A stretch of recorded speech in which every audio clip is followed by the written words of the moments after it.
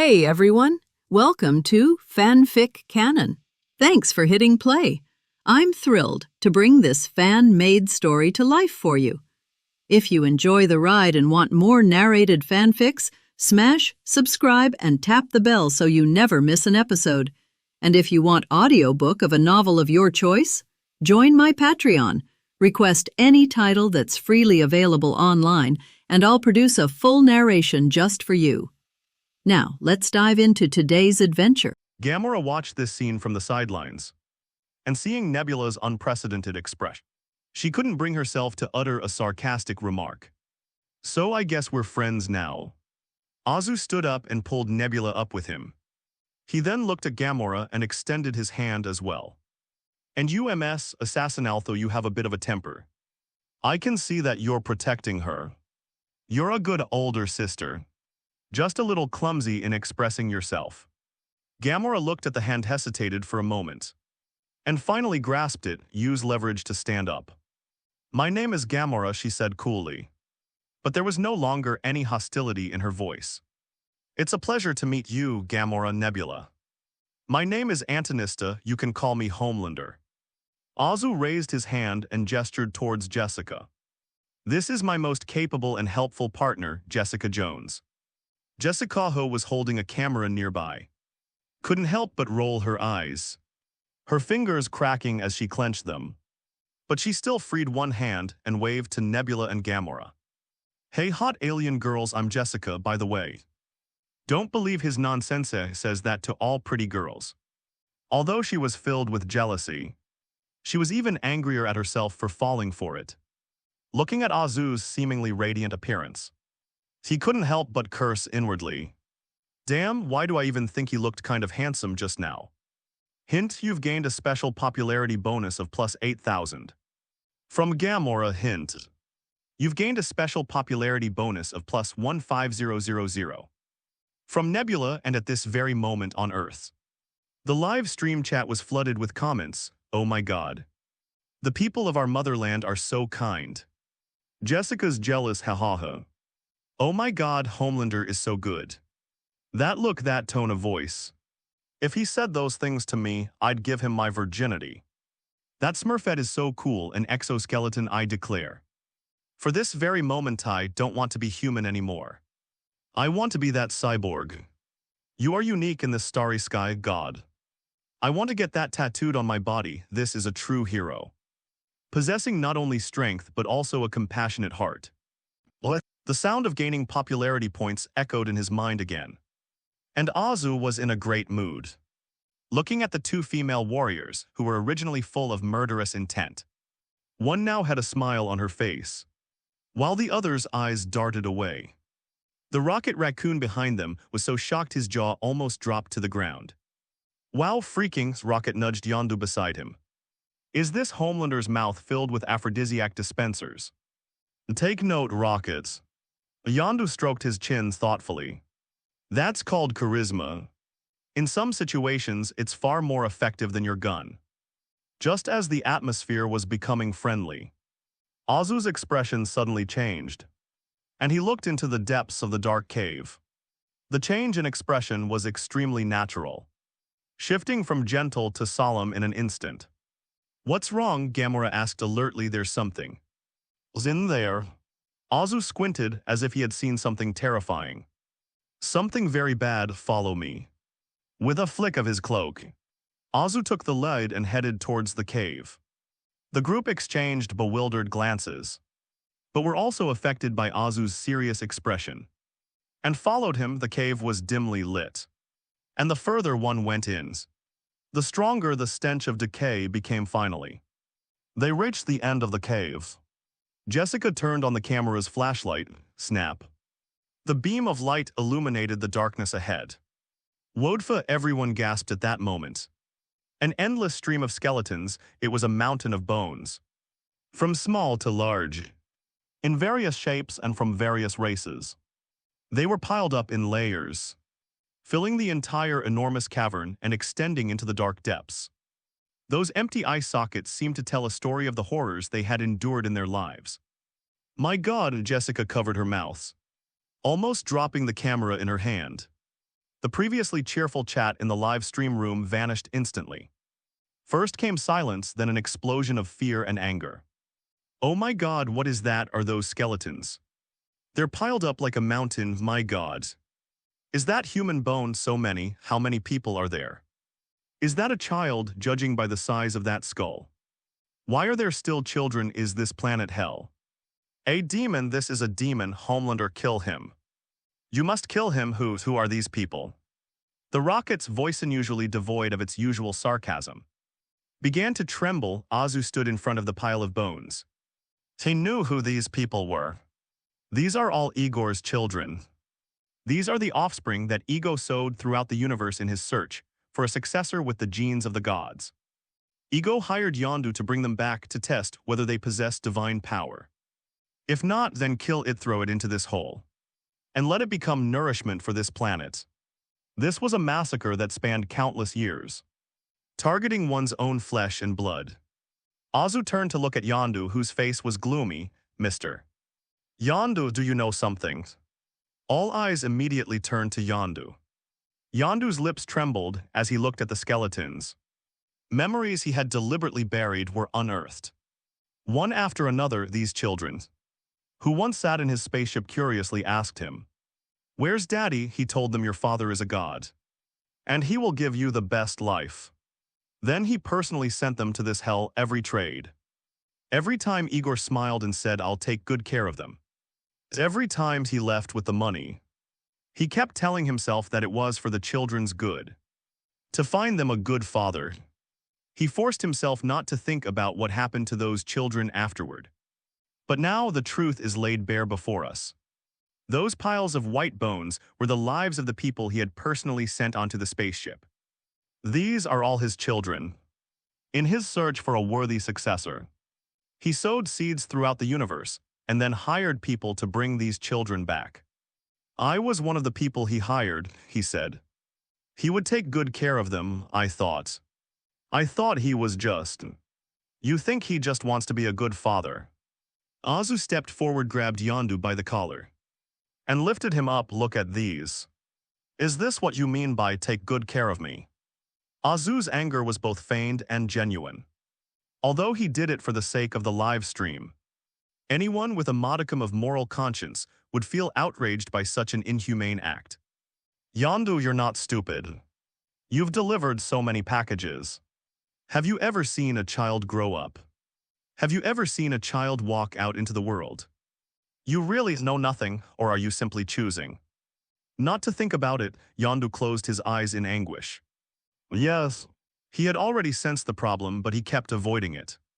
He was afraid that he had really sent those children to hell. So when they met Peter Quill, that kid from Earth, he finally made up his mind and took Quill into his care. But he saved Quill. But he couldn't save the hundreds of children he had sent away. No, Yondu suddenly roared, his eyes turning bloodshot. That be *****D Igor, he lied to me. He said he wouldn't hurt them. Guilt, remorse, and anger erupted in his chest like magma. I will definitely kill him. Azu looked at Yondu and nodded, then let's do it today. Don't keep him waiting too long. At this moment, the truth came to light. That seemingly dreamlike planet is actually a man-eating demon. This interstellar live broadcast will completely expose the true face of this demon to all of humanity. Azu turned to face the camera, his expression was serious, and his eyes burned with a fierce flame called justice. Fellow Earthlings, did you see that? This is the enemy we are facing. A monster who wouldn't even spare his own children. We cannot back down, nor can we tolerate this. Azu clenched his fist and declared to the camera and the entire universe. Today I am a citizen of my motherland, for the Earth, for humanity, and for these innocent souls who perished. To seek justice, declare war on this demon named Ego. We'll fight to the death. On Earth, all the spectators held their breath. They knew the final battle is about to begin. The monster that created this hellish scene, they must die. This is the will of all humankind. Kill him, Homelander. Avenge those children, for the Earth, for humanity. For everyone's. Countless roars echoed in every corner of the Earth. Hint.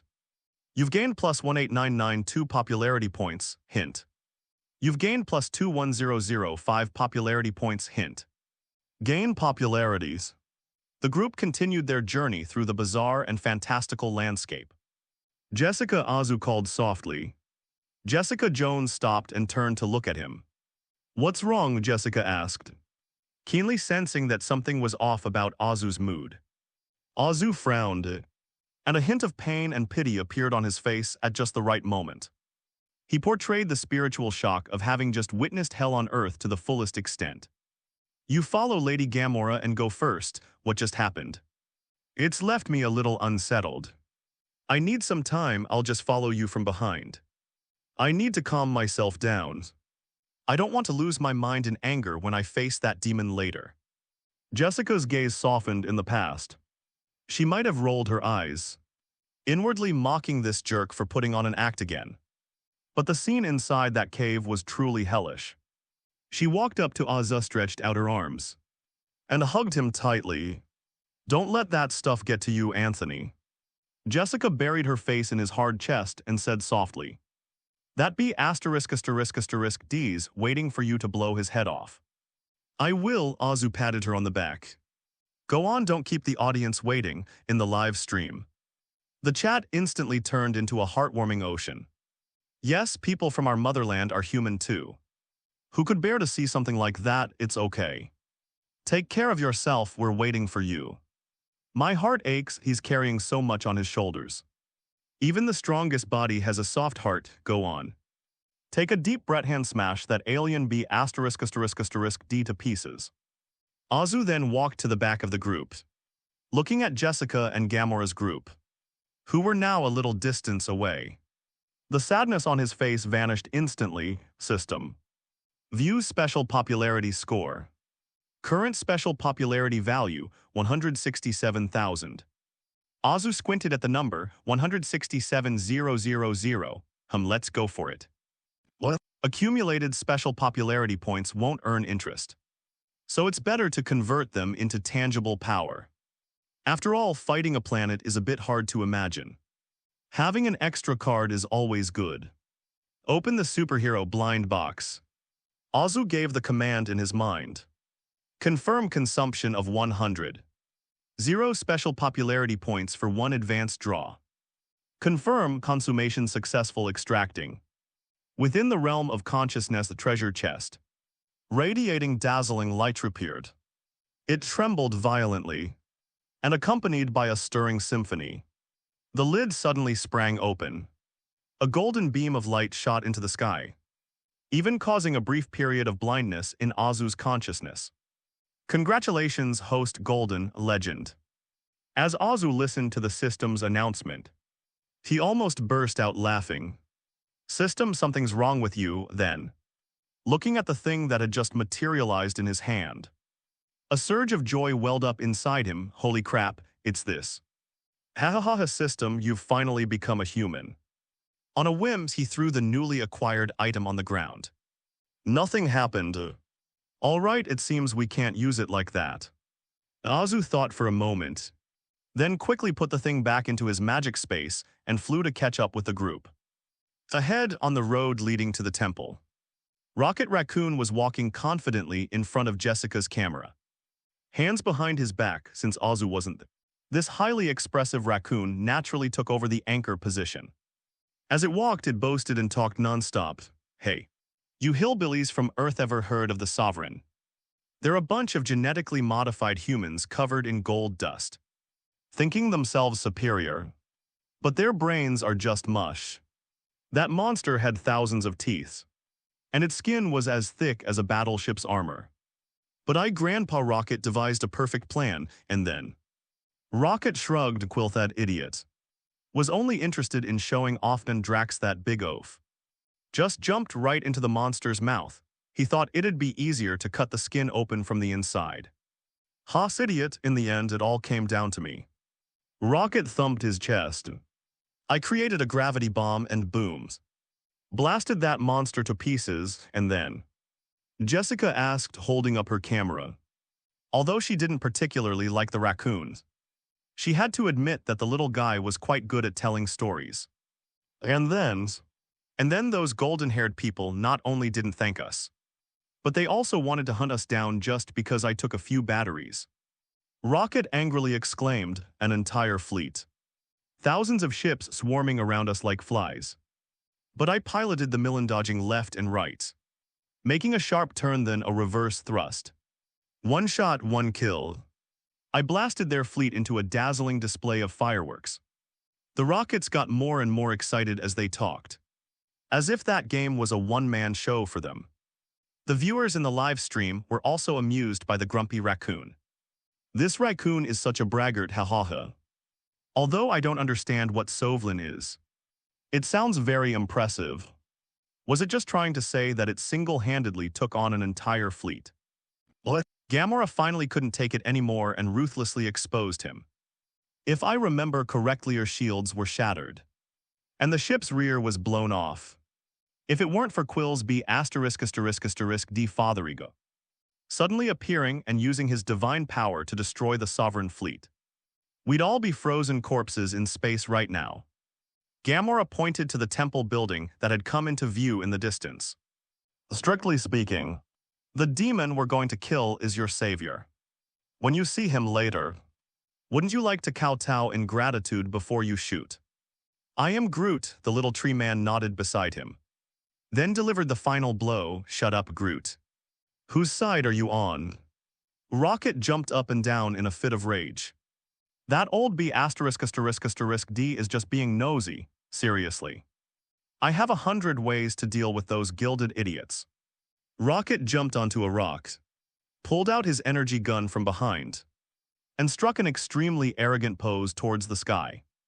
As long as those glittering sissies dare to show their faces in front of me, I'll show them what the wrath of the galaxy's #1 bounty hunter is like. I am Groot. Baby Groot suddenly raised his head and pointed to the sky. What's wrong, Groot? Rocket looked in the direction he was pointing. ZZZZZZ, Jessica's communicator suddenly rang. It was an emergency call from Friday. The artificial intelligence aboard Homelander 1. A large number of unidentified starfighters have been detected exiting warp drive and entering the atmosphere of Ego at full speed. Azu raised an eyebrow, stepped forward and said, "Switch the camera over here, Buzz." A holographic light screen unfolded before everyone. The image is captured by the deep space radar of the Homelander 1 spacecraft. Outside the atmosphere of Ego Star, countless golden points of light appeared, densely packed like stars falling from the sky. The camera zooms in. Thousands of golden unmanned combat aircraft, in attack formation, were swooping down on the atmosphere of Ego Star like a swarm of bees. Oh shit, Rocket was still holding the gun, maintaining that arrogant pose. But his expression had frozen. Is this the group of petty, gilded bastards you were talking about, Mr. Rocket? Jessica shoved the camera in Rocket's face. They seem to really miss you. There must be at least 3,000 of those, right? Maybe 4,000. Rocket chuckled dryly, his ears drooping. Aren't they just wasting their time? Is it really worth it for a few batteries? At the same time, inside the Temple of Igor, above the dome, there is a flowing nebula pattern, as if the entire universe is spinning in this room. Ego's human avatar, a handsome old man with a full beard, gently tapped Star-Lord Peter Quill's forehead with a finger. Can you feel it, Peter? In Igor's view, this was a father's teaching to his son, and also a divine enlightenment to mortals, this power. It flows in your veins, this is light. This is the essence of life. And you are the only child who inherited my genes and can connect to that light. Quill was in a state of extreme excitement and dazedness. His eyes had turned pure black, and countless star-like points of light shimmered within them. He felt his body expanding, his consciousness extending infinitely. As if he had become a part of this vast universe, I saw it. Quill muttered to himself, his voice so ethereal it didn't sound like his own. Eternals, yes, eternal, we will be everywhere. Your friends, your family. They will all die and turn to dust, and we still exist. This is the difference between gods and mortals. We are far more noble, Quill's expression was conflicted. Gamora's face flashing through his mindas did Yondu. Who had raised him but, Quill murmured softly. You said you loved my mother, oh my little Lily. Igor sighed, a look of nostalgia on his face. Yes, Peter. I did love her, her singing, her smile. I even returned to Earth 3 times for this. I know that if I go back a 4th time, I'll never be able to leave her again. I would abandon my mission, so I did what I had to do. But when I put the tumor into her brain, I was really sad. I knew it wasn't a good idea. You killed my mother. The dazed look in Quill's eyes shattered the moment he heard about the tumor. His pupils returned to their original color. Then a raging fire ignited in his eyes. Not being able to hold his mother's hand before she died was a pain that Quill could never overcome. I know this sounds cruel, Peter, Igor said. Still lost in his own logic, but it's for. Smash, smash, smash. His response was a series of ferocious gunshots. Quill suddenly drew his dual pistols from his waist and, pointing them at the benevolent father's face, frantically pulled the trigger. Without hesitation, without wasting words. That was the hatred for killing one's mother. That was the greatest pain of his life. You killed her. Quill roared. The energy blast instantly riddled Ego's human body with holes. But instead of bleeding, those wounds turned into blue specks of light. The shattered body rapidly reformed in the light. Igor stood up again, his face contorted with rage. What a pity, Peter. I had hoped to accomplish this grand goal with you. Since you're unwilling to cooperate. Igor suddenly waved his hand, whoosh. A blue energy tentacle emerged from the floor of the hall. They were like living things, piercing Quill's chest in an instant and pinning him firmly in midair. For the next 1,000 years. Be a battery to provide me with divine power, Azia. Quill let out a blood-curdling scream. Let's begin. Expand, Igor opened his arms and shouted wildly. As divine power was infused, the temple shone with a blinding light. And then the entire planet began to tremble violently. Outside the temple, what happened? Gamora steadied herself and shouted loudly. An earthquake, Rocket asked, puzzled. No. It was that old B*******D who did it. Azu looked up at the temple, emitting a dazzling blue light. Beep, beep, beep, Jessica's wrist communicator rang again. This time it was an emergency call from Skynet. Sir, the seed in Missouri has sprouted. The holographic projection unfolds in the video. An energy substance resembling blue jelly is seen gushing out wildly from the ground. Like a flood bursting its banks. It instantly swallowed up the surrounding trees houses. Cars, meanwhile in Earth Wanda, who had been guarding the town, was forming hand seals. And crimson chaotic energy surged out like a raging tide. Desperately suppressing the blue torrent, all mages reinforce the barrier. Dozens of Camertage mages around them chanted in unison. And layers of golden Vishanti magic circles formed. Like a giant lid, attempting to trap the destructive power underground. But the power of the gods is not so easily suppressed. Click as divine power continued to flow in. The golden magic circle began to tremble and crumble. Outside the sealed circle, Walter's heroes were already on high alert. But now it's jam that's going to eat people. Steve Rogers raised his shield, his expression grave. Everyone establish a defensive line. If anything leaks out, whatever it is, open fire. Azu hung up the call and looked up at the temple. He knew what had happened, Star-Lord Peter Quill. That fool has been pierced by Igor. He has connected to Igor's core and become a humanoid battery.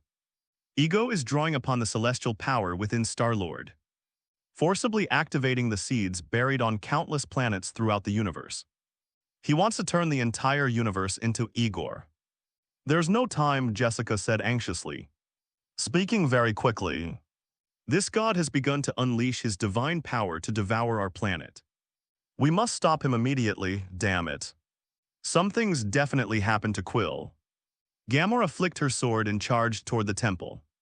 Buzz, buzz, buzz, a tremendous roar echoed in the sky. The sovereign drone swarm had arrived over the battlefield.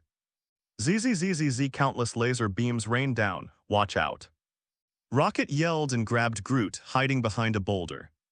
Gamora looked at Rocket. Rocket, didn't you just say you could handle it? Bring out your 100 methods. Show them what you're capable of. Rocket was speechless for a moment, looking at the thousands of fighter jets in the sky, and then at the gun in his hand.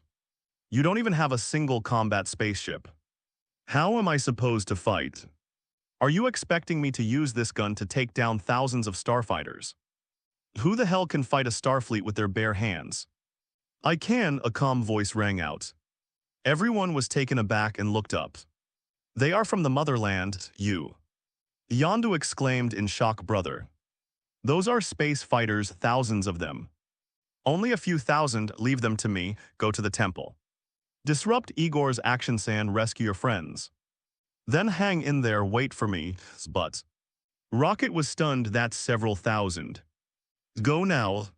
Azu shouted, interrupting Rocket's hesitation. There's no time, the Earth won't last much longer, go. Gamora gave Azu a deep look. She was a decisive warrior. She led the group and began to race towards the temple. As they left, Azu turned and walked toward Jessica, who had been holding up the cameras. Jessica, go help them too. They need your strength and so does the Earth. Azu stepped forward and gently hugged her. Jessica's body stiffened for a moment, then softened, and she wrapped her arms around Azu's firm back. At that moment, the camera shook slightly, as if the photographer's heart was trembling. The viewers in the live stream were heartbroken to see this. Sobbing, doesn't this feel like our last hug? You must come back alive. I'm totally shipping this couple.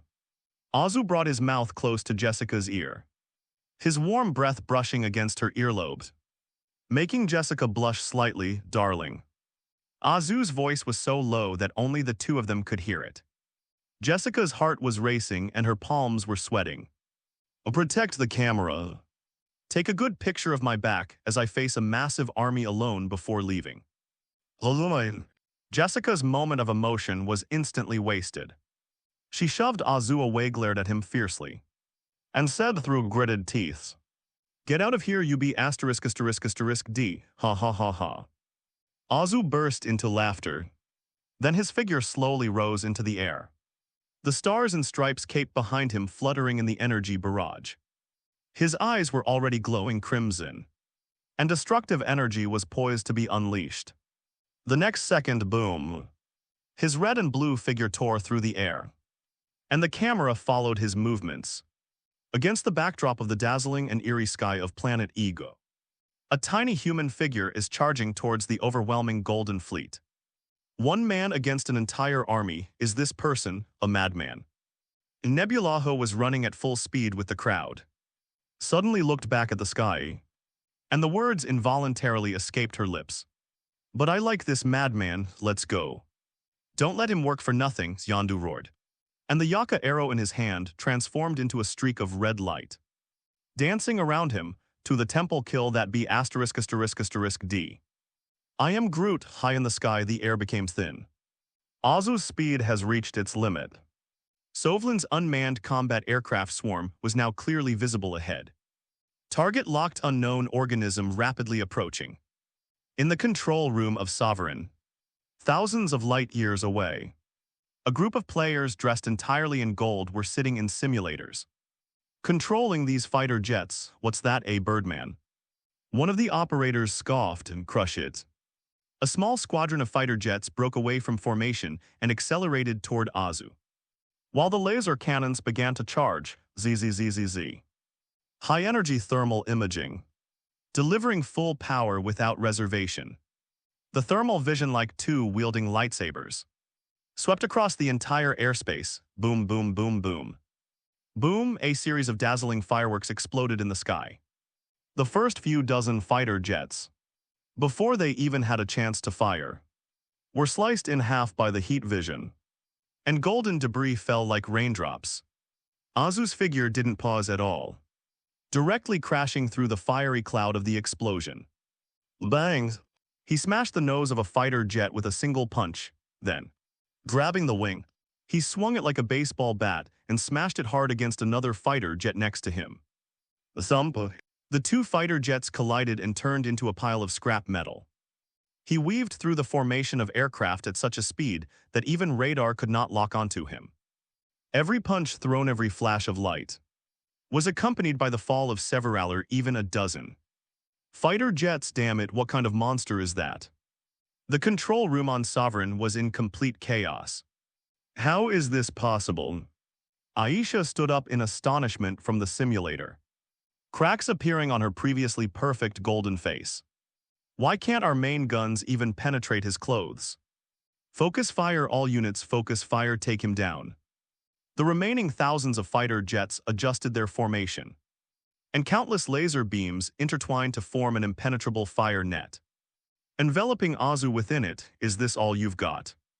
Azu hovered in the air, letting the lasers hit him, trying to use sheer numbers. Sorry, your number. Not even enough for me to take a look. His eyes flashed red and a thick hot gaze burst forth. Then his body suddenly began to spin continuously, and the crimson beam of light, like an infinitely long lightsaber, swept across the air repeatedly 360 degrees, cutting without any blind spots. A golden rain of machinery fell from the sky. Countless fighter jets exploded and crashed almost simultaneously. He landed heavily on top of a fighter jet and opened the canopy with one hand. Azu turned his face toward the camera inside and gave it a friendly smile. He knew Aisha was watching him through these things. Tell your queen, given the opportunity, I will personally go to Sovereignty to discuss with her what constitutes the most primitive form of human communication. On Sovereign, thousands of light years away. Inside the magnificent throne room, Aisha, the golden high priestess of sovereignty, stared intently at the screen. Humanity's most primitive form of communication.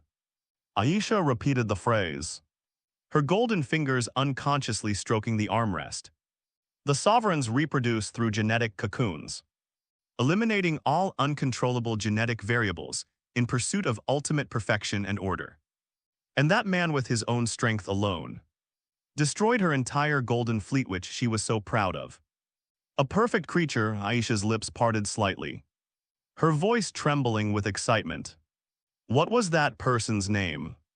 Based on intercepted relay signals, they called him Homelander. Homelanders. Aisha murmured the names, a barely perceptible longing in her eyes. High Priest. A subordinate asked cautiously, we still have 2 reconnaissance planes left. Should we withdraw? No. Aisha raised her head, resuming her aloof demeanor. Activate silent stealth mode and follow him. I want to know everything about him. Yes. High in the sky above Ego Star, buzz. The air vibrated slightly as 2 surviving stealth reconnaissance planes silently followed behind Azu. Azu's ears twitched slightly and he smiled to himself. Ignoring the tail behind him, he turned and transformed into a red and blue shooting star, flying towards the temple. Bang, with a loud crash. The heavy doors of the Temple of Ego were kicked open and slammed onto the floor inside the temple, kicking up a cloud of dust. The center of the temple, Igor was basking in the blue divine light with his arms outstretched, eyes closed and a look of pure bliss on his face. Those were the energy essence fed back from countless planets being devoured by the seeds of the gods. Above him, Peter Quill was pinned to the ground in midair in a T shape by a glowing energy tentacle. At this moment, Star-Lord's face was contorted and his eyes rolled back. Clearly enduring immense pain, Quail, Gamora shouted. This shout broke Igor's feeding time. He slowly opened his eyes, looked at the crowd that had barged in, and his face showed an impatient expression, like someone enjoying a delicious meal only to see a fly fly into their plate. I don't recall sending out any party invitations. Igor shook his head, his tone arrogant. Especially you, Yondu.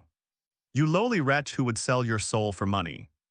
How dare you step into the temple? Yondu remained silent. He simply stared intently at Quill, who was pinned to the ground. The Earth boy he raised from childhood, who always caused trouble and gave him headaches, but whom he always treated as his own son at this moment. However, they are being used as batteries, their life force being drained. Inferior. Yondu grinned, revealing a set of uneven, rotten teeth. His coat billowed, the Yaka arrow at his waist slowly rose.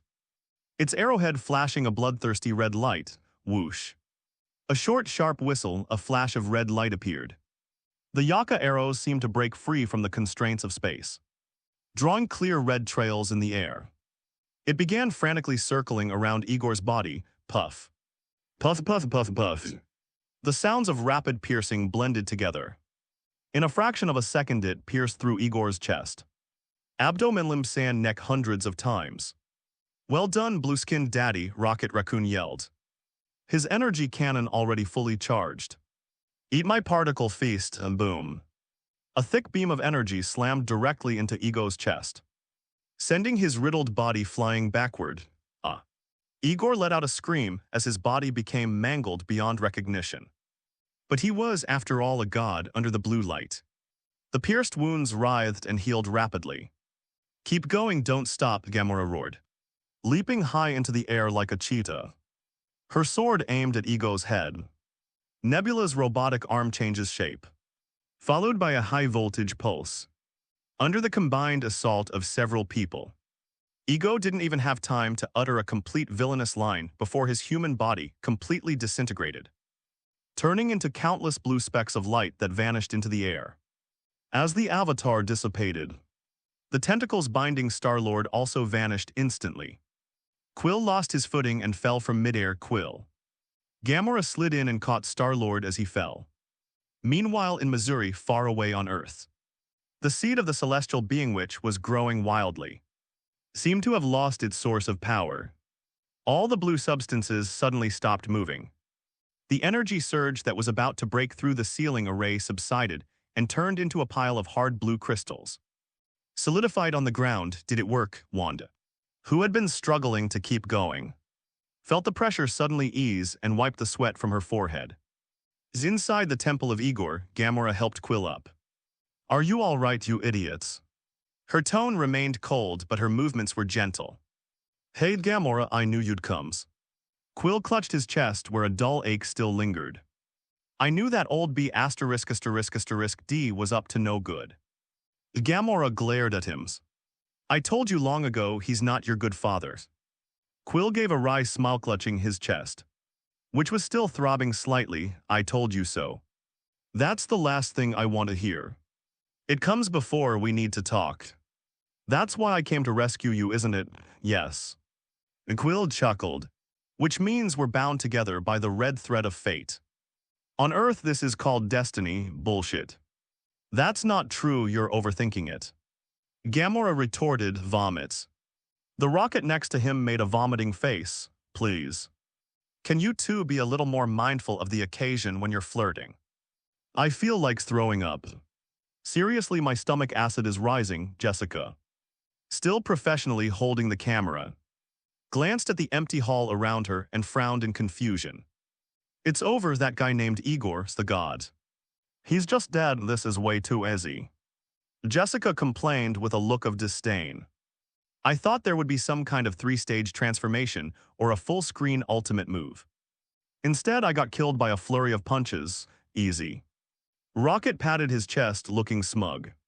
"That's because I'm here." It struck what it thought was its coolest pose for Jessica's camera. "This is all part of my Rocket Grandpa's plan. This is called a lightning strike, understand? Catch him off guard, concentrate firepower, and wipe him out in one fell swoop." Meanwhile, in the live broadcast room on Earth, the viewers were also completely bewildered. "Is that all? I just went to the restroom and when I came back, the boss was gone. That was so fast. I'd already got my popcorn ready. Gods, that's all. It doesn't even feel as intense as a gang fight on the streets of New York." A bang. Suddenly, a large hole burst open in the side wall of the temple. 2 figures burst in, panting heavily. Everyone looked toward the gaps. There were 2 people in sight. One was a burly man covered in red tattoos, Drax the Destroyer. The other is an alien girl with 2 antennae on her head and frighteningly large eyes. Mantis. Drax burst into the hall, glanced around, then rushed in front of everyone, his eyes wide as if he had discovered some earth-shattering secret. and roared, "Listen up, everyone. I've discovered a shocking secret. This ugly woman with tentacles told me everything."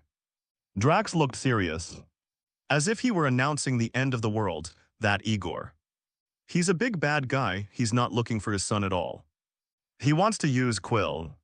He wants to plant seeds on countless planets and then turn the entire universe into his own. We must stop him after saying that. Drax assumed a fighting stance, looked around, and waited for the shocked reaction of the crowd. However, the scene became quite awkward. Everyone looked at him as if he were an idiot. Drax remained in his position, blinking with a hint of confusion. "Why aren't you surprised?" Rocket walked right up to Drax and patted his muscular thigh with his paw. "Well," Rocket exclaimed sarcastically in an exaggerated tone. "That's truly a huge secret, Drax. If your brain could work at half the speed you eat, you would have known this 2 days ago." Rockets pointed arrogantly to the spot where Igor had just disappeared. "Besides, that big bad guy you mentioned has already been taken down by Rocket himself." Killed. Drax paused for a moment, then looked at everyone's relaxed expressions. "Ha. Ha ha ha ha," he suddenly burst into a hearty laugh, patted Rocket's bald head, and almost shoved the raccoon into the dirt. "I knew it. Nothing can stop us. That great demon has already been killed by Drax the Destroyer's friends." "No," a trembling voice rang out. "Mantis." The praying mantis stepped forward, her face pale and her antennae trembling uneasily. "No. He's not dead, that's just his body and avatar. As long as his core brain is alive, he'll be back soon, and..." Mantis pointed to the ground beneath his feet. "He's very angry right now." Quill's expression turned grave. "She's right. I just connected with his consciousness. The old man's core is deep underground, encased in a thick protective shell, brain.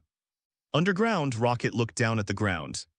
"Then we need to find a drilling machine." He hadn't finished speaking. Boom, boom, boom. The entire temple began to tremble violently. The ground cracked open with countless fissures, and blinding blue light burst forth from the earth. "Watch out," Yondu shouted. Whoosh, whoosh, whoosh. More than a dozen thick blue energy tentacles, like demonic vines from hell, burst forth from the ground. "Run," Gamora shouted, pulling Quill up from the ground and rushing out. But it was too late. In an instant, these blue tentacles intertwined to form a huge cage, completely surrounding the group of people inside. And in the center of the hall, countless blue energy threads began to entangle and weave wildly in the air. First the bones, then the muscle fibers. That's how Igor's body is rebuilding.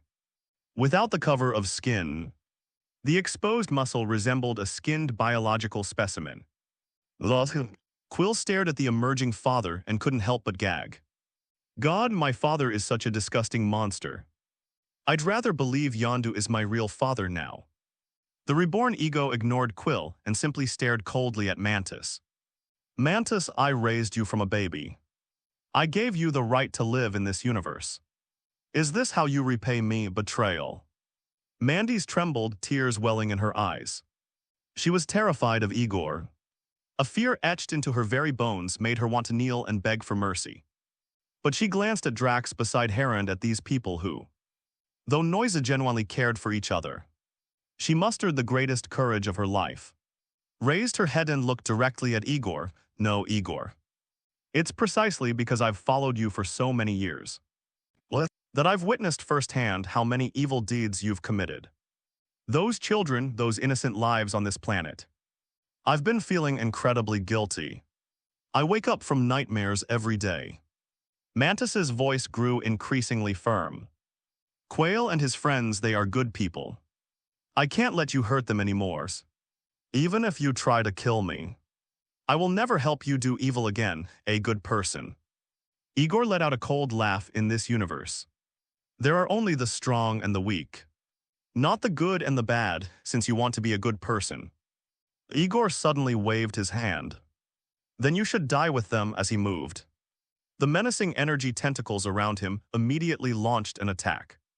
Like the tentacles of a giant octopus, they came from all directions, strangling and attacking the crowd. Fire. Rocket roared, and the energy cannon in his hand spat out tongues of fire once more. Gamora and Nebula stood back to back, their swords and daggers flashing like a curtain of light, severing the approaching tentacles one by one. Yondu's whistle was urgent and sharp, and Yaka's arrows drew red death trails in the air, tirelessly piercing through one tentacle after another. Ha, that's more like it, Drax was extremely excited. He leaped onto a tentacle, plunged his two daggers deep into it, and then raced along the tentacle, slashing a long wound in the process.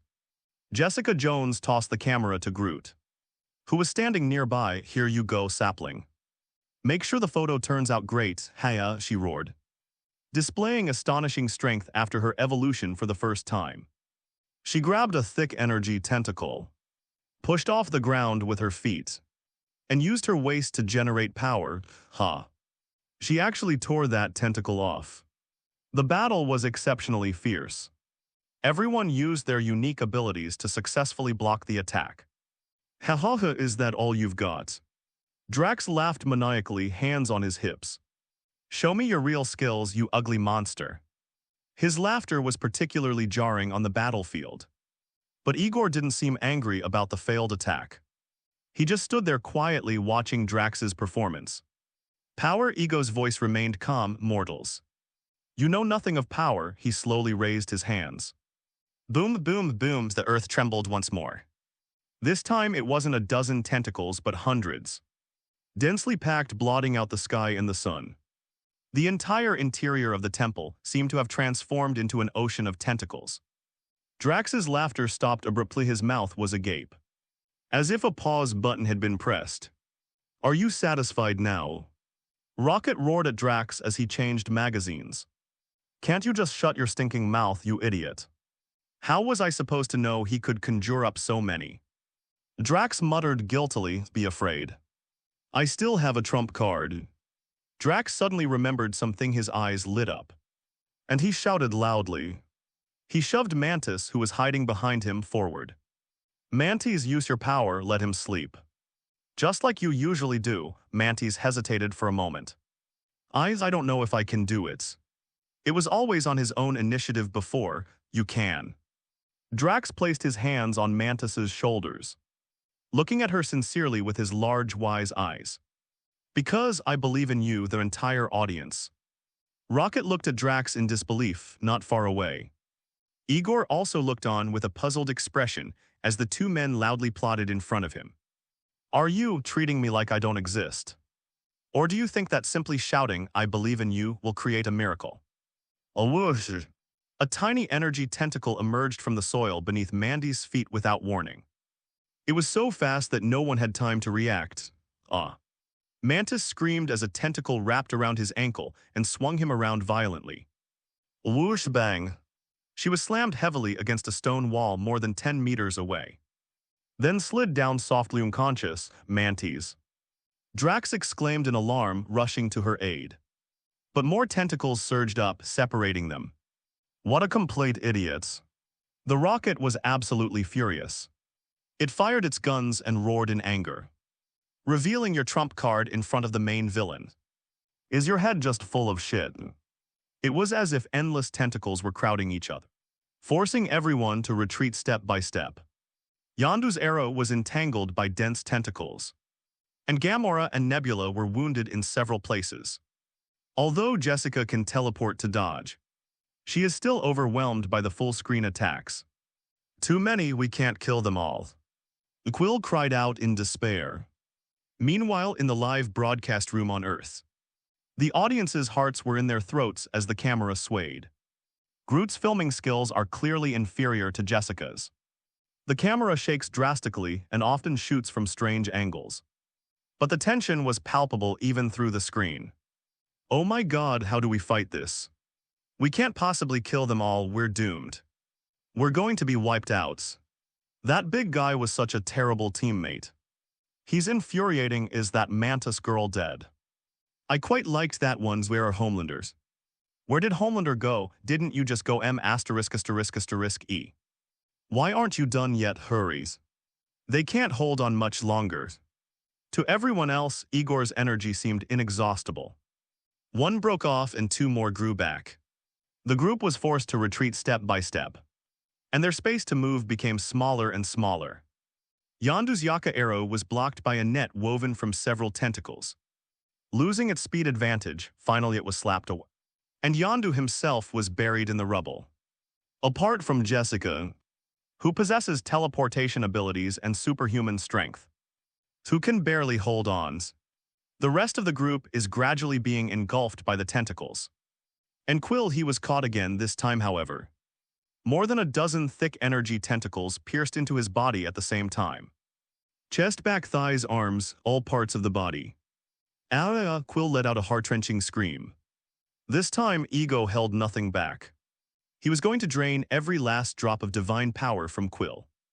Even if it meant killing him, booms, booms, booms. As immense divine power was injected into the Earth's core, the entire planet Ego seemed to begin to expand on Earth. The gray crystals that had previously fallen silent suddenly began to glow blue again. Crack-a-boom, the surface of the rock was blown open. The blue energy inside no longer flowed but erupted. Like a volcano that has been suppressed for a long time. It has finally found an outlet, not good. Wanda's expression changed drastically. This energy surge was more than 10 times stronger than the previous one. Bangs! The golden Vishanti magic circle instantly became covered with cracks. Like glass struck by a heavy hammer, hold on. You must hold on, Wanda bit her lip until it bled.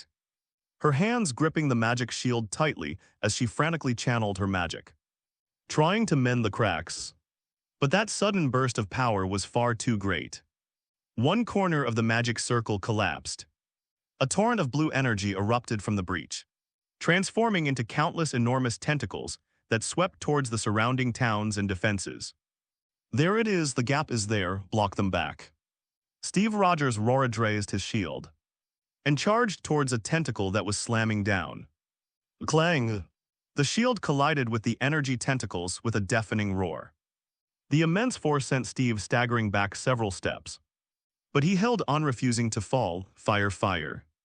Bucky raised the Piercer Gauss rifle and began spitting fire wildly. A golden red figure streaked across the sky. Watch me. Tony Stark, clad in his brand new Mark 47 armor, unleashed a cluster cannon from his chest, blasting off a massive tentacle. Banner, it's your turn. Call that big guy out. Hulk attack. A furious roar. The Hulk jumped off the transport plane and crashed into the blue energy pile like a cannonball, grabbing the tentacles and tearing them apart frantically. The heroes of Walter displayed astonishing fighting prowess in this life-or-death moment. With their heroic wills, they built a line of flesh and blood at the breach. This scene was broadcast live globally by Skynet and simultaneously shown to screens around the world. Billions of people are watching this arduous battle with tears in their eyes. They saw the Guardians of the Galaxy engulfed by tentacles in the interstellar livestream. They saw the Vought heroes struggling to survive on Earth. The blood at Wanda's mouths, the scratches on the Iron Man armor, the wounds on Captain America's body. These scenes constantly tugged at their hearts. Fear is spreading, but hope is also burning at this moment. Everyone is calling out the same name in their hearts. The man in the stars and stripes cape who promised to protect them. Homelanders, where are you? Come quick, we need you. Save us, save them. The sounds of prayer converged into a sea. Inside the temple of Igor, Gamora screamed as her body was bound by several tentacles and dragged straight into the ground. Gamora, seeing her sister being lifted up by tentacles and about to be dragged underground. Nebula rushed over without hesitation, let her go. Nebula lunged at the tentacles, frantically slashing at them with her broken blade. But soon more tentacles surrounded her, binding her limbs and pulling her with tremendous force. Nebula felt as if her body was being torn apart. Sister. She looked at Gamora, who was also trapped, and a trace of sadness appeared in her eyes. Is it over? She closed her eyes, awaiting death. Sudden boom. A loud bang suddenly came from above. Boom. The temple dome shattered like a fragile eggshell, and rubble rained down immediately afterwards. A beam of light shot down from the hole in the dome. At the center of this pillar of light, a red and blue figure slowly descended. The stars and stripes cape behind him fluttered in the surging air, and his perfectly sculpted muscles were faintly visible beneath his tight-fitting clothes. On the infinity gauntlet obscured by reality, the red gemstone emits a barely perceptible glow. He fine-tuned the refractive index of the atmosphere and modified the color temperature of the light. He made the dust particles in the air float in the pale golden light, creating the Tyndall effect and an epichasy beauty. The background clouds were rendered in a tragic and profound dark purple to highlight the vibrancy and hope of the stars and stripes uniform. Azu suspended in midair lowered his head slightly, his golden hair seemingly burning in the light. His eyes were hidden in the shadows of the backlight, with only 2 crimson sparks flickering. Like a god looking down upon all living beings, perfect. Azu mentally gave himself a perfect score. If this scene were captured in a still image, it would definitely have more artistic value than those oil paintings that have been hanging in the Louvre for hundreds of years. At the same time, a magnificent soundtrack resounded in the live broadcast room on Earth, pushing the atmosphere of the hero's arrival to a climax. This is Skynet's masterpiece. She precisely captured the boss's entrance timing and seamlessly integrated it into the background music. Because her boss once said that a hero's entrance without background music is like fries without ketchup, utterly tasteless. Of course, this background music was also provided by the boss, who said it matched the hero wearing a cape very well. Audiences around the world, stunned by the dual impact of the visual and auditory spectacle, fell into a brief silence immediately afterwards. The live chat exploded with comments again. The server groaned under the frenzied clicks of billions of people. And after a brief lag, the chat box erupted with the most fervent emotions that human language could express. God, is he an angel? No, he is the embodiment of God. Screenshot quick, take a screenshot. This is the moment God descends. My mom asked me why I was kowtowing in front of the TV. That pose, that look. I want to have this image printed on my living room wall. Who just said we'd be wiped out? Step forward. As long as our motherland stands, there is no such thing as despair in bar squares. And homes across the country, people either wept bitterly or cheered with raised glasses. The sense of release from being pulled back from the brink of hell drove countless people into a frenzy. Inside the Temple of Igor, after a brief appearance, Azu didn't hold the pose for too long. A hero's rescue had to be efficient. Casualties would be unseemly. His gaze locked onto the energy tentacles that were tightly binding the guardians of the galaxy. Sizzle, sizzle, sizzle. His eyes shot out high-energy thermal vision continuously, with the precision of a surgical scalpel. The blue energy tentacles that were tightly wrapped around Gamora, Drax Yondu, and the others broke off all at once the moment they came into contact with the heat vision, including Peter Quills, who was pinned in midair by a dozen tentacles and had been whipped unconscious. As the Nebula Hitch was in midair lost its tentacles, it plummeted toward the massive fissure in the ground. Just then a strong gust of wind swept by. Nebula felt a lightness in her body as a pair of strong, powerful arms caught her steadily. She looked up and saw a handsome face with sharp features, a faint charming smile on his lips, and golden hair that shimmered in the lights. They are from the motherland. He hovered in midair, cradling Nebula in his arms in a classic Princess Carrie. Are you all right, cyber sweetheart? It seems I've arrived just in time. Nebula stared at him blankly. All she knew in her life was killing pain and being transformed. I have never been held in someone's arms so gently before. A feeling I had never experienced before welled up inside me. Miraculously, a faint purple hue appeared on her blue cheeks. I'm fine, thank you, Nebula stammered. This was probably the first time in her life she had ever said that word. Hint, you have gained 15. 0 special popularity points from Nebula. Earth, Missouri. The wildly growing seed of the gods quickly dimmed, turning back into a lifeless gray stone. Stopped. Wanda's body went limp, and she almost collapsed to her knees. The energy source has been cut off. Steve Rogers looked at the scene before him, wiped the dust and blood off his face, and let out a long sigh of relief. Well done, Homelander. He smiled with satisfaction. You always manage to make it to the last minute. That's for sure. Tony Stark opened his visor to let in some fresh air. That guy's never late, always looking to show off. The heroes from all over Water City who had been prepared to sacrifice themselves collapsed to the ground, embracing each other in relief at the averted crisis. Azu gently put the nebula down. He glanced around at the disheveled crowd. Quill was being supported by Gamora, although he was weak. His complexion was gradually regaining its color, befitting his divine bloodline that rivaled that of mortals. Rocket was brushing the dust off himself when Baby Groot handed the camera back to Jessica. Well done, everyone. Azu put his hands on his hips, his tone approving. You guys gave me a huge surprise, really. Faced with a powerful god, you did not retreat. And you survived. With your mortal bodies, you halted the gods' advance. You are the true heroes. He walked up to Quill and patted him on the shoulder.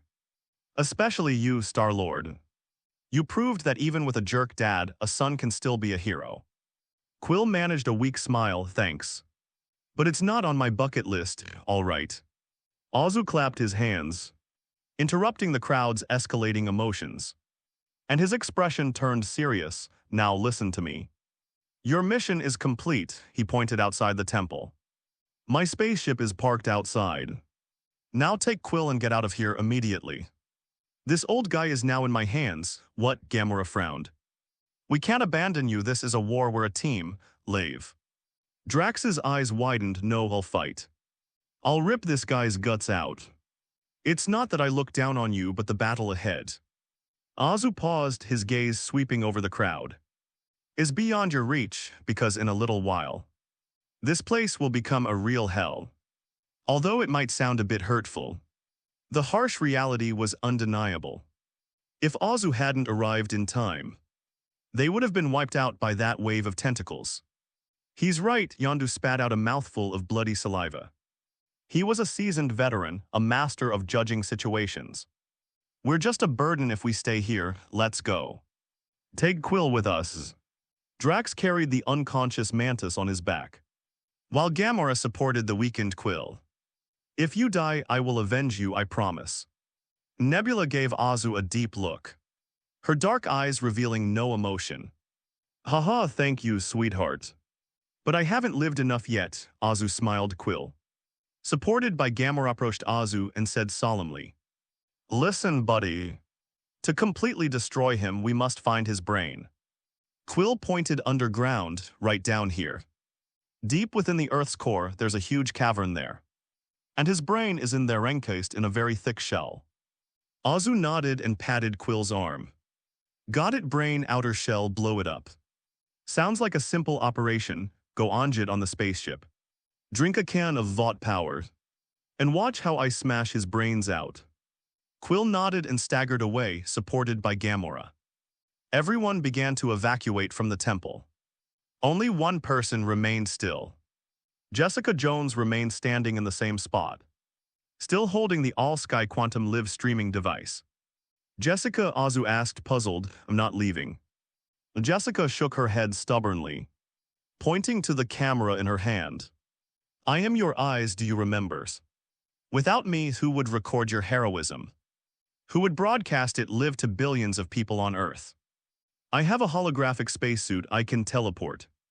If things get dangerous, I can run faster than anyone else. You can't get rid of me, Anthony. Just like you can't get rid of that little bee **ch named Wanda. Azu looked at Jessica. He knew that once this woman's stubborn temper flared up, not even 10 oxen could pull her back, however. What she said makes sense, all right. Azu sighed and nodded, you can stay, but... He stretched out his finger and pointed to the sky. Stay away if anything feels wrong. Teleport back to the spaceship immediately. That's an order, you must take good care of yourself. Azu's voice softened slightly. I don't want to lose my best photographer. The words "I don't want to lose" made Jessica's heart tremble. Was he concerned about me or about that damn camera? Jessica opened her mouth, about to say something sentimental like, "I ordered the same leather jacket as Catwoman from Amazon." Enough, an angry roar shattered this tender moment. That was Igor's voice. Igor stood in the center of the hall, his face ashen and his hair standing on end in fury. He looked at the group of people, watching them chat, say goodbye and even flirt in his temple in his land. Oblivious to everyone else, they completely ignored him. This cosmic goat as if he didn't exist.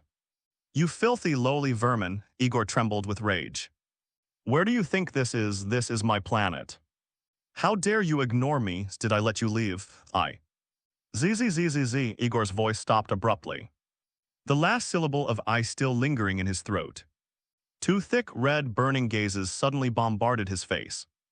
Immediately afterwards, the heat vision sliced back and forth across his body, cutting his remaining remains into countless fragments that dissipated into specks of blue light into the air.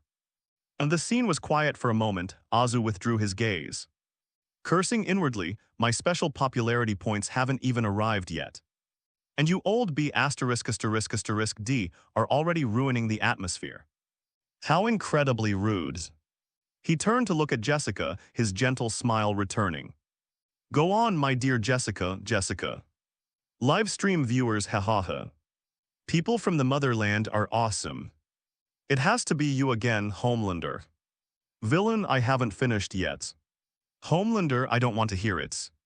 This feverish gaze cured my obsessive-compulsive disorder. This is so humiliating. He's a god after all, and he was just sliced up like that." Outside the temple, the engines of Homelander 1 were fully warmed up, and blue exhaust plumes shot out. "Hurry. Everyone get up there," Rocket shouted at the hatch, urging everyone to board the ship. After Groot was the last to jump onto the spaceship, the hatch closed quickly. "Take off." Yondu roared from the pilot's seat. The spaceship lifted off and hurtled towards the outer reaches of the planet, just as the spacecraft had risen to within 10 meters of the ground. Booms, booms, booms, boom. The entire planet roared in fury. "Get out of the way." Azu shouted at Jessica, who was still in a daze. Without hesitation, Jessica activated her ability and instantly teleported to a height of 100 meters, where she positioned the camera. Boom, boom, boom. The ground outside the temple suddenly cracked open. 7 or 8 giant rock tentacles, each over 5 meters in diameter and emitting a blue glow, emerged from the ground resembling the legendary Kraken. They twisted and writhed wildly, several tentacles rapidly and forcefully binding the spaceship's hull and wings. "We've been captured." Gamora yelled. "The engine won't move. Cut it off." Quickly, the rocket pushed the control stick frantically. Azu looked at the spaceship that had been pulled back outside the hall, and the red light in his eyes shone again. "Really? They don't know what's good for them." He stomped his feet hard on the ground. Bang. The ground cracked, and his body shot into the sky like a cannonball. In the blink of an eye, they were beneath the spaceship. Zzzzz, a beam of heat shot out, sweeping across the rocky tentacles. Sizzle. The red laser cut into the rock, producing a piercing burning sound. The surface of the rock melted instantly, turning into molten lava. But Azu frowned. He felt that this cut was noticeably less smooth than before. Inside those tentacles flowed a high density of blue divine power, resisting the intense heat of the heat vision and even constantly repairing the wounds that had been cut open. What could have been cut off immediately is now experiencing lag. "It's hardened, then let's increase the intensity." He roared, his eyes flashing red, and he unleashed his full power. Click, click, click. Several huge rock tentacles snapped off instantly. The spaceship freed from its restraints, roared with power, and finally broke free of gravity, soaring into the sky. "Thanks, buddy." Yondu's voice came through the communicator. "Hint, you've gained a special popularity bonus of plus 5,000. From Yondu, you don't. Hint, gained a special popularity bonus of plus 5,000. From Gamora Jean Hubery Ben Titan. Hint, harvest. Watching the spaceship depart safely, The popularity points were also secured. But Azu did not relax, because he truly felt that the planet beneath his feet had completely awakened. Rumble, rumble, rumble, the earth is collapsing. The temple is falling. The ground within a radius of tens of kilometers began to rise, as if some enormous creature was about to burst forth from the earth. Countless rocks, glowing plants, all matter converged under the drive of some kind of will. Blue energy emanated from the ground, surging like an ocean. Immortal. Igor's voice no longer came from one person's mouth, but resonated from all directions from the earth. From the sky and from the air, you destroyed my avatar. You took my child away. You have humiliated me time and time again. Through Jessica's lens, under the horrified gaze of audiences worldwide. 100 meters, 300 meters, 500 meters, 1,000 meters. A towering rock giant rose from the earth. This stone giant had no facial features. Only a huge blue single eye on its head, the core of divine power.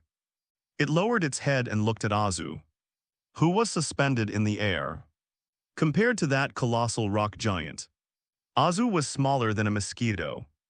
Only then did Ego truly awaken before. He had merely created an avatar to borrow the power of his main body.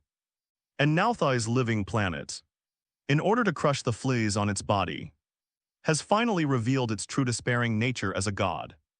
This is a god. Jessica stared at the colossal, towering figure, nearly dropping her camera. The immense sense of oppression was suffocating for viewers on Earth. Even through a screen, oh my god, how do I play this? My god, what kind of monster is that? It must be thousands of meters tall. This is huge. Godzilla looks like a toy next to it. Homelander looks like a soldier. Azu looked at the giant, his expression turning serious. Now the stone giant's voice boomed like thunder. Are you ready to face the wrath of the gods? With this grand sound, the stone giant swung its massive hand and grabbed a mountain peak. The blue light in its hand flickered as it used divine power to compress matter. The mountain, originally hundreds of meters high, was instantly shrunk into a high-density rock sphere with a diameter of tens of meters under the pressure of divine force. Die! The stone giant hurled the high-density rock ball at Azu like a baseball. Azu sneered, wanting to leap closer and attack at point-blank range. But just as he slightly bent his knees, he suddenly felt his body sink. A terrifying gravitational field locked onto him without warning. What? Azu's expression changed slightly. He felt as if his body had suddenly been burdened with a weight of 100. 0 tons. The surrounding air became incredibly thick, as if an invisible hand was holding him firmly in place. Igor controlled the magnetic field and gravity of this area, creating a force field cage targeting Azu. Very good. That's right, if it's too easy, the audience will get bored. Since we can't avoid it, we'll just have to tough it out. Azu crossed his arms in front of his chest. Bang. The first boulder slammed into him. That's no ordinary stone.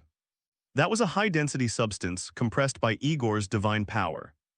Bang, bang, bang, then came the second piece. The third piece and the fourth piece. More boulders followed. Every stone that hits Azu will unleash a violent energy explosion. The ever-shining blue divine flames instantly engulfed Azu. Smoke and dust filled the air and gravel flew everywhere. The shockwave from the explosion directly flattened the ground surface within a radius of several kilometers. Jessica had to teleport several times in succession to barely maintain her balance on the edge of the shockwave. But the camera in her hand still stubbornly continued to work. Anthony! Jessica exclaimed in surprise at the sight before her, instinctively rushing over. But reason told her that in that level of combat, she would not only be of no help but also become a burden. Her current task is to record it, to let the people of Earth see all of this. Are Homelander's buried? Move, get out of the way. My God! Is this an attack that any living being can withstand? That kind of explosion, even an aircraft carrier couldn't withstand one, right? He wouldn't have already. The smoke and dust cleared. Where Azu had originally stood, a huge crater appeared. At the bottom of the pit, Azu crossed his arms above his head. His bodysuit was still shiny and new, but his expression was not relaxed. Although his steely body withstood the damage, the violent shock still made him feel extremely nauseous, his stomach churning as if he had ridden a roller coaster 10,000 times, causing him physical discomfort, still not dead. The stone giant's voice held a hint of surprise. But only a trace, then let's do it 100 more times. Rumble, the earth churned. Countless massive rocks were uprooted by divine power, compressed and deformed in midair, each gleaming with a dangerous blue divine light. Enjoy this funeral. Ego's roar echoed across the entire planet, looks like.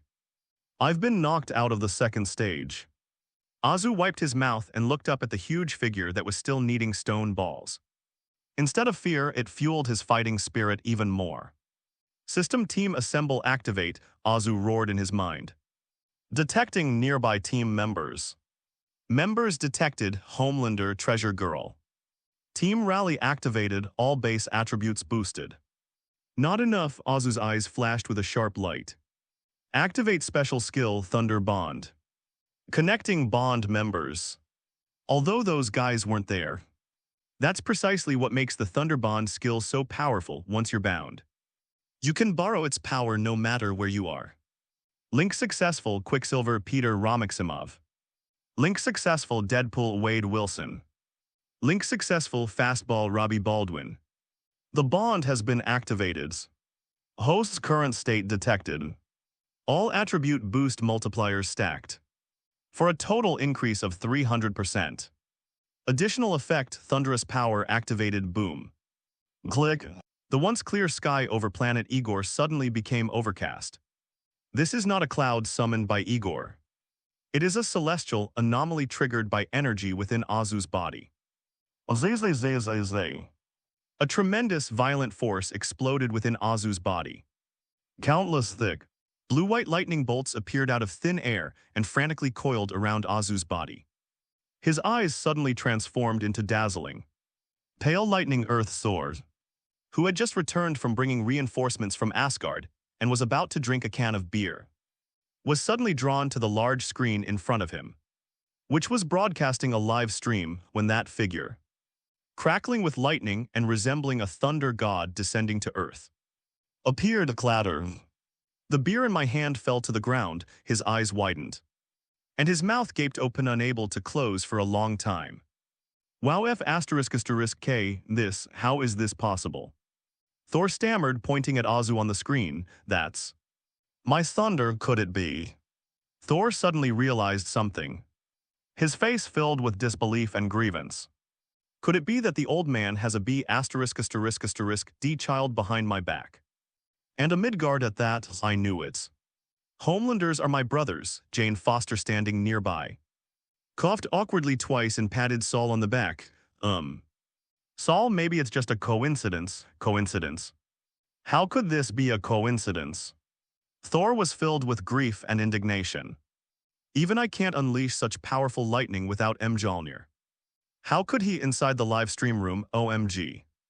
Is that lightning? Homelander has super evolved. This is F***G awesome. Thunder plus Homelander, is this a good match? Battlefield on Igor Star. The stone giant Ego clearly also sensed the astonishing energy fluctuations emanating from the ant. The power of Asgard. Ego's voice held a hint of surprise. Even so, it can't save you. The stone giant opened his arms wide, then suddenly clasped them together. Thousands of enormous rocks rained down on Azu like a Leonid meteor shower. The same trick won't work on me, Azu sneered, then bent his knees and assumed a stance of pounding the ground with one hand. Boom! With a deafening explosion, Azu transformed into a giant thunder dragon, roaring as he charged towards the rain of stones. Smash, smash, smash, smash. Those high-density rocks, catalyzed by divine power, were instantly shattered into countless fragments the moment they came into contact with the lightning. The next second, he was already standing in front of the stone giant. The stone giant reacted quickly, slamming a giant hand down with a whooshing sound. System. Load Fist of Bonds. 10,000 special popularity points consumed. Bond Fist fully charged multiplier 2,000%. Azu did not dodge, it chose to meet force with force, using sheer strength to overcome strength, and threw a punch at the enormous palm. Because this way of presenting the effect is the most explosive. Wow, lightning fist, Azu roared, his voice accompanied by the power of thunder, echoing throughout the entire sky. This punch had no fancy techniques, only absolute power and raging thunder. Boom. Fist collides with giant hand. There was no stalemate, no power struggle. The power of thunder amplified the force of Azu's fist, and golden lightning exploded on the knuckles. The giant rock hand, imbued with the power of the gods, shattered inch by inch the moment it touched Azu's fist. The force of the fist imbued with the power of thunder. Pebbles flew everywhere like a rain of sand. What? A shocking roar emanated from within the stone giant's body. Before it could make its next move, Azu's figure transformed into a lightning drill, hurtling upwards along the giant's arm. Pebbles flew everywhere and thunder rumbled. In the blink of an eye, he had reached the top of the stone giant's head. What lightning slash! With a roar, endless lightning gathered in his eyes. The originally crimson heat vision, enhanced by the power of thunder, turned into a dazzling gold sizzle. Two thick golden beams of light, carrying earth-shattering thunderous power, shot out from his eyes. The beams of light converged in the air, transforming into a seemingly infinitely long blade of lightning. This blade of light cleaved through the atmosphere and split the clouds, descending upon the stone giant with overwhelming force. Don't even think about it. Igor felt a great threat and raised one arm to defend himself. But that was in vain. Sigh, a soft sound. The lightning blade sliced through the stone giant's indestructible arm without any resistance. Then they cut open its head, its chest, its torso, cut all the way down to the deepest part of the earth. Boom! In that instant, the 1,000-meter-tall stone giant was neatly split in two.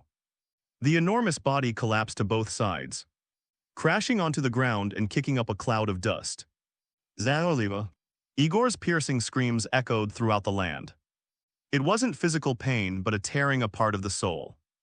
The stone giant's core was connected to his physical consciousness, so this strike couldn't harm his very essence. But it struck him squarely on the mind. Oh my God. Jessica, holding the camera, watched the breathtaking scene before her, her breath seemingly caught in her throat. At that moment, everyone in the live stream gaped open. The figure bathed in lightning hovered above the collapsed giant's corpse. Like a god of war. God, what power is this? Watley Light slash, that name is so cool. That was so cool. Water Ray slash, I want to learn it too. Hey, you should practice until you go blind first. Isn't this more like Thor than that alien Avengers Thor? No, this is Thor's father. This is a man of the motherland. A god among men. My kneecaps are shattered. Earth. Beautiful. Pietro jumped up excitedly. I knew it. The boss is invincible. Thor stared at the screen filled with lightning, his eyes brimming with envy. Is this the power of thunder? He's more like Thor than I am. Wanda clutched her chest with both hands, watching the man on the screen displaying his might. Her eyes were filled with infatuation. Star. She called his name softly. This is the lover in her heart. Handsome, gentle, and breathtakingly powerful. New Scalaros. Gravik was also watching the live stream on the screen. His hands were trembling. This is the power of the Homelander. He originally thought that with the Super Skrull plan and the collected DNA, he could challenge anyone. But now, looking at the man who split the mountain open, Gravik suddenly realized how naive he had been. Beep, beep, beep, his communicator rang. It was a call from a high-ranking Skrull official who was replacing the British Prime Minister. Gravik, did you see the live stream? The other person's voice was filled with panic. The plan must be suspended immediately. We can't anger humanity now, that Homelander. He's a monster. If he finds out we're causing trouble, he'll turn around and wipe us all out. Gravik opened his mouth wanting to say something defiant, but looking at that demon-like figure on the screen, He just couldn't bring himself to say, "I'm not afraid of him." So I knew. Gravik gritted his teeth and forced out those words. "Notify everyone, lie low, await my orders." After hanging up the phone, Gravik slammed the communicator to the ground. "Damn Homelander. I will definitely get your biological sample. You belong to the Skrulls," Azu floated in midair, with a huge stone statue that he had split in two standing beneath his feet. He should have been enjoying this moment, savoring the thrill of conquering a powerful foe. But instead a chill crept up his spine. That was the spider sense he received from Peter Parker. Unlike the match against Thor 2 years ago, this warning felt like a mad drummer pounding heavy metal rhythms inside his skull. Every hair on his body stood on end as if electrified, and even his skin felt phantom pain. This level of warning was something he had never encountered before in the Marvel Universe. "Jessica," Azu instantly flew to Jessica's side, his voice low and urgent. "I want you to leave and go back to the spaceship now." Jessica Jones was holding a camera, filming several close-up shots of the stone giant's remains. She was taken aback by his words and looked at Azu with a puzzled expression. "What? Why are you leaving? Didn't you win?" "I still have to film that." "Something's not right," Azu said gravely. "Some kind of change is happening on this planet that I can't predict. Your presence here is distracting me. I'm not leaving." Jessica stubbornly held her neck. "I have a spacesuit. I can teleport. I can take care of myself, Miss Jones." Azu let out a low growl, a faint red light flashing in his eyes, a dangerous warning. "This is an order, not a discussion. Go back to the spaceship and wait for me in geosynchronous orbit." Jessica looked at him, her lips moved, but she couldn't bring herself to say anything in response. She knew this man too well when he spoke in this tone. It usually meant things were really serious. Okay. She didn't waste any more words or ask why. "But listen, Anthony. If I see you dying up there, I'll still come back." "Suit yourself." Azu's eyes regained their calm. "Now let's go." Without further hesitation, Jessica reached out and pressed the device on her chest, and a blue holographic spacesuit covered her entire body. She suppressed her unease and took one last deep look at Azu. The next second, swish, swish, swish. After a few flashes, Jessica disappeared from Azu's sight. Outer space geosynchronous orbit. The Homelander 1 spacecraft hovers silently in the dark universe. Whoosh! Jessica appeared out of thin air on the spaceship's observation deck. "Hey, you scared me to death," Rocket Raccoon, who was munching on beer-flavored chips in the driver's seat, jumped in fright, skittering his snacks all over the floor. "Next time, can you at least use the front door? Or at least ring the doorbell first?" Jessica ignored the Rocket's complaints. She felt her heart pounding, and the unease she felt became even more pronounced in space. She walked quickly to the huge porthole and looked down. That one glance was enough to make this formidable woman, who was used to seeing alien fleets, feel as if the blood in her body almost froze. My God. This was absolutely the most terrifying sight she had ever seen in her life. Previously, when they approached Ego Star, all they saw was a somewhat abstract outline composed of clouds and terrain. It takes a bit of imagination to recognize the human-like facial features. But now it's wriggling. The continental plates are shifting. The oceans are flowing backward. And the clouds are reorganizing.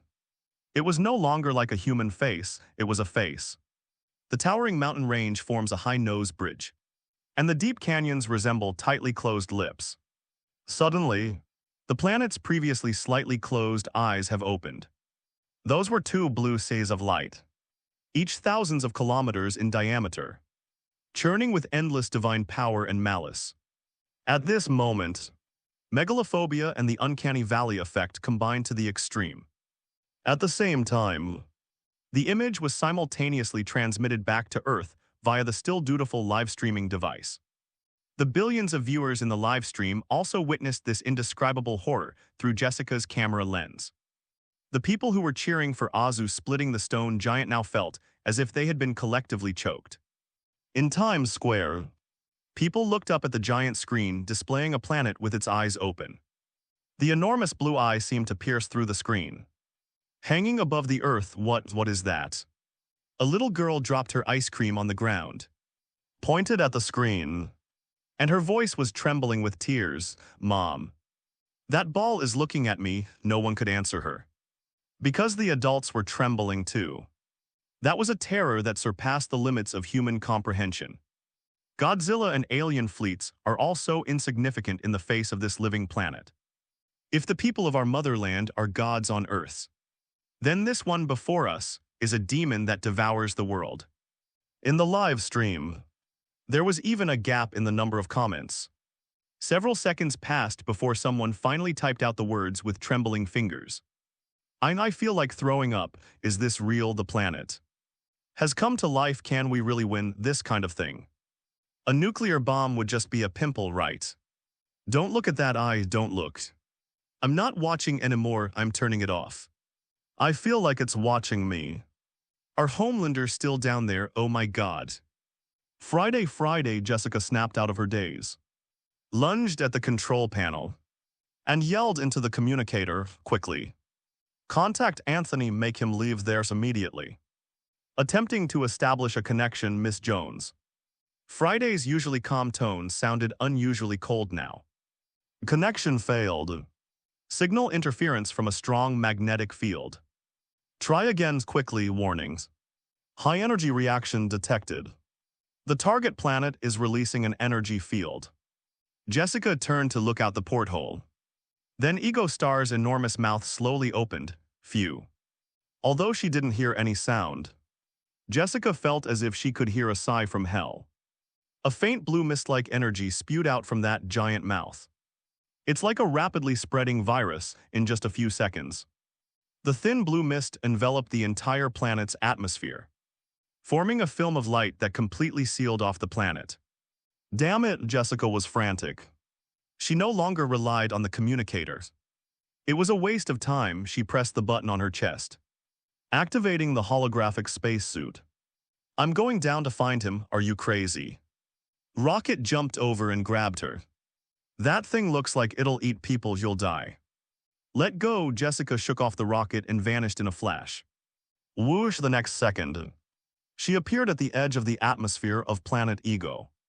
She tried to teleport back to the surface and return to Azu's side.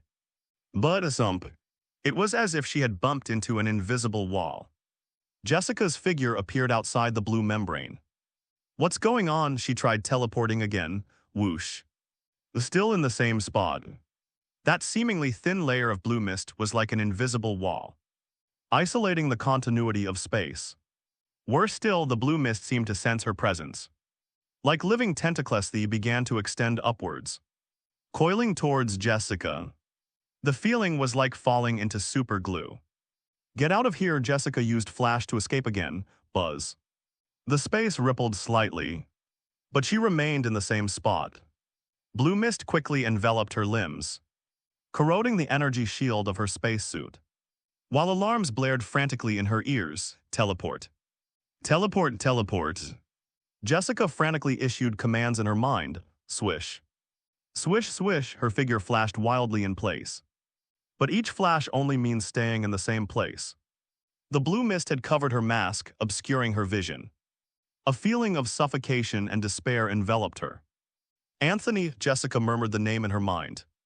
Her consciousness beginning to fade. Boom. Inside the planet below, a blinding burst of lightning suddenly erupted. A sword crackled with golden lightning pierced the sky from the earth. It sliced through the viscous blue mist covering Jessica's body. Immediately afterwards, amidst the rumbling thunder, a figure pierced through the atmosphere and the mist, like a shooting star traveling in reverse. It broke through numerous obstacles and arrived at Jessica's side in an instant. Anthony, Jessica exclaimed in surprise, hurry up. Azu put his arm around Jessica's waist. Boom. Full thrust, the two transformed into a beam of light, breaking free from the planet's gravitational pull. The hatch opened and the air pressure was equalized. Jessica slumped back in her seat, still shaken, gasping for breath. Her holographic spacesuit automatically retracted, revealing her face covered in cold sweat. Azu stood in front of her looking down at her. Jessica Jones, he spoke with suppressed anger. Did I tell you to stay on the spaceship? Who do you think you are, Kara Danvers? Do you know how dangerous that was? That thick fog was Igor's digestive enzymes. If I had arrived a second later, you would have been turned into a pile of protein. If you die, Azu bent down, grabbed Jessica's shoulders with both hands, and lifted her up from her seat. Have you considered how I feel? Jessica looked into Azu's angry eyes and suddenly laughed. She reached out and stroked Azu's cheek. I know it's suicide, but it's the only impulse I can't control, Anthony. Azu paused for a moment. The anger in his eyes gradually subsided, replaced by a complex sense of helplessness. He sighed and gently pulled Jessica into his arms. You stupid woman, he whispered in her ear. Don't do it again if you G die. Do you know how much popularity points I'll lose? Azu thought to himself. Jessica closed her eyes. Savoring this moment of tenderness, I understand, boss. Hint, you've gained a special popularity bonus of plus 15000. From Jessica Jones, hey, I said. Can you guys please stop this damn romance drama for a second? An angry voice shattered the idyllic atmosphere. Rocket Raccoon poked his head out of the cockpit, looking utterly devastated. I know you Earthlings don't discriminate when you're in heat. But could you at least look out the window first? We're doomed, Azu released. Jessica stood up, walked to the cockpit and looked out the porthole. At this point, the planet Igor had completely changed. The enormous human face was no longer static. Its mouth was wide open, like the entrance to a black hole. At the center of that abyss-like maw, endless blue energy was frantically gathering. The intensity of that energy distorted the surrounding space, dimming the starlight. Drax's eyes widened. Is he eating? Eat my asterisk, Rocket yelled irritably. He's going to unleash a verbal attack. That's a planetary-level energy cannon. He's going to blow us up, this whole star system. Gamora yelled. Rocket, jump, get out of here. I wanted to, Rocket said anxiously, scratching his head. But this damn space has been disrupted by that energy. The jump engine can't lock onto the anchor point. We're locked in. What about conventional power? Yondu asked. Be ridiculous, blue-skinned daddy. Rocket pointed outside with just the thrusters. We wouldn't get out of his range even in 100 years. And that thing has already locked onto us. The moment he fires, we're all G space dust. Utter despair enveloped the spaceship.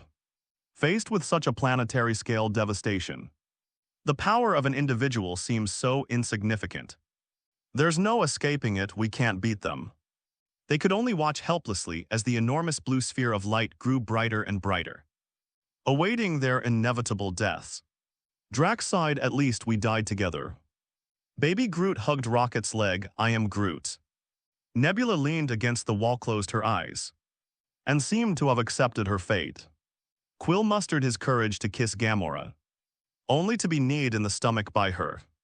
Even viewers on Earth felt a profound sense of powerlessness as they watched the giant maw charging on the screen. Completion. This time it's really over. No matter how strong our nation is, can it withstand this blow? Amidst this gloomy and desolate atmosphere, ha ha ha ha. A hearty laugh suddenly broke the silence. Everyone turned around in astonishment. Azu stood with his hands on his hips, laughing so hard he was doubled over. Are you crazy? Rocket looked at him like he was a lunatic. We're going to die. What's so funny? I laugh at your lack of imagination. Azu stopped laughing and shook his head. Who says you have to use a spaceship to get home? Under the watchful eyes of everyone, he slowly raised his right hand. A gold two-hole ring was worn on his index and middle fingers. That was the ring given to him by the Ancient One. Watch. Azu's expression turned solemn, and he drew an elegant arc in the air with his left hand. Earth, he silently recited it in his mind. Sizzle. A burst of orange sparks erupted in the air. Immediately afterwards, the sparks spun rapidly and expanded, a circular portal, more than 2 meters in diameter. appeared out of thin air inside the spaceship's command center. Through that portal, everyone could clearly see the scene on the other side. Bright lights and modern equipment, that's the strategic command center of VGD headquarters.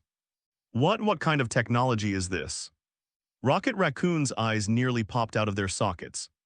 It jumped off the chair, approached the portal, and tentatively reached out a paw to touch it. Space folding wormhole travel, no equipment needed. Just draw a circle with your hand. This is not scientific. This completely violates the laws of physics. This is magic, little raccoon, Azu explained. We're saved, everyone breathed a long sigh of relief. It's you again, Homelander. Yondu laughed, patting Azu on the shoulder. You're a real surprise. I knew you had a trump card up your sleeve, hey cape guy. That was a cool move, Drax rushed over, wanting to give Azu a bear hug, but Azu dodged him in disgust. I must say you're much more reliable than someone else. Gamora chimed in, all right, stop flattering me, let's go. Azu chuckled, urging them on. Just help me promote myself in the universe and give me some followers. No problem, I'll spread your name in every bar. Yondu laughed heartily and was the first to step through the portal. Everyone burst into laughter, and the atmosphere instantly became relaxed. Yondu Quill, Gamora, Nebula, Drax Mantis, and rocket-carrying Groot all passed through the portal one after another. When they stepped onto the floor of VGD headquarters, the sense of security they felt was like stepping into another world. Jessica, it's your turn, Azu turned to look at Jessica. But Jessica remained standing there holding the camera. Completely still, Jessica, Azu frowned. What are you doing? Go inside quickly. The portal won't last long, aren't you leaving? Jessica asked. I have to maintain the portal. Azu remained in the same circling pose. I'll go over after you've all gone. You're lying, Jessica said firmly. Let's go in together, she held out her hand. Come on, take my hand. Azu shook his head and gave a helpless, bitter smile. Jessica gave her a I knew it look and pointed to the giant planetary head outside the window. You never intended to leave, did you? Azu fell silent. When did you become so smart, Jessica? Sometimes being too smart isn't a good thing for a woman. As he spoke, Azu turned slightly to face Jessica's camera. That's right, I'm not leaving, I also want to go home. And drink beer and eat hamburgers with my friends, but I am a citizen of my homeland. Earth is my home and all humanity is my family. If someone has to stay behind to face this endless darkness, that person can only be me. With great power comes great responsibility. In the live stream room, billions of people watched this scene, and were already sobbing uncontrollably. No. Come back, Homelander, we don't want you to die. Sobbing, he really wanted to protect us. This is a hero, this is a true hero, plays run. Just stay alive, God, I earnestly beg you, bless him. Hint, you've gained plus 548,586 popularity points, hint. You've gained plus 667,824 popularity points, hint. Gain popularity. Jessica looked at this man who, even in the face of life and deaths, didn't forget to cultivate a persona in front of the camera and find the right angle. Tears blurred her vision, she knew he was acting. But she also knew he was genuinely determined to stay and fight. This hypocritical B*******D is doing the greatest thing in the most hypocritical way. This narcissistic, vain yet charming guy is my lover. Jessica walked over to Azu and gently took his hand. Since you insist on being this hero. Jessica's eyes glistened with tears, but a relieved smile played on her lips. Then let me, the photographer, stay with you until the very end. I don't want to go back alone to face a world without you. This scene broke the hearts of viewers around the world. Countless people covered their mouths, too moved to breathe. What kind of love is this? What kind of bond is this? Is this love? Sobbing. Although I'm jealous of her at this moment. She deserves to be called a Homelander. Even Quill and the others who had just come out of VGD headquarters fell silent. Gamora looked at the screens, her eyes welling up with tears. They are true warriors. Nebula stared at the screen motionless, as if the power had been cut off. Azu looked at Jessica in front of him and remained silent for 2 seconds. Suddenly, he laughed. Her smile was incredibly gentle and radiant. "Okay," Azu said softly, "let's go together then." He opened his arms. "Put the camera down, come here and hug me." Jessica smiled, tears streaming down her face. She let down her guard and walked step by step into that warm embrace. However, just as her body was about to touch Azu's palms suddenly changed direction. "What?" Jessica turned to look at Azu in surprise. Azu suddenly grinned. "Let's go. Apply force with your palms." "Who?" Jessica stared wide-eyed in midair, reaching out as if to grab something. But all she could see was Azu standing there, waving at her with a smile that was both endearing and infuriating. "Anthony, you be ******D. Her screams still echoed in the cabin as her body passed through the golden portal and crashed onto the floor of VGD headquarters. "Wait for me obediently over there." As Jessica fell into the portal, Azu snapped his fingers. The orange halo sparkling with fire contracted instantly and vanished into thin air. Only Azu remained on the spaceship. The cabin was finally quiet. Azu's smile faded.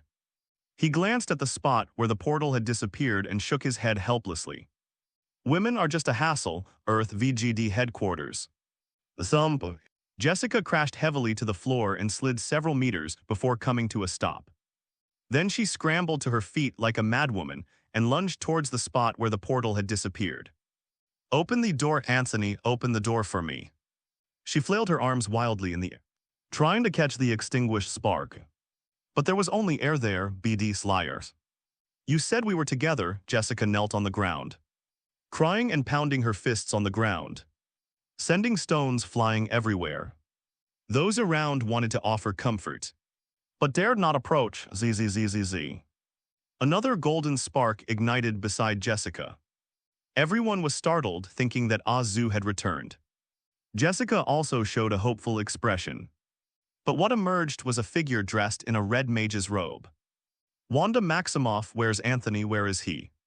As soon as she came out, she saw the empty hall and then Jessica kneeling on the ground, weeping bitterly as the door closed. Wanda's voice trembled. Jessica looked up at Wanda, her face streaked with tears. Two rivals who usually couldn't stand each other found common ground in each other's desperate gazes at this moment. He pushed me back," Jessica said, crying. "He left me there all alone." "No." Wanda swayed and tears streamed down her face. "Liar. Big liar." Wanda walked over and knelt beside Jessica. The two women, who both loved that man deeply, embraced and sobbed at that moment. Everyone present lowered their heads silently, their eyes reddening. A somber atmosphere permeated the entire hall. "Hey, look." Suddenly, a staff member pointed at the screen and shouted, "The live stream hasn't stopped yet." Everyone looked up abruptly on the big screen. The image flickered slightly but remained clear. The camera Jessica left behind hasn't stopped working. In the video inside the Homelander 1 spacecraft, a robotic arm extends flexibly and connects to the camera's data transmission interface. Next, adjust the image and refocus. The camera slowly zooms out onto the exterior of the spacecraft. In that dark and deep space, before that massive planet about to erupt, a tiny figure hovered there silently, its back to the camera, facing the destructive force. "Igor." Azu's voice rang out clearly in the live stream. "You want to devour everything, you want to be the only one. But you forgot some things you can never truly swallow." Azu slowly raised his hand and placed it on the eagle emblem on his chest. "That is the dignity of life. Today I will give my life." A dazzling light began to shine from Azu's body. It was the flame of life burning within him, to defend the future of humanity. As Azu's poignant declaration faded, the scene in space seemed to slow down on fright. Precise camera footage captured a heartbreaking transformation of the figure hovering before the cosmic abyss. Her once golden hair was losing its luster at a visible rate. Starting from the roots, it gradually turned a dry, grayish-white color. His handsome face, which always exuded confidence and composure, was rapidly losing its color. His cheeks were thinning, and his eyes were sunken. It felt as if every drop of life essence within my body was being burned wildly as fuel. This withering is visually striking. Like a sunflower in full bloom, it withers in an instant, just to give off one last burst of light to illuminate the darkness. Inside the command center of VGD headquarters, Jessica covered her mouth tightly with both hands. She tried to hold back her sobs, but the tears just wouldn't stop. No, don't do this. She choked, her voice broken and incoherent. B*******D. You didn't need to go this far. Stop, please stop. Wanda was already kneeling on the ground, sobbing uncontrollably. Liar. You said you'd come back, Missouri frontline, my God. Natasha exclaimed. She had witnessed countless deaths, but never one so quickly as to wither away. What is he doing? Is he burning his own life away? It must be some kind of forbidden power. Steve Rogers clenched his fist. To fight against an existence of that level, he's mortgaging his future, his life. This scene was transmitted to every corner of the Earth without delay via quantum signals. No words can describe the shock and grief people are experiencing at this moment. The people of our motherland, who are always so radiant and beautiful, are turning themselves to ashes in order to protect them. Inside the bar, the sound of shattering glasses echoed everywhere. In the square, people embraced and wept. He is burning his life. An old soldier took off his hat and pressed his trembling hand to his chest. Well, I can't bear to watch. He's getting old. He's dying for us, for everyone. Hint. You've gained plus 890222 popularity points. Hint. You've gained plus 954110 popularity points. Hint. You've gained plus 1012455 popularity points. Hint. Gain popularities. The surging data stream was frantically flooding Azu's mind. The fluctuating numbers seemed even more dazzling than Igor's verbal sparring. The effect is outstanding. While maintaining that painful yet determined expression, Azu whistled inwardly, feeling genuine admiration for his own directorial talent. It has to be said, the reality gem is truly a status symbol. Even if the Ancient One were standing here, she probably wouldn't be able to spot the flaw in this visual effect of life passing away. Look at that gray hair, those sunken cheekbones, and the fine, dry lines on that skin. I deserve an Oscar for best visual effects. Azu thought smugly. All right, enough foreplay. Azu's eyes began to sharpen. After all, special effects aside, the massive thing charging up in front of us is the real deal. The chilling sense of oppression caused his spider sense to frantically send out warnings. Now let's get down to business, system. Azu coldly commanded in his mind. Activate. Injustice form. System notification. Host's intention to activate Injustice form has been detected. This form will continuously increase the host's overall combat power by burning popularity points. Please check the popularity point burning rate per minute. Let's start with an appetizer. Azu stared at the grotesque planetary head before him, silently counting 100,000 per minute. System prompt. Confirm command. Unjust form activated. System notification. Injustice form is exclusive. The Team Rally and Thunder bond states have been detected. The Team Rally aura has been forcibly removed. The Thunder bond link has been severed. Damn, that's pretty domineering. Azu slightly curled his lip. But as the lightning power surrounding him dissipated, a purer power surged from the depths of his body. Under the camera's lens, Azu's red and blue stars and stripes uniform looked as if it had been soaked in ink. The once vibrant colors have turned into a deep midnight black, and the golden eagle emblem on the chest has become grayish-white. Pale hair, a withered face, and jet-black battle armor. A man in a black robe representing his homeland appeared in front of the camera Friday. As expected of advanced artificial intelligence, controlled Homelander 1 to slowly adjust the angle and, with extremely professional cinematic camera work, delivered a poignant sense of a hero's twilight years, living towards death through the screen, striking the hearts of every viewer. Call. Is this the power of 100,000 views per minute? Azu clenched his fist, feeling the surging power within him. He had indeed become stronger. Twice as strong as in his previous lightning form, buzz. Buzz, buzz. But his spider sense did not weaken with the increase in power.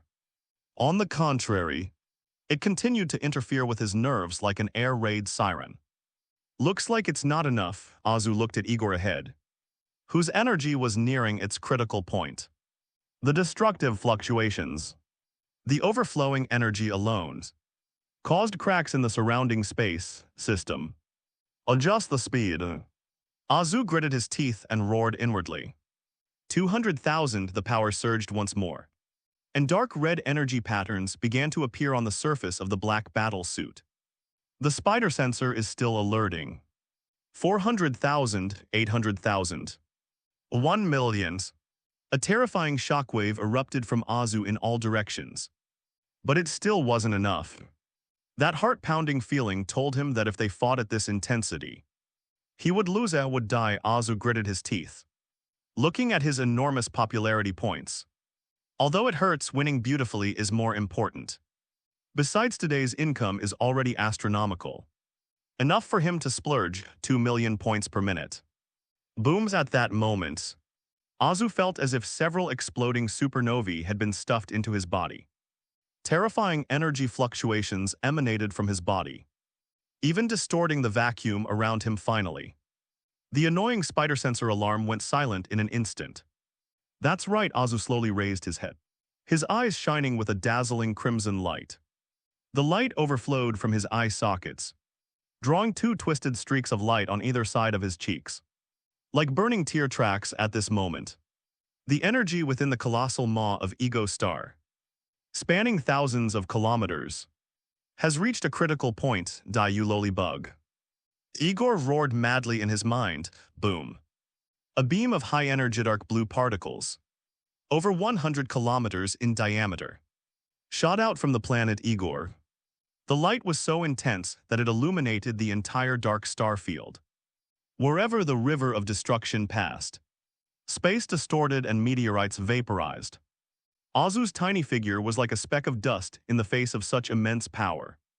But this speck of dust emitted a light more dazzling than a star exploding. His eyes had now turned into two blazing suns. Come on, Igor, he grinned and roared silently, PFFT. The two crimson beams merged into one, and their size increased dramatically the instant they left their eye sockets.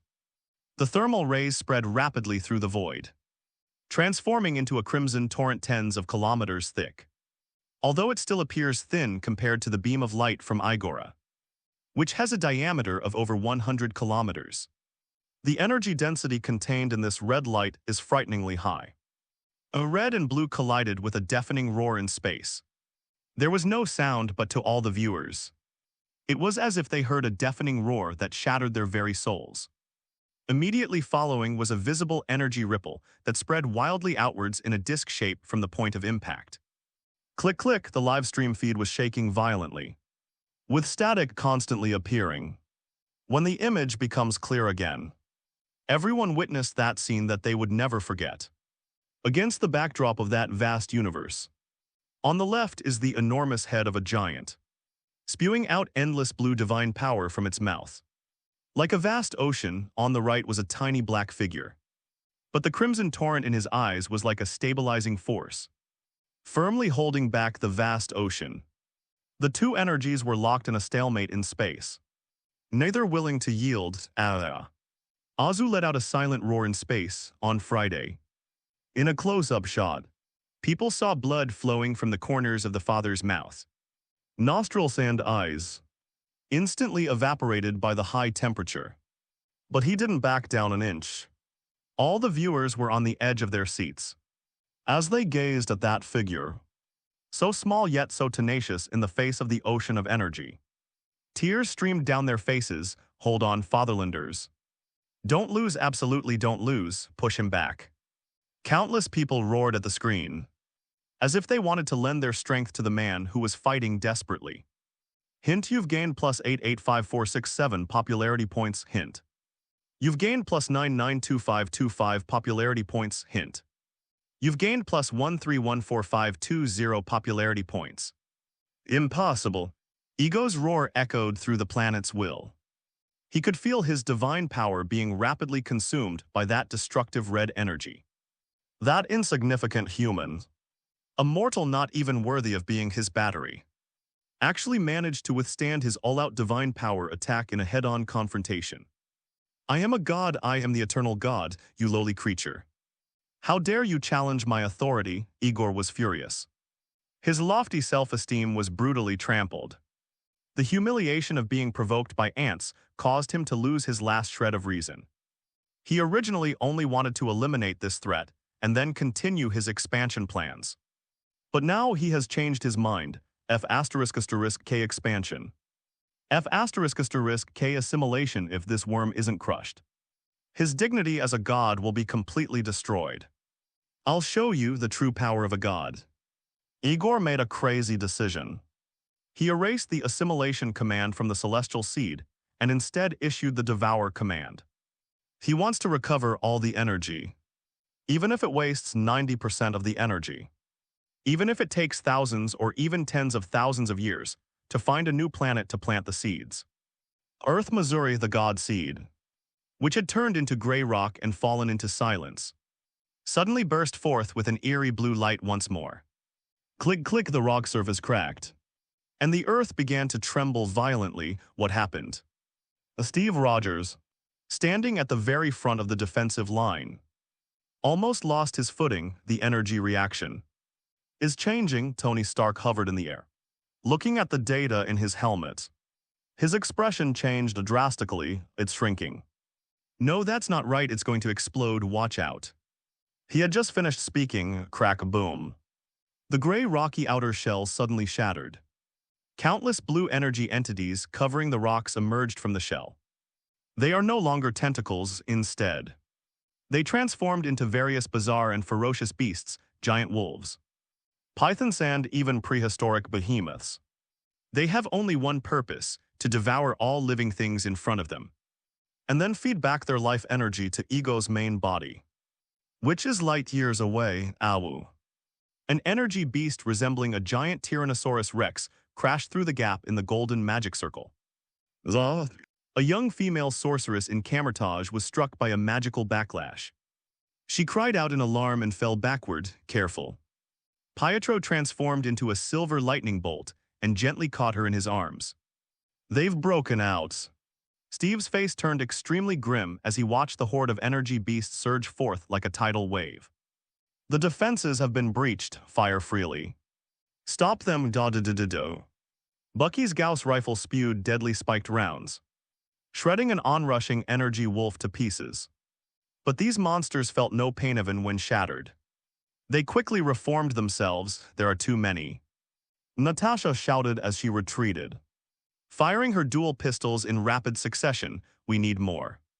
They've arrived at that moment. A circular golden portal opened above the battlefield. Boom, boom, boom. Several energy blasts shattered the energy mammoth that was rampaging ahead. Fully armed rocket raccoons, carrying an energy cannon even larger than itself, was the first to leap out of the spark ring. How could the galaxy's strongest team be missing at a time like this? Following closely behind were Gamora wielding a retractable blade, Peter Quill wearing jet boots and dual-wielding blaster guns, Yondu and Nebula blue sibling Sandrax, shirtless and wielding two daggers, roaring, I am Groot. The little tree Mantho, small, bravely stood on Drax's shoulder waving his tiny fists. Finally Jessica and Wanda emerged, their eyes still wet with tears. Without a word, they resolutely headed towards the front lines of the battlefield. It's those aliens.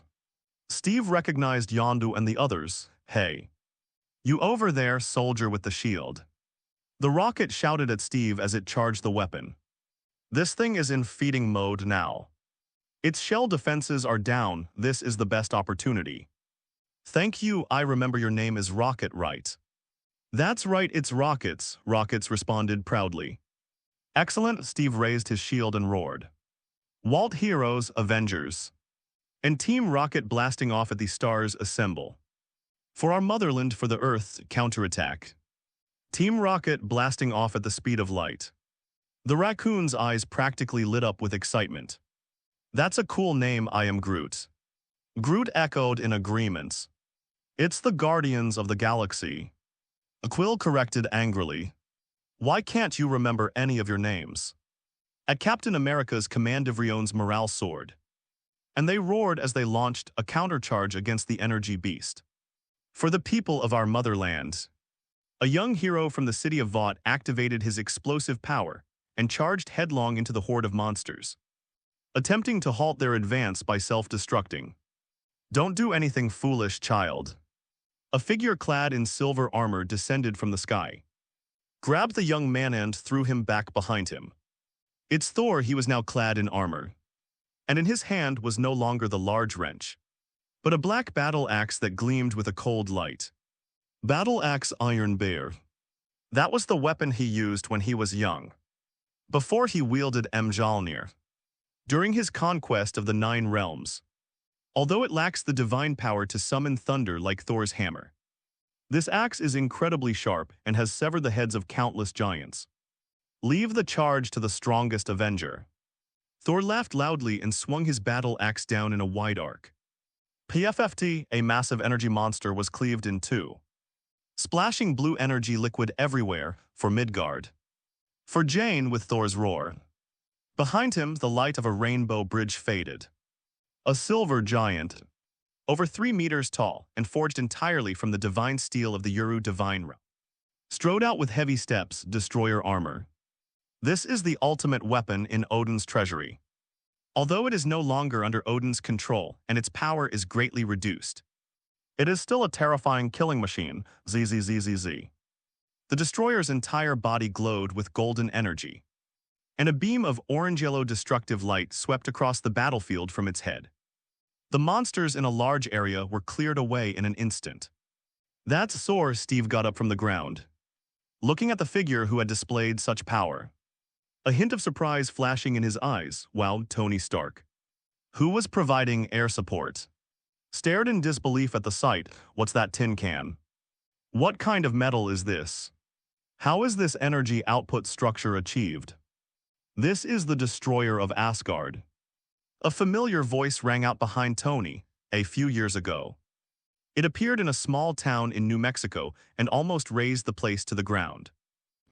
Tony turned around and saw a man in a purple combat suit knocking a bow and aiming. The bowstring twanged repeatedly, and each arrow accurately blew the head off a monster. Clint, Tony asked, somewhat surprised. Didn't you retire going off to drive your tractor? That's how it was. Clint Barton shrugged and fired another explosive arrow.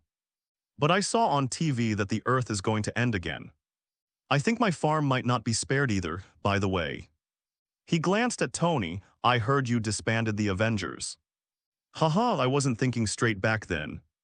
Tony explained somewhat awkwardly, it's all right. Barton smiled. Anyway, I'm not an Avenger anymore. I've declared myself the guardian of Barton Ranch. Tony looked at his old comrade in arms, a smile playing on his lips. Welcome back, Farm Guardian. Then let's go all out again, Jarvis. Fire all the Sidewinder missiles. Clear a path for our archers. With the addition of this new force, the previously precarious defense line was finally stabilized. Advance pushed the front line back. Steve seized the opportunity and gave the order loudly. Everyone went crazy, whether it's a superhero, an ordinary agent, or even a regular soldier carrying a gun. Everyone was injured and everyone was exhausted. But they disregarded their own lives and injuries. They had only one thought in their minds: attack, attack. We must be worthy of his sacrifice, finally. They fought their way to the edge of the enormous pit. However, the scene before them shocked everyone. It was no longer a seed, but had grown into a giant flower made of blue energy crystals.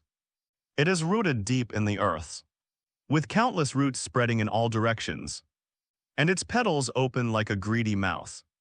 With each wriggling motion, hundreds of newborn energy beasts would spew out from the flower's stamen. Destroy it! Tony yelled and unleashed a full power burst from his chest-mounted cluster cannon. However, the cluster bombardment on that celestial flower only stirred up ripples. Without causing any damage, let me try.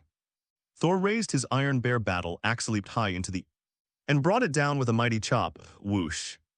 The indestructible battle axe struck the flower stem and pierced right through it.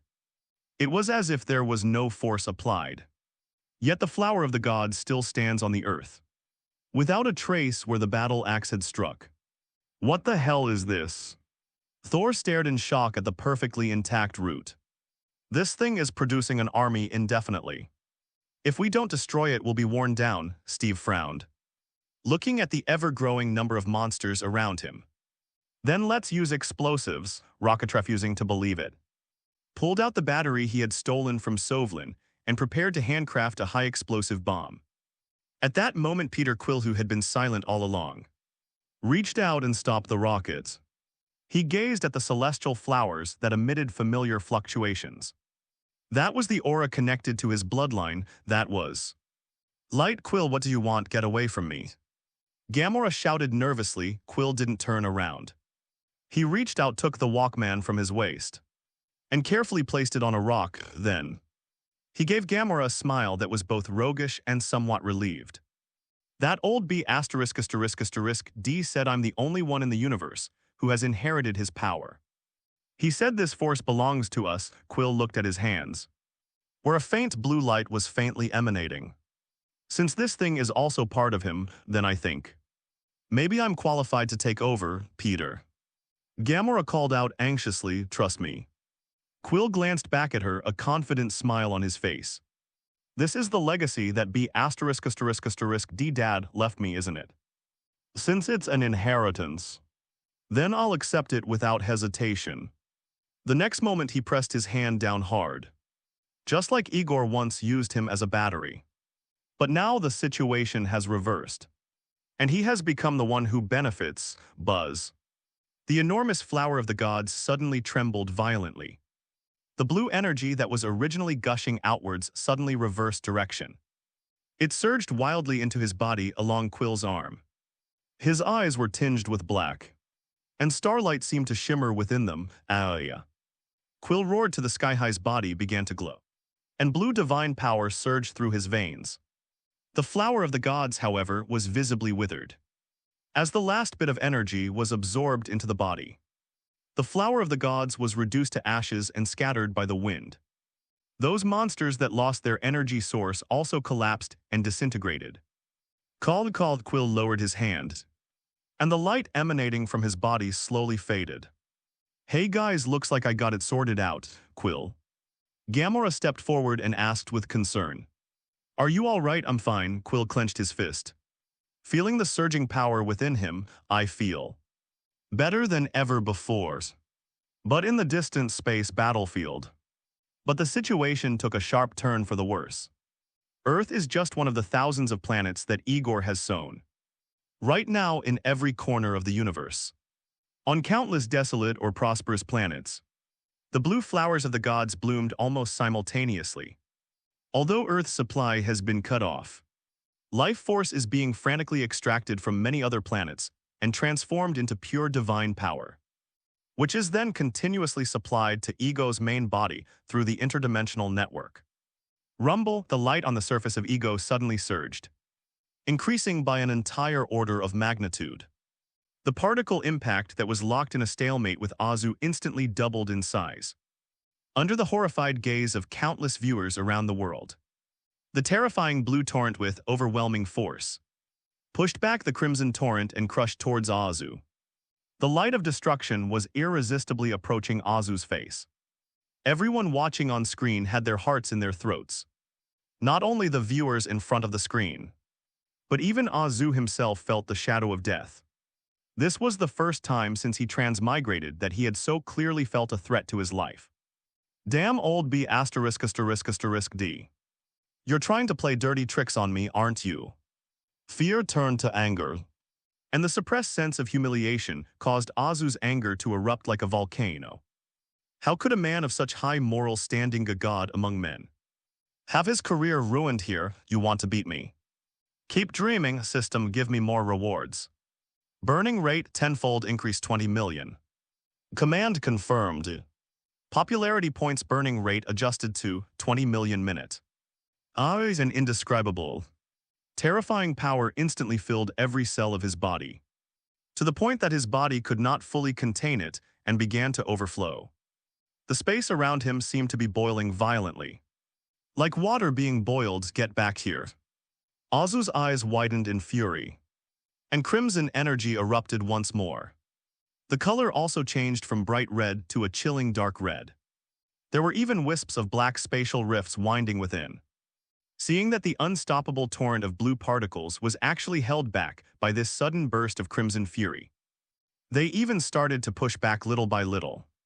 This is impossible. The scene before him was beyond Igor's comprehension. At this moment, Azu was already in a bloodthirsty frenzy. But this dedicated veteran actor didn't forget his job. He instinctively activated the reality gem's special effects. Sizzle.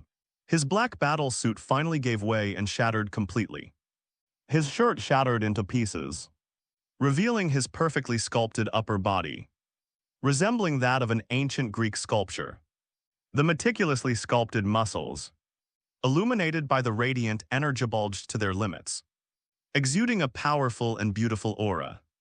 The perfectly placed cracks on his skin perfectly embody his wild yet tragic heroic spirit. This scene captured in a close-up shot pierced the hearts of countless viewers. Hint: you've gained 669,466 popularity points. Hint: you've gained 775,222 popularity points. Hint: you've gained 652,842 popularity points. Its popularity has surged once again. But Azu couldn't care less about any of that at that moment, because ego is still escalating the conflict. That mad god is burning the planet itself. Since you want to play all in, then I'll go all in for you. As for popularity metrics, out with the old, in with the new. 30 millions, burn it, rumble, rumble, rumble. When the combustion rate increases to the astronomical figure of 30 million. Quantitative change eventually led to qualitative change. The space at the center of the collision between the two energies finally succumbed to the tearing force, causing a violent tremor that triggered an unprecedented transdimensional storm. The first to be affected was the Homelander 1 spacecraft, which was currently filming. Warning, warning. Supermassive spatial shockwave detected imminent. Sizzle smack. The sirens hadn't even finished sounding on Friday. All the electronic equipment on the Homelander 1 spacecraft was instantly overloaded by the shockwave. The static on the live stream screen obscured everything. A piercing electrical buzzing sound followed. At the same time, all screens around the world that were watching the live stream went black. Signal lost subsequent with his line of cold. White text appeared on billions of screens around the world. The world fell silent, no one spoke, no one is breathing. Everyone stared intently at the black screen, as if the image would reappear if they just kept looking at it. 1 second, 2 seconds, 1 minute, it was still dark. Did he win? Summoning a trembling voice asked this question in the quiet bar. No one answered. Panic began to spread among the crowd. No, it can't be. A girl covered her mouth, tears welling up in her eyes. He promised he would come back. He's a Homelander. He won't lose. Some people started B*******G on the television, while others frantically refreshed their phone screens. But all the live stream sources were completely black. Missouri Frontline Command Center. Everyone stared at the blacked-out screen. No one dared to speak, not even dared to breathe loudly. Friday, Tony Stark's voice broke the silence. A slight tremor in it. Report. There was no response, Mr. Stark. Jarvis's voice carried a human-like regret. We've lost all telemetry signals from Homelander 1. No, Jessica staggered, her face deathly pale. No. He's so powerful, he promised me. Large tears fell to the ground on the other side. Wanda stood there blankly, her eyes vacant, as if her soul had been ripped away. Anthony. She murmured, I don't believe it. I don't believe you'll die. Crimson energy uncontrollably emanated from her body, causing the surrounding tables and chairs to tremble violently and glass objects to shatter. That was a sign of grief spiraling out of control. Calm down, Wanda's. Natasha rushed over and hugged her tightly. Don't be like that, there's no definite news yet.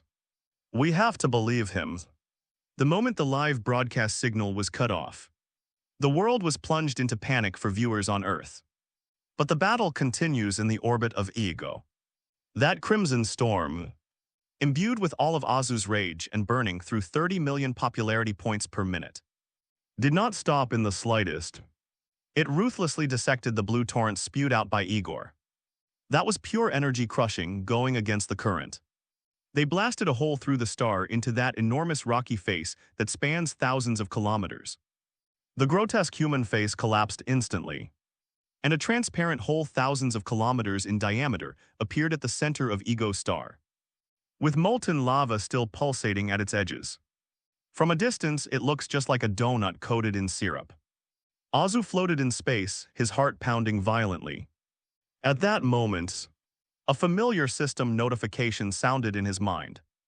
Warning, the current host's popularity value has fallen below the current level maintenance threshold. Popularity rating is about to drop.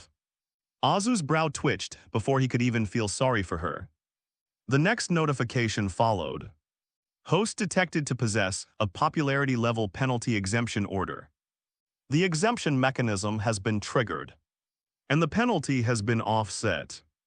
Remaining uses of the exemption order, 2-3. These notification sounds were like a bucket of cold water, extinguishing the almost insane destructive urge in Azu's heart. Stop or cease this injustice. Azu slammed on the brakes in his mind. A pang of heartache shot through me. That's hundreds of millions of popularity points. Just like that gone as the injustice form was dispelled. The jet-black battle suit on his body quickly faded, returning to its original red and blue star-spangled flag colors. The raging dark red light in his eyes gradually subsided. The terrifying power that had filled his body, seemingly capable of destroying everything, receded like the tide, leaving behind a deep sense of emptiness. He looked down at his hands, recalling those few minutes when he had activated the high-powered injustice form for the last time, feeling as if he had become something purer. Destruction itself, not just Igor, but even the distant Starsand, even the entire universe. Everything became extremely offensive to him, and he felt an urge to destroy them all if I drive any longer. I'm afraid I'll turn into that hairless old cat named Beerus. Suddenly, his supervision caught something unusual. At the heart of that blasted-through planet, amidst a chaotic surge of energy, a faint blue flash attempted to escape into the depths of space under the cover of the explosion. Azu focused his vision and saw a blue brain about 10 meters in diameter, its surface covered with crisscrossing lines. That was Igor's brain, this cunning old thing. Just a second before the destructive torrent was about to engulf the planet, decisively severed all ties with its physical body, abandoned most of its divine power, compressed its core brain to about 10 meters, and ejected it from the depths of the Earth's core. He gave up almost everything he owned just to save his life. Azu sneered, trying to run. It burned through hundreds of millions of my popularity points and even used up one of my immunity tokens. Now you think you can just walk away like this? There's no such thing as a free lunch. Azu's figure left a trail of afterimages in the vacuum as he chased after the blue brain. Igor clearly sensed the killing intent behind him. The light on the surface of his brain flashed wildly, and he stopped sneaking away and his speed increased dramatically. As a god who had lived for countless years, he had never felt such fear as he did today. His body was gone. His proud divine power had been directly shattered, and now only this most vulnerable core remained. As long as the brain is still there given a few thousand years, it can recoagulate matter and become a planet again. But the prerequisite is that he has to survive. The menacing figure behind him clearly had no intention of giving him that chance. Get out of here, you madmans. Igor's consciousness waves vibrated wildly in space, filled with dread. Didn't you want to assimilate the universe? Azu's voice traveled through Asgardian magic to Ego's mind.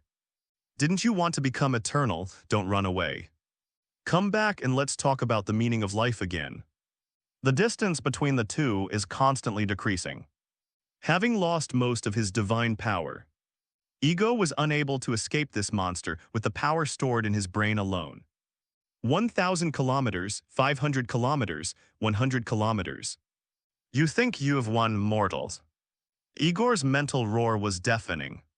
He suddenly stopped fleeing, and the nerve tendrils that had been drifting backwards suddenly stretched forward, weaving into a complex geometric shape. A gravitational singularity cage. That's his unique application of the rules of the universe. Buzz. Azu felt as if the space around him had suddenly frozen. The originally flat space of space was transformed into an extremely complex gravitational vortex under Ego's manipulation. Up-down left right in all directions. All directions point to the center. He was locked in a gravitational space with a radius of less than 10 meters. Ha, Igor's brain floated outside the cage, letting out a wild laugh of relief. You're very strong, really very strong. But you are ultimately a living organism. As long as you are matter, you cannot escape the bondage of gravity. Azu tried moving his fingers. It's very heavy. It felt like a mountain was pressing down on me. But Azu didn't panic. His expression didn't even change. He looked at that arrogant brain through that layer of distorted gravitational waves. That's it, his voice was flat, tinged with sarcasm. Who do you think I am? I am a citizen of my motherland. I can go wherever I want the next second. System unjust mode activated, burn rate 1 million. Boom, power erupted from his body once more. Although it lacked the destructive power it had before, it was enough to deal with a brain that was barely clinging to life. Click. That seemingly indestructible gravitational cage was directly broken through by Azu. The miniature black holes that formed the gravitational cage devoured each other. Annihilate then disappeared after losing their balance. Azu took a step forward and arrived in front of Igor's brain in the blink of an eye. Old man's. Azu looked at him coldly. It's time to say goodnight. Igor was in despair. There's no escaping it. We can't beat them, it can't be contained. All his methods and divine power were like child's play in the face of this unreasonable, seemingly tireless monster. But he was not willing to give up. He is a god. The sower of the universe, he cannot die like a lowly insect. Igor's brain began to contract violently, and the original blue light began to turn deep purple. If I die, then you can forget about living in this universe either. He ignited what little primal divine power he had left. Not to attack but to open a passage. A black hole passage connecting to the edge of the universe is used to banish Azu to the antimatter universe. But the price is that the weakened Azu will be unable to escape. Between Azu and Igor, the space collapsed without warning. That is, Azu's expression changed. That's an antimatter universe, Ego roared madly, his brain already distorted by the suction force. Let's perish together. A tremendous suction force erupted and Azu tried to retreat. But the distance was too close, the gigantic Darkmaw swallowed a person and their brain in an instant. Then the crack closed quickly as if it had never existed. This star field has returned to silence. Chernobyl Novoskurulos. Gravik stared at the words, signal lost on the screen for a full 10 minutes. Haha, that is awesome. Gravik finally couldn't hold back and let out a suppressed laugh. He's dead, he must be dead. No one could survive an energy burst of that magnitude. Not even him. The ambition in his eyes regained its luster. Now who can stop me? The adjutant beside him smiled and asked, Sir, shall we restart the infiltration plan? No. We can't be careless. Gravik's smile faded and his eyes became cautious again. That monster, he performed too many miracles. What if he's not dead? Wait a little longer. Even if the opportunity is right in front of us, we must wait. But Gravik turned around, his gaze intense. Evolutionary research on the Super Skrulls. And the collection of gene samples can accelerate. Yes, sir, upon receiving the order. Adjutant Skuru turned and left, a cryptic smile appearing on his face as he turned away. Bromley, London, this is a quiet suburb. The morning mist has just dissipated, and sunlight filters through the gaps in the curtains, spilling onto the soft large bed. Nick Fury sat bolt upright in bed, panting heavily, his body drenched in cold sweat. Well, Fury let out a painful groan. My head is splitting with pain. Overusing Ghost Rider's power has placed a tremendous burden on his soul. He instinctively reached under his pillow, a habit he'd developed over years as a secret agent. His gun was always within easy reach. But he found nothing. Fury threw back the cover, stood up, and looked down at himself. The tattered trench coat was gone, replaced by a men's pajama set. He pushed open the bedroom door and went down the stairs. In the living room, the television was on, and a BBC news anchor was broadcasting the morning news in a standard London accent. As of now, Homelander has been missing for over 24 hours, and Vought International has not yet restored communication with Homelander 1. People around the world are spontaneously holding prayer ceremonies. Fury paused, his brow furrowing. Missing. You're awake. A gentle female voice came from the kitchen. Fury whirled around, his muscles tensing, and assumed a defensive stance. A black woman who looked to be in her 40s came out carrying 2 plates. She was wearing loungewear, her hair casually tied up at the back of her head, looking like an ordinary housewife. Priscilla Fry. Nick Fury's wife is also a Skrull. Her Skrull name is Vala. Don't be so nervous, darling. Vara placed the plate on the table. That's bacon and eggs, not a bomb.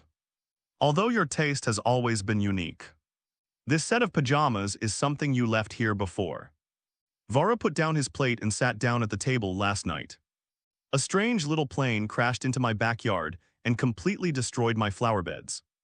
Then I found an unconscious old man lying in the cockpit, still clutching the gun tightly in his hand. Vara pulled a modified Glock pistol from his apron pocket and placed it on the table. The grip of this gun is engraved with NF. Vara pulled a modified Smith & Wesson semi-automatic pistol from his apron pocket and placed it on the table. I contacted Talos. Is that you, Fury?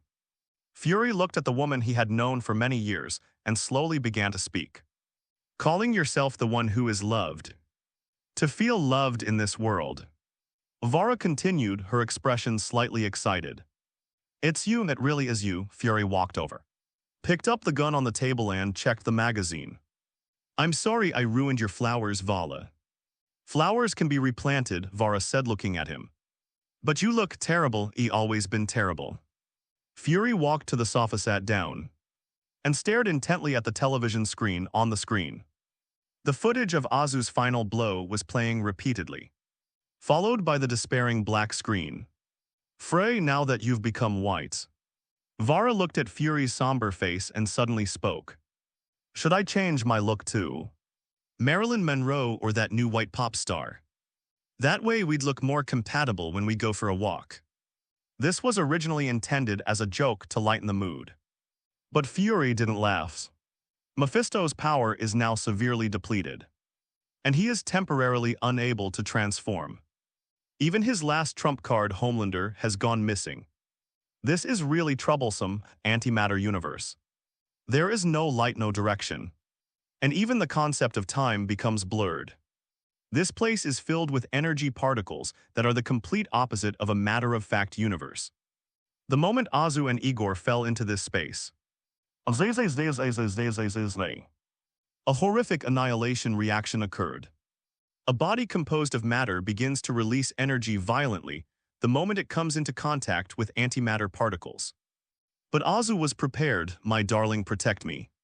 The moment he was swallowed, he had already activated the power of the reality stone. A layer of red reality distortion field clung tightly to his skin, keeping out the surging antimatter. Although he expended a huge amount of energy, he survived. A chilling mental shockwave emanated from not far away. Azu turned his head to look. All that could be seen was Igor's enormous blue brain, which was currently being tortured. Its blue surface was rapidly dissolving and dissipating. Divine power is collapsing. Consciousness is disintegrating. Why? Why are you all right? Igor stared at the unharmed Azu and let out a scream of disbelief. This is an infinity stone, this isn't fair, fair. Azu flew to him and looked down at the collapsing god. When you threw those children into the cave, did you talk to them about fairness? No. I'm not reconciled. Igor's thoughts were becoming increasingly weak. Filled with regret and fear, he wanted to drag Azu down with him. But he discovered that Azu had cheated. While he was the only one running naked, truly horrific. Azu shook his head though he said it. There was no pity on his face. Help me, help me. Igor's consciousness became intermittent. And he finally couldn't help but plead, no, I can be your servant, I have knowledge. I have power. This once invincible god is now begging for mercy like a dog. His voice was growing weaker and weaker. And his size had shrunk by nearly half, servant. Azu stroked his chin, although this guy is a cunning old fox. It has to be said that as a god he might be useful in the future. Okay, Azu flipped his wrist. A uniquely shaped metal sphere, purple and white in color, appeared in his hand. The surface of the sphere is engraved with a white M shape. And it looks ordinary overall, like a toy. This is the golden legend he drew using 100. 0 special popularity points when he was on Igor Star. Super Master Ball System Special Edition. Note, capable of capturing any non-human life form with 100% accuracy, converting it into a particle stream and absorbing it into the sphere. The captured object is subjected to forced will adaptation, making it absolutely obedient and loyal to its capturer. 100% capture forced brainwashing. Azu looked at the ball in his hand, his mouth stretching to his ears in a wide grin. System, the things you gave me this time are really so thoughtful, hey big head. Azu lifted the master ball and struck a perfectly standard throwing pose. You're lucky. Although you've lost the right to be a human being, you've gained a more promising job, go master ball. With a flick of his wrist, Azu sent the master ball flying like a streak of light, striking precisely at Igor's remaining core, click. The sphere bounced off, and a red beam of light shot out from its center, enveloping the rapidly dying ego. No, what is this? No. To his horror, Igor discovered that he was being uncontrollably assimilated into a stream of red particles and sucked into the small sphere. Snap, the master ball closed, and a red light flashed at its center 1 time, 2 times, 3 times, ding right arrow, ding right arrow, ding right arrow, ding down right arrow, ding up right arrow. After the ignore the rules sound effect plays, the red light turns white, which is a sign of a successful capture, done. He stored the master ball in magic dimension. Now it's time to go home. Azu raised his right hand. The golden ring appeared somewhat dim in the faint glow of the gemstone's energy. An embarrassing thing happened. Not even a spark appeared in the void. Azu didn't believe in superstitions and drew another circle. Still no response. I need to send, Azu frowned. Now look what's happened. We were fine when we came, but we can't go back. Maintaining the reality stone requires enormous resources. Although his physique is strong, he cannot withstand such endless consumption. There must be a way. Azu flipped his hand and took out the master ball again. Come out, Igor. A flash of white light. A blue brain only 5 meters in size appeared before Azu. This is Ego's current form, though miniature. It still exudes the aura of a god, master. A respectful voice resonated in the void. Igor awaits your command. Your will is my direction. Your... Shut up, Azu interrupted him. Tell me, how do we get out of this godforsaken place? This, Igor's gaze flickered as if he hesitated. Reporting to Master, that passage was one way. The rules and elemental arrangements of the antimatter universe are unique. My abilities are ineffective here. I cannot break through the dimensional barriers. All right. Since we can't go back to the conventional methods. Azu sighed and put Igor back into the master ball, then. That's the only option, a flash of light and a light. Fluttering note landed in Azu's hand. Item, Earth 1 7-day luxury tour ticket, single round trip. Note, this is a VIP vacation voucher to Earth 1. Wherever you are, tear it open and you can enjoy a 7-day otherworldly vacation. The effect upon use. The host will be disregarded by all space-time laws of the current universe and will be instantly teleported to Earth 1. Duration 7 calendar days. Restriction: this is a one-time use item after 168 hours. Regardless of the host's current state, they will be forcibly teleported back to the coordinates of their initial arrival in the current world. Tier as Azutora Corner. A dazzling meteor streaked across the sky, trailing blazing flames, like an intercontinental ballistic missile locked onto its target, hurtling straight toward Azu's skull. Azu was stunned. It felt so familiar. Boom.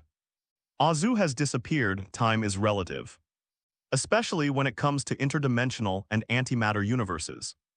In Azu's opinion, he only stayed in this godforsaken place for a short while. But for Earth in a matter-of-fact universe, 3 days. A full 72 hours have passed. During these 3 days, everyone at Walter was plunged into unprecedented anxiety and depression.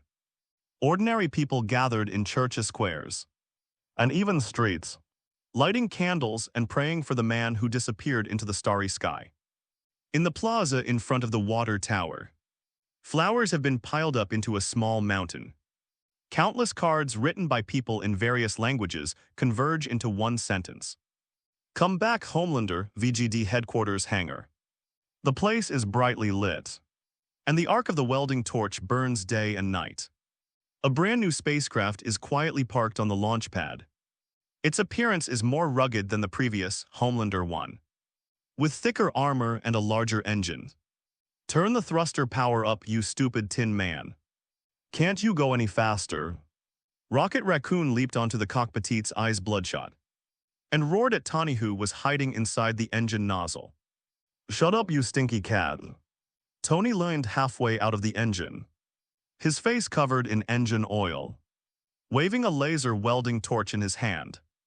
You think this is like building Lego? This is about constructing a spaceship capable of hyperspace jumps in 3 days. I'm risking my life, understand? Although they were hurling insults at each other, their hands never stopped moving. This is the result of Tony Stark and Rocket Raccoon's 3 days of tireless work. Homelander II. Thruster calibration complete. Energy core output stabilized at 120%, Dr. Banner announced on the control panel. Ready to ignite at any time, okay. Tony threw down the welding torch and wiped the sweat from his face. Let everyone know we're about to depart. Half an hour later, the boarding gate for Homelander II's. Jessica was wearing a black, tight-fitting combat suit and carrying a huge tactical backpack.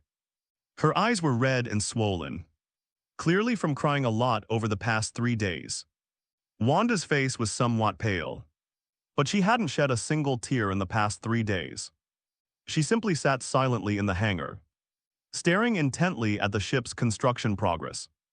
The Guardians of the Galaxy were also fully armed. Just as everyone was preparing to board the plane, hoo-hoo, the roar of an engine came from the horizon.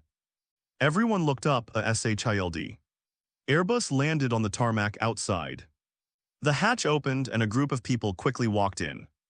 Leading the way was an elderly white man in a black trench coat. He only had one eyebut that didn't diminish his somber aura.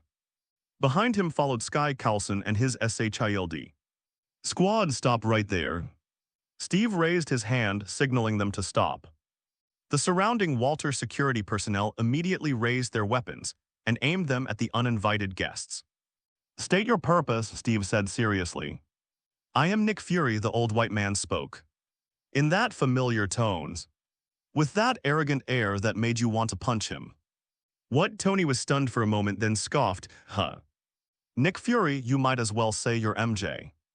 Natasha chimed in, indeed, Fury is black and wanted. And you don't look like you're wearing a disguise. Steve's gaze, however, fell on Carlson. Carlson. Aren't you dead? It's a long story, Captain. Carlson raised his hands to indicate no harm, a slightly embarrassed smile on his face. But I am alive, I suppose. I know you have a lot of questions. Why did I turn white? Why is Coulson still alive? Why am I here? Fury chimed in. But this isn't the time for storytelling. He glanced around at the crowd. Because I'm not sure who around me I can trust. We need to board the ship. No way. Tony refused outright. You think you're Fury just because you say so. I could say I'm Bruce Wayne. These are critical times. No suspicious persons are allowed to approach this spacecraft. The atmosphere became somewhat tense just then. Skynet's gentle voice came over the loudspeaker in the hall. Confirmed to be Nick Fury himself. A holographic projection of Skynet appeared in the middle of the crowd and nodded to Fury. Good afternoon, Mr. Fury, Mr. Starr mentioned your new look. It's very creative. Only after hearing Skynet's confirmation did everyone lower their guards slightly. So what? Tony was even more annoyed after learning it really was Fury. Even if you are that one-eyed B********D, this ship is full. If you want to travel, go somewhere else. I'm not here for tourism, a clear female voice rang out. And Skye stepped out from behind Fury. I'm here to see my boss. She carried a backpack, her eyes resolute. My name is Daisy Johnson, or you can call me Skye. I'm Homelander's mole planted in S-H-I-E-L-D. Skye raised her voice. The room fell silent upon hearing this. Even Fury and Coulson's faces twitched involuntarily. Although they already knew the truths, it was still somewhat embarrassing for the girl to declare herself an undercover agent so confidently in front of so many people. Jessica squinted, looking the pretty mixed-race girl up and down. An undercover agent. I've never heard Anthony mention you before. That's classified, Skye retorted defiantly. Classified information that only he and I know. He gave me this watch. She showed off the seemingly ordinary mechanical watch on her wrist. He said that if I'm in danger, I should press this button and he'll come to my rescue. But now Skye's voice trembled slightly. But she quickly regained her composure. I need to go see him, I need to report to him. A performance review, Natasha chuckled. Girl, that's quite a unique excuse, it's true. Skynet interjected again, Miss Skye is indeed Mr. Star's direct secret contact. With a very high level of clearance. Jessica and Wanda exchanged a glance. The women's intuition told them that this performance review was probably not so simple. But now is not the time for jealousy and rivalry. There's still room on the spaceship. Jessica said indifferently. One more won't make a difference, thank you. Skye breathed a sigh of relief and quickly walked up the spaceship's gangway. Coulson and his team wanted to catch up. Hey, wait a minute. Tony stopped them, tickets are limited. Those are family seats, what are you agents doing here? We went there to help, Coulson argued. That's outer space, not a place for you to play spy games. Tony retorted mercilessly, all right, let them go. Fury stopped Coulson, we have our own mission. His gaze fell on Tony Stark. Stark, when you find him, tell him. I'll wait for him here if he's still alive. Tony gave Fury a deep look and nodded, the hatch closed. Homelander II roared to life and, under the watchful eyes of Fury and the others, slowly ascended into the sky before transforming into a streak of light and disappearing into the horizon. The air was dry, the wind scorching, and it carried coarse sand that thudded against the uniform. The sky was a murky yellowish-brown, and the ground looked as if it were covered by an old shroud. I said, is this what they call a luxury vacation? A system. Do you have some kind of misunderstanding about the word vacation? My ideal vacation is one of beach sunshine bikinis and fresh milk at 37 degrees Celsius. Did you think I hadn't played enough over there? So you specially sent me here to participate in PUBG. No one answered him, only a buzzing sound, like the high-frequency vibration of insect wings, came from afar. Well, we're already here, Azu sighed. Let's see which wretched world we've got. With his supervision activated, his gaze pierced through the smoke and dust, and through the concrete walls. Oh, that's... Azu raised an eyebrow, his interest piqued. On that scorched earth, two figures moved swiftly through the shadows of the ruins. The man walking in front was wearing a dusty brown tactical trench coat, and a black uniform could be vaguely seen underneath. He held a Scar assault rifle fitted with kryptonite bullets in his hand. In this hopeless world, it was Bruce Wayne's only remaining support. Following behind him was a woman with cute red and blue pigtails. But now they were filthy and disheveled. His jacket was so tattered that its original color was almost unrecognizable. Harley Quinn, the former queen of Gotham crime, is currently dragging a heavy anti-tank grenade launcher and chewing tasteless gum. How much further, little bat? Harley lowered her voice, but her tone carried a slightly neurotic excitement. She kicked away a skull at her feet. If you don't make me blow something up, I'm going to start blowing myself up. Shut up, Quinn. Bruce didn't turn around. He stopped behind a collapsed concrete wall and raised his binoculars to observe an abandoned subway entrance ahead. According to Cyborg's intelligence, there's a group of black market merchants there who have the kryptonite we need. Oh, of course, that green glowing stone. Harley whistled, her eyes darting through the ruins. If we find it, could we also get a hamburger? Or a rat would do. I'm starving. Lie. Bruce suddenly raised his fist to signal for a stop. It was too quiet around us. There's an ambush. Batman's instincts were honed through countless brushes with death. He whirled around, grabbed Harley by the collars, and tumbled to the side. Boom. A high explosive shell pierced the wall they had just been leaning against, and the concrete shattered under the high-energy impact. Enemy attack position 12 o'clock. Bruce rolled on the ground, knelt on one knee, raised his rifle, and pulled the trigger into the shadows. Bang, bang, bang. Specially designed explosive bullets detonated in the darkness, illuminating the silhouettes of the ambush group. It was a squad of Superman commando soldiers clad in black armor and wearing red S armbands. They were advancing in formation, armed with energy rifles modified with alien technology. Above them, dozens of winged demons swooped down, emitting piercing screams. Ha, that's more like it. This is what a party should be like. Harley wasn't afraid. Allenstedge let out a shrill, maniacal laugh. She leaped to her feet, hoisted the massive grenade launcher, and fired a shot at the charging soldiers. Take this, you bastards, my special Quinn-style attack. Grenades exploded among the soldiers, but these soldiers, brainwashed by the anti-life equation, showed no fear. Braving the flames, they continued their advance. Shit. These guys are even more fanatical than M fans. Harley cursed, throwing away the empty launcher and pulling out the baseball bat from her back. We need to retreat. Harley, run into the subway station. Bruce threw a smoke grenade, trying to block the parademan's vision. Retreat. Retreat isn't in my dictionary. Only fight, and fight even more relentlessly. Ha ha ha. Come on, you flying cockroaches. Harley let out a maniacal laugh, swinging her baseball bat in a wide arc through the air with a whistling sound, and slammed it hard into the head of a parademan. Bang. The demonic helmet and its head caved in, and deep purple blood splattered everywhere. Ha. Home run. Harley landed, rolled to dissipate the impact, and casually drew her large-caliber revolver from her waistband, firing a shot behind her without even looking. Bang. A parademan that was about to ambush her had its head blown off, and then she frantically pulled the trigger at the parademan that charged at her. That thought lingered in her mind for months. The scene with the helicopter haunted her like a nightmare. Gotham was burning at the time.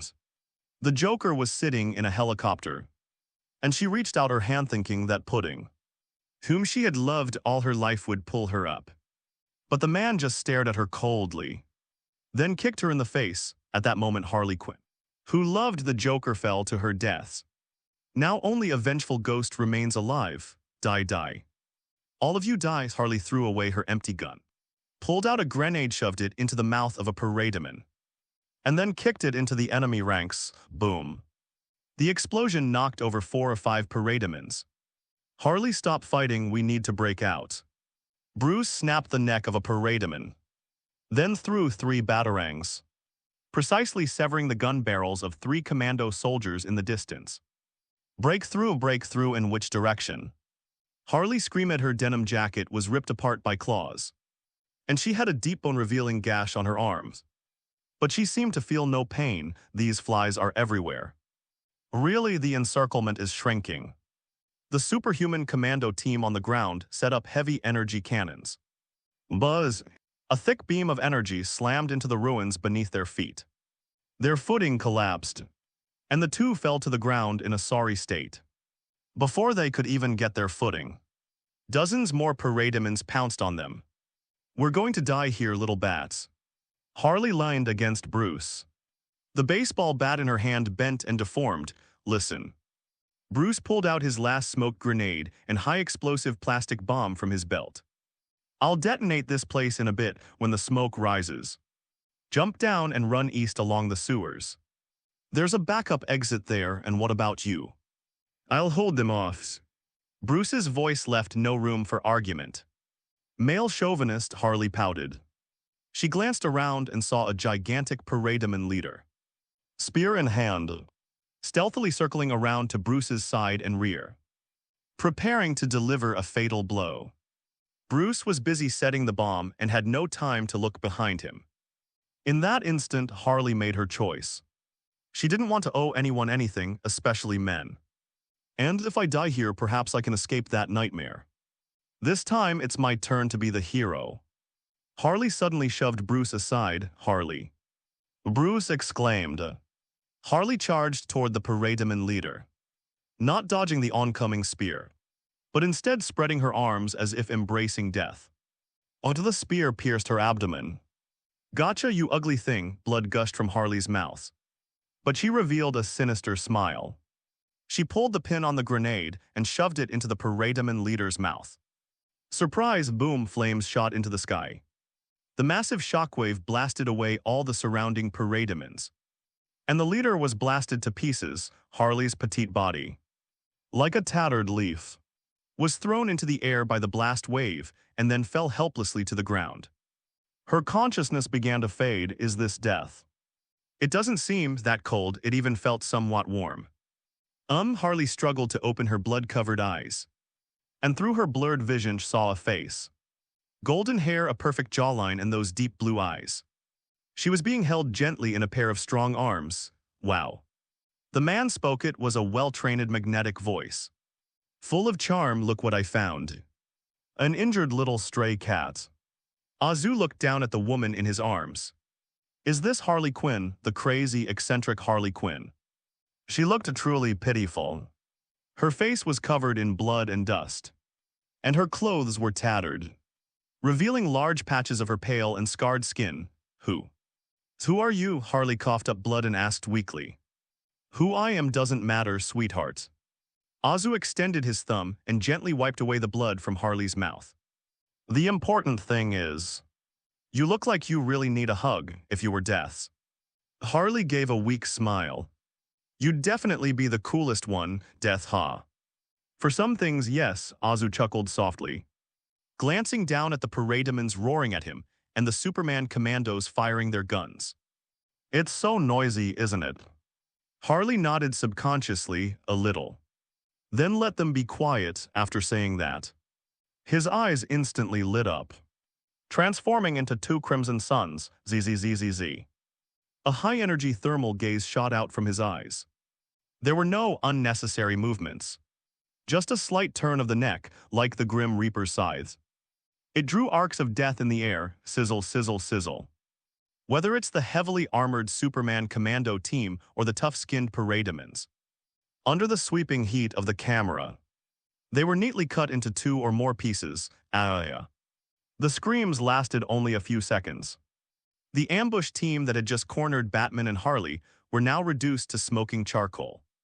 Azu withdrew his gaze.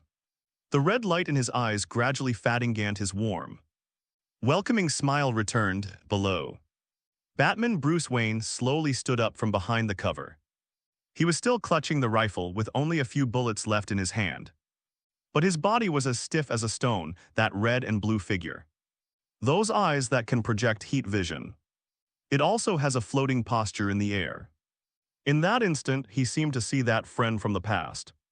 A name almost instinctively burst from his throat. Clark. Bruce's voice trembled slightly. Carrying a long-suppressed hope is that you, Clark. You're finally back. If Clark were to break free from the control of the anti-life equation, if he comes back, then perhaps there is still hope for this hopeless world. However, the figure slowly descended. The man turned around as the red combat boots touched the ashes. Bruce finally saw the other person's face clearly. Not Clark Kent, although they all have strong physiques, handsome face and even somewhat similar hairstyles. But this man's temperament is completely different from Clark's. Even before his fall, Clark's eyes held a divine detachment. And the man in front of me, his eyes were full of humanity. Confident flamboyance, and with a warm smile on his face that Clark had never seen before. That smile often appeared on his friend Harvey Dent. Once Gotham's hope for justice. Azu carried Harley to a broken wall, carefully put Harley down, and let her sit against the corner of the wall. Hang in there, girls. Azu reached out and gently brushed the blood-stuck hair from her face. Your makeup is ruined. But that doesn't diminish your beauty, heh. Cough, cough. Harley laughed, then coughed up another mouthful of blood. You really know how to please girls. Her face quickly turned ashen, a sign that her life force was rapidly fading. Bruce, ignoring his own questions, rushed over and knelt beside Harley. He pulled a can of blue emergency medical gel from his belt and frantically sprayed it onto the wound on Harley's abdomen. Press it down, Harley, don't sleep. Bruce's voice trembled, the gel sealed the surface wound. But blood still seeped out from the gaps. It's too late. Internal organs ruptured, massive bleeding. In this apocalyptic world of extreme medical scarcity, this is a death sentence. Harley, seeing Bruce's frantic movements, reached out her bloodied hand and pressed it against Bruce's wrist. No, Bruce pressed stubbornly against her wound. I'll take you back, Cyborg will have a way. It's no use, Bruce, Harley interrupted him. At that moment, her eyes were frighteningly clear. It was as if the doctor, in the final moments of his life, had returned to this body. I knew this day would come. From the day I picked up this baseball bat. She was gasping for breath, each breath accompanied by excruciating pain in her lungs. Looks like I really messed up this time. No, you saved me. Bruce gripped her hand tightly. This man, who had been calm his entire life, was now experiencing a surge of emotion. You did a great job, Harley, that's good. Harley gave a weak smile. Listen, Bat. I have one last thing to ask of you. Her eyes changed. A fire ignited deep within her pupils. That be ****D. Harley didn't say a name, but Bruce knew who she was referring to. Clown. He's still out there. I knew you'd find him. In this damn world, you need him, right? You need to use that madman. Bruce remained silent. Yes. To fight Superman and steal the mother box to reverse time. He had to ally with the Joker. This is a desperate act of drinking poison to quench thirst. Harley, promise me, Bruce. Harley suddenly used her last bit of strength to shout, even coughing up blood from the force. Look at me. Make a promise to me. She stared intently into Batman's eyes. If one day you have to kill him, you must kill him slowly. Don't let him die too easily. Make him feel pain. Feel tormented. Bruce looked at her and finally slowly nodded. I promise. Upon hearing this, Harley's tense body finally relaxed. She leaned back against the wall, her eyes beginning to glaze over. That's good. That's good. Harley's gaze slowly moved and landed on Azu, who was squatting to the side. She looked into Azu's deep blue eyes, the purest color she had ever seen in her life. Hey.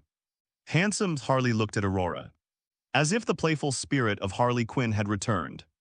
You have such a nice voice. And the way you saved me just now, that pose was so cool. She struggled to raise her hand, wanting to touch Azu's face. Azu readily knelt down, took her hand and pressed it against his cheek. Hee. So cute, she chuckled, her fingers lightly tracing across Azu's face, leaving a few red marks on his clean skin. Do you think you can handle me? Most men can't. Her voice trailed off and her eyelids grew heavier. But I really want you to try, really. But unfortunately, I'm going to die. Her hand slid down limply and stopped on Azu's chest. Finally, can I die in your kiss? Harley closed her eyes. Her eyelashes trembling, awaiting the last warmth. Bruce, standing to the side, turned his head away. Unable to bear watching any longer. No, huh. Harley was stunned, clearly not expecting such a rejection. Yeah, I must look awful looking like this. It must be said that even at the end of her life, this woman still exuded a fatal charm. Azu smiled and gently shook his head. Sorry, sweetheart. Although your offer is very tempting, but... He reached out a finger and flicked it across Harley's nose. Your face looks like a rotten tomato that's just been stepped on. Harley stared at him blankly, then suddenly laughed. Haha, rotten tomato, cough cough. You're the first man to say that about me, you. You really have a sharp tongue, but I like. Cough cough, I really want to go on a date with you. But I don't have the chance anymore. Harley's eyes began to slowly close. The flame of her life was about to be extinguished. Who says there's no chance? Azu whispered in her ear. This date is right after you wash your face and put on a pretty dress. As he spoke, Azu flipped his hand over. He pulled out a purple and white metal sphere. Mr.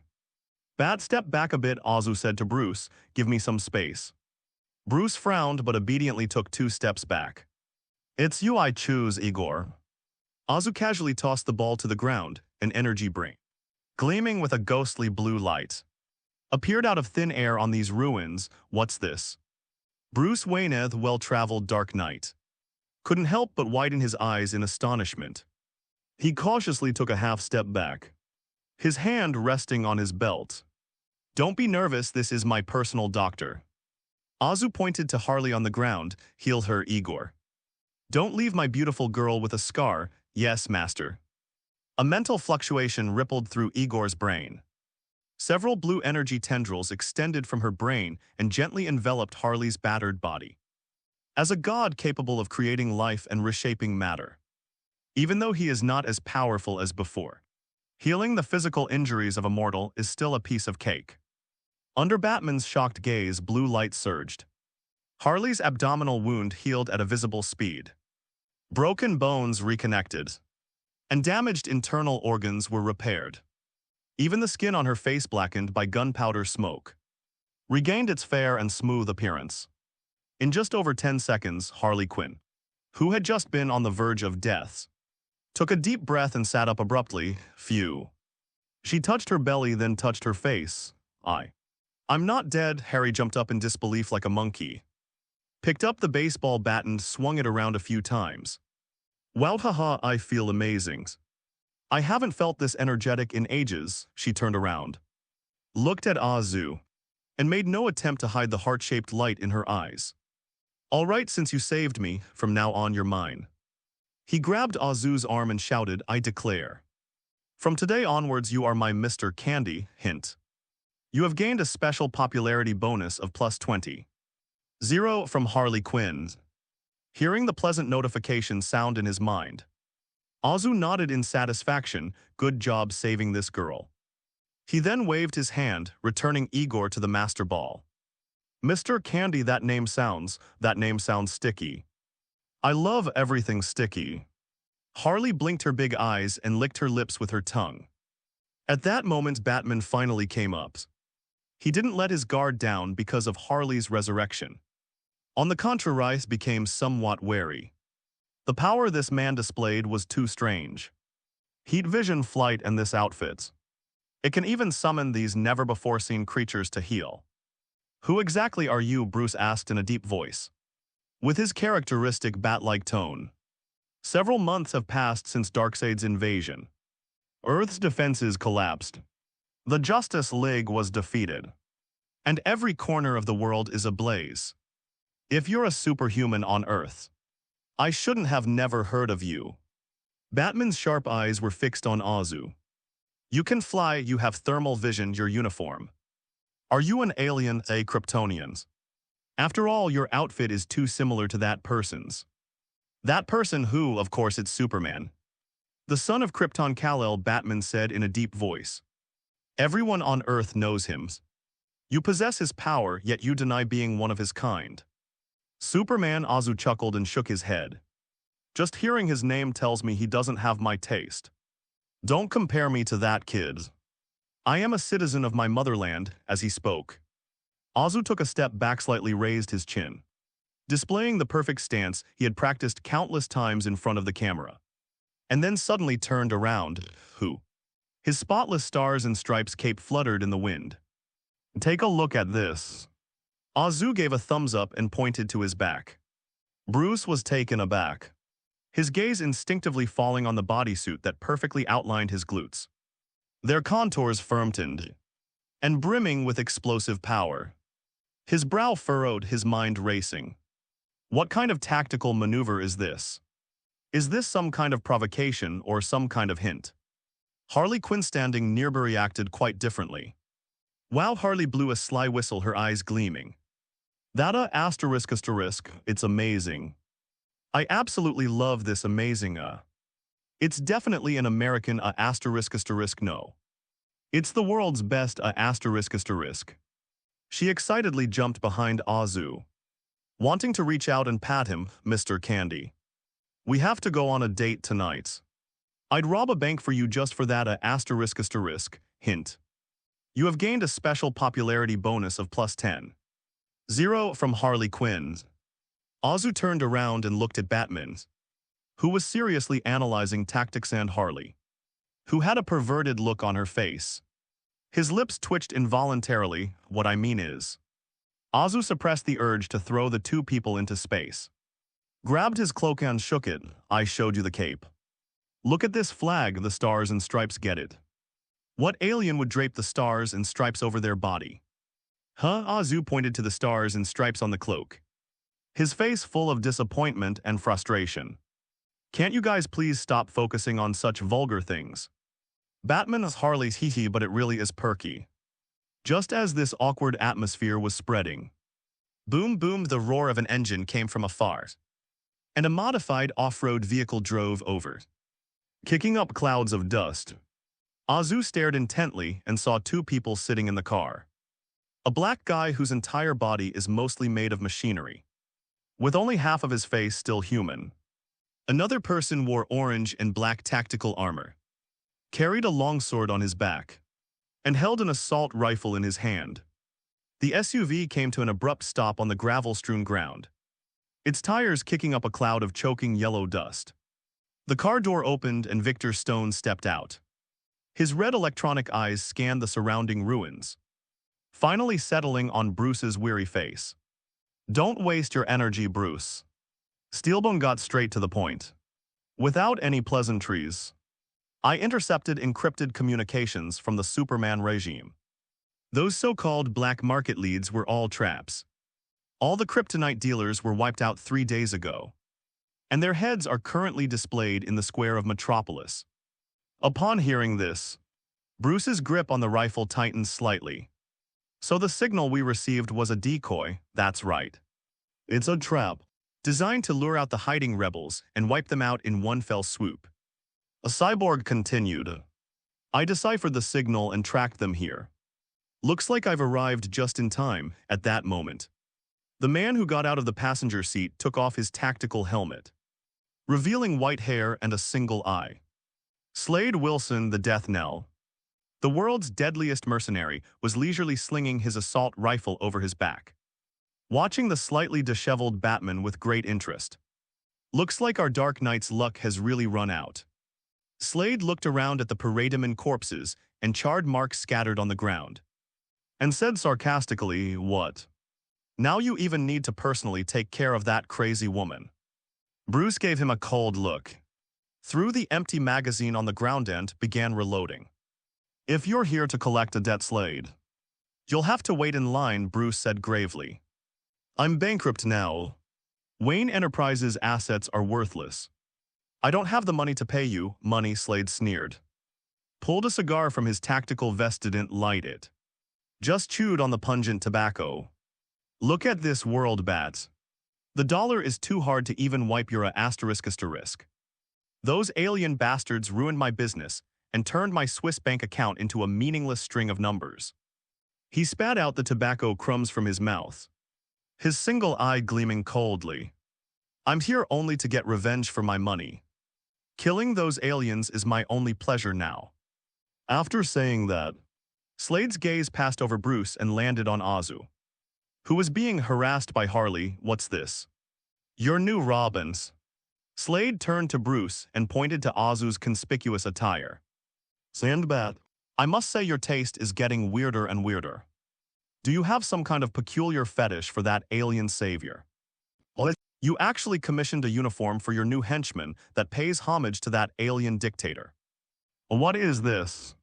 Some kind of distorted psychological compensation. Although some patriotic elements have been added. Upon hearing this, Azu, who had been maintaining a standard smile the whole time, raised his eyebrows slightly. He released Harley's embrace and his body slowly floated up, positioning himself 3 feet above Deathstroke's head. Watch your tone, one-eyed. Azu looked down at Slade. Your sense of humor is like your eye, it's missing half. In this world, anyone who dares to speak of me like that is usually someone I won't let live to see the next second. 2 dangerous red lights flashed in Azu's eyes. Slade's hand instantly gripped the hilt of his sword, his muscles tensing as one of the world's top mercenaries. His sense of danger was sharper than that of a wild beast. All right, stop everyone. Bruce Wayne stepped between the two, making a gesture of pushing them away. We have enough enemies now. We don't need to create more internal strife. He turned to look at Azu, his eyes filled with complex emotions. Since you're wearing these clothes and possess that power, are you and him truly unrelated? Azu landed back on the ground, his brow furrowed slightly, showing his annoyance with the topic. It sounds like you guys have been saying that guy who looks a lot like me has given you quite a bit of psychological trauma. I'm really interested in that imposter now, so could you introduce me to him? Yes. Harley Quinn jumped out from the side, still waving the bent baseball bat in her hand. My mister. Candy is going to beat up that big blue guy. Like a cheerleader, she circled around Azu and danced a supportive dance. I want to see it. I want to see you pull his underwear down and shove it in his mouth. That would be so cool. Harley, be quiet. Bruce watched this scene and shook his head helplessly. Whoever you are, a Homelanders. I don't know where you come from, but I'm certain you're not from this world, or rather, you haven't been back to Earth in a long time. You have no idea what we're facing. In our world, Superman is invincible, he is a god. But when he fell, he became a god of destruction without any moral constraints. Without kryptonite, we can't even scratch his skin. Bruce paused for a moment at this point. His keen detective instincts caught a logical contradiction. The man in front of me claimed to be from Earth, and he was dressed in clothing with distinctly American stars and stripes elements. But he knew nothing about Superman. He even called Superman a fake in this world. It's impossible for anyone not to know Superman unless parallel universes or a branch in the timeline. The Flash once warned him that time can be altered. Could this man be from another timeline without Superman? Or perhaps Superman is a different version of himself. Bruce's mind raced, analyzing all the possibilities. But the current situation didn't allow him to engage in much academic discussion. On the distant horizon, the shadowy silhouettes of the Paradigm reinforcements were already faintly visible. He gathered his thoughts, looked at Azu, and his gaze became extremely solemn. Listen, it's not safe here if we keep talking nonsense. He'll fall from the sky and burn us all to ashes. Since you claim to be an Earthling, this Earth is currently bleeding, and humanity is on the verge of extinction. We need help, we need you's comings. This is an invitation and also a test. All eyes were on Azu. Azu didn't rush to answer. He looked at Bruce's weathered and stubble-covered face, which was older and more tired than he remembered. But also more ruthless. This world may seem utterly rotten, with a drastically reduced population. But it is precisely because of this despair that people need faith even more. And a savior even more if you can save the world. The popularity you gain will be enormous, certainly. Azu gave a flawless smile. Helping my fellow citizens is my duty, after all. I am a professional hero. That's written in my job description. Even if it's just for as he spoke. His gaze shifted downward, sliding on Harley Quinn, who looked on expectantly. Harley Quinn immediately understood and called out happily. My name is Harley Quinn, Mr. Candy, oh yes. Azu smiled slightly. Even if it's just for this charming Miss Harley Quinn. First, upon hearing Azu's words, Harley stood on tiptoe and gave Azu a loud kiss on the cheek. Hint, you have gained a special popularity bonus of plus 5,000 from Harley Quinn.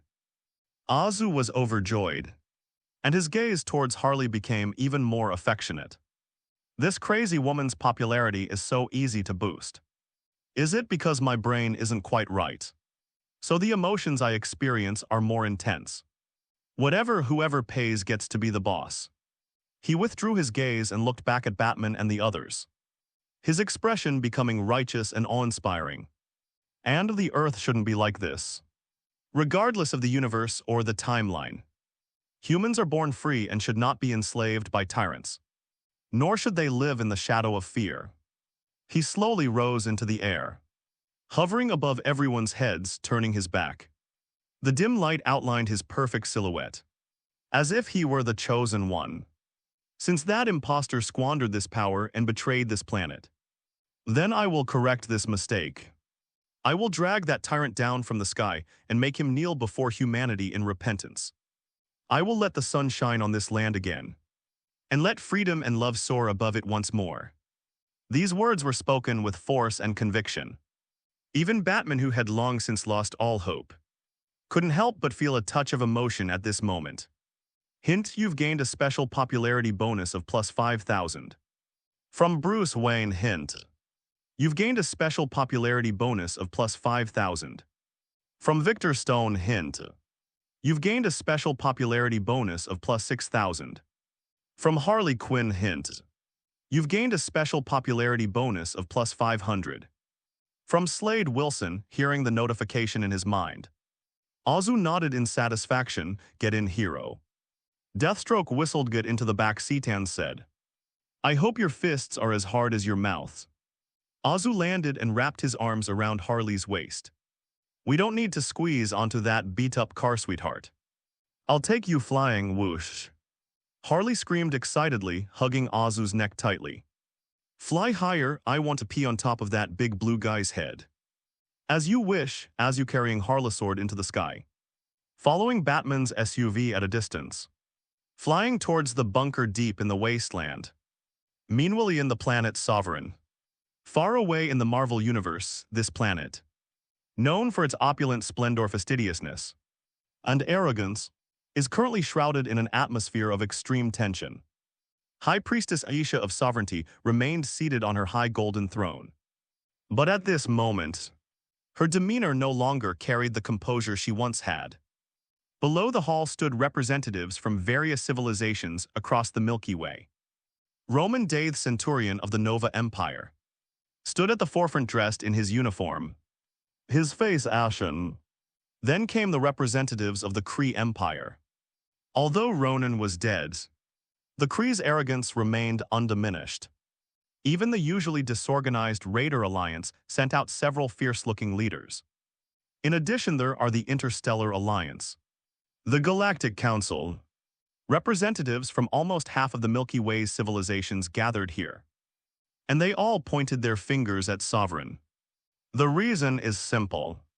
Although Ego's self-expansion plan was interrupted, the brief outbreak of the Godflower still brought catastrophic consequences to countless planets.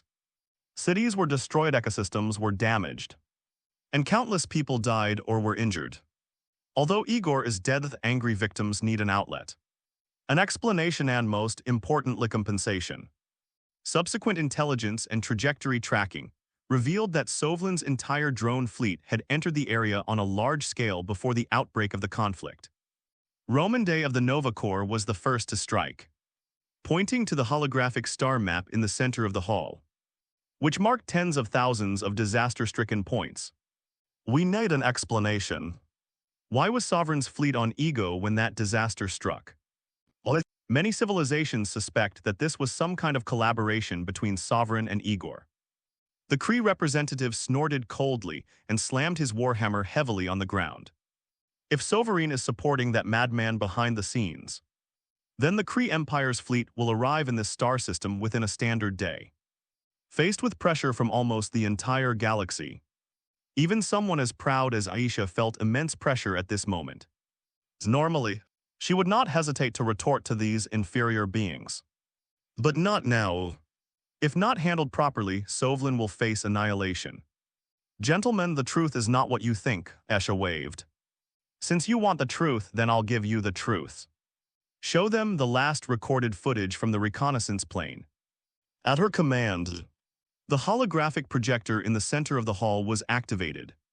A remarkably clear, high-definition video was presented to all the delegates.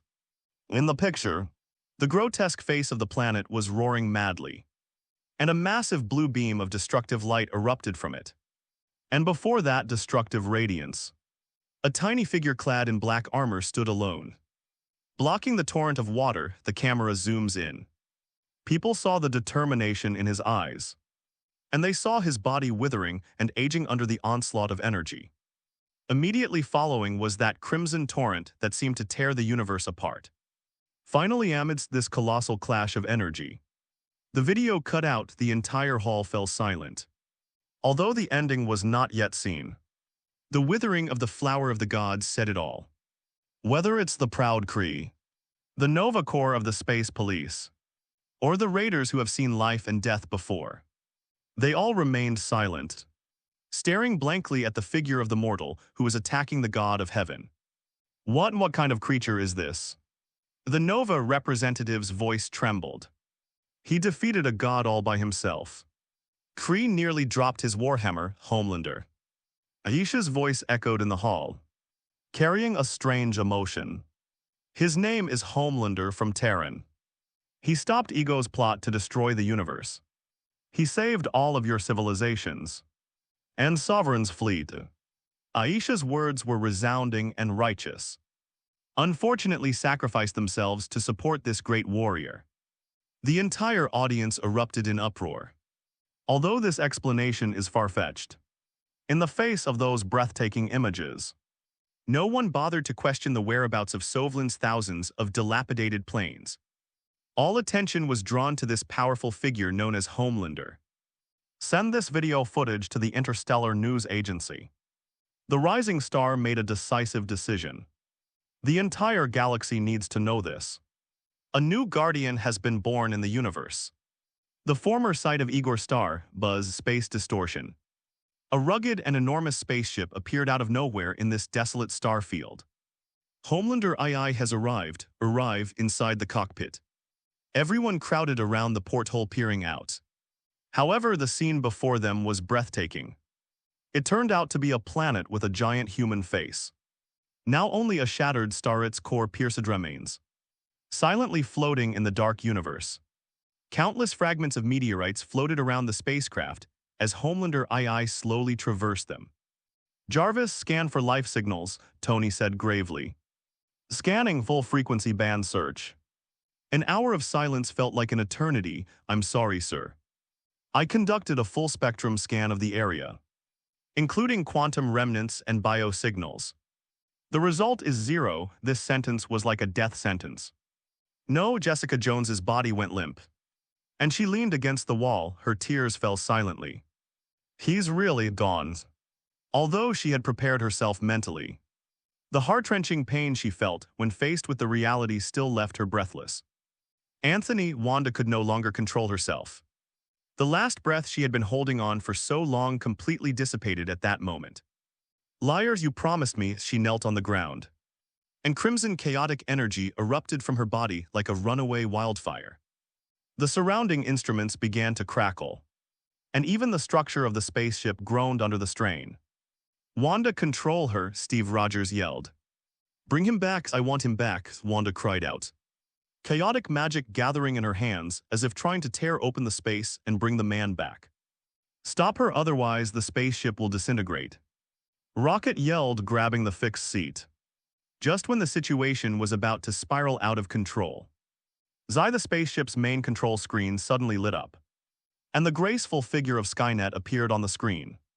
"Please calm down, Miss Maximov." Skynet's voice was steady and calm. "Mr. Starr is not dead." These words acted like a powerful tranquilizer, instantly calming the chaotic scene. Wanda looked up in surprise, the red light in her eyes fading. "What did you say?" "I have just completed the analysis of the gamma energy model for this area." Skynet retrieved a complex data model. The data indicates that there is energy feedback from a tier in spatial dimensions in this area. Mr. Starr is very likely lost in some spatial dimension. Furthermore, Mr. Starr left me a video before he left. He had already foreseen this situation, Skynet continued. He instructed that if he did not return within 72 hours of his disappearance, it should be broadcast to the world. Now it's time. The screen flickered, the scene changed. The background is the office of the CEO of Vought.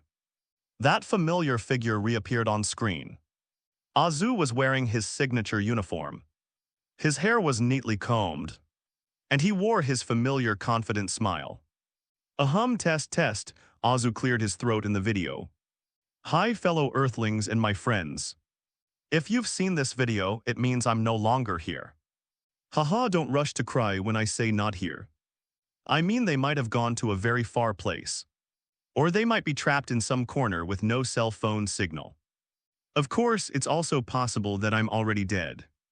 He was still smiling when the word death was mentioned, as if it were just a trivial joke.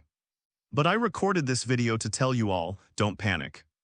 Don't be afraid and, most importantly, don't despair. I am a citizen of my motherland. I promise to protect you and I will keep my promise. Even if my body perishes, my spirit will forever protect this world. So wipe away your tears, lift your head. If I die, let my spirit be your new beacon. If I'm just lost," and Azu blinked, "then just wait patiently for me to come back. As long as you still believe in me. As long as you still need me. No matter where I am in the universe, even at the ends of hell. I will crawl back to you all then." His gaze seemed to pierce through the screen and fall upon the people inside the spaceship. "Jessica, don't cry. Your eyeshadow has turned into a blob of ink. If you miss me, come to my office. There's a whole cabinet of Macallan eyeshadows, all prepared for you. Remember to manage the company well for me, don't worry. I've already trained those old guys on the board to be decent human beings." Jessica stared at the screen, laughing and crying at the same time, yelling, "Damn it. Even at a time like this, you're still thinking about the company." "And Wanda, my little witch," Azu smiled gently. "Control your power, you're the best, don't worry me, okay? Remember, your power is for protecting everyone. Not for destroying our homes. Wait for me to come back. I'm still waiting for you to heat up my milk." The red light surrounding Wanda completely dissipated. She stared blankly at the screen, murmuring to herself, "I'll wait for you, I'll definitely wait for you. Steve, Tony, Natasha, Pietro, and everyone else. I'm leaving the Earth in your hands for now. Don't let me come back to find the house a complete mess. By the way, Sky, is Sky there?" Azu seemed to remember something. Sky, who was silently shedding tears in the corner, suddenly looked up, her face filled with disbelief. "He actually mentioned me. If you're listening," Azu said apologetically, "regarding your family. I'm so sorry I couldn't find them for you personally. But I will always support you, whether you find your biological parents or not. No matter what secrets are hidden behind your background. Remember one thing, Walter is your home, and I."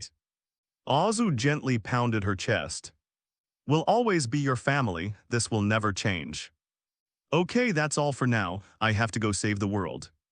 I love you all, goodbye." The image freezes on that radiant figure, making a heart shape with their hands towards the screen.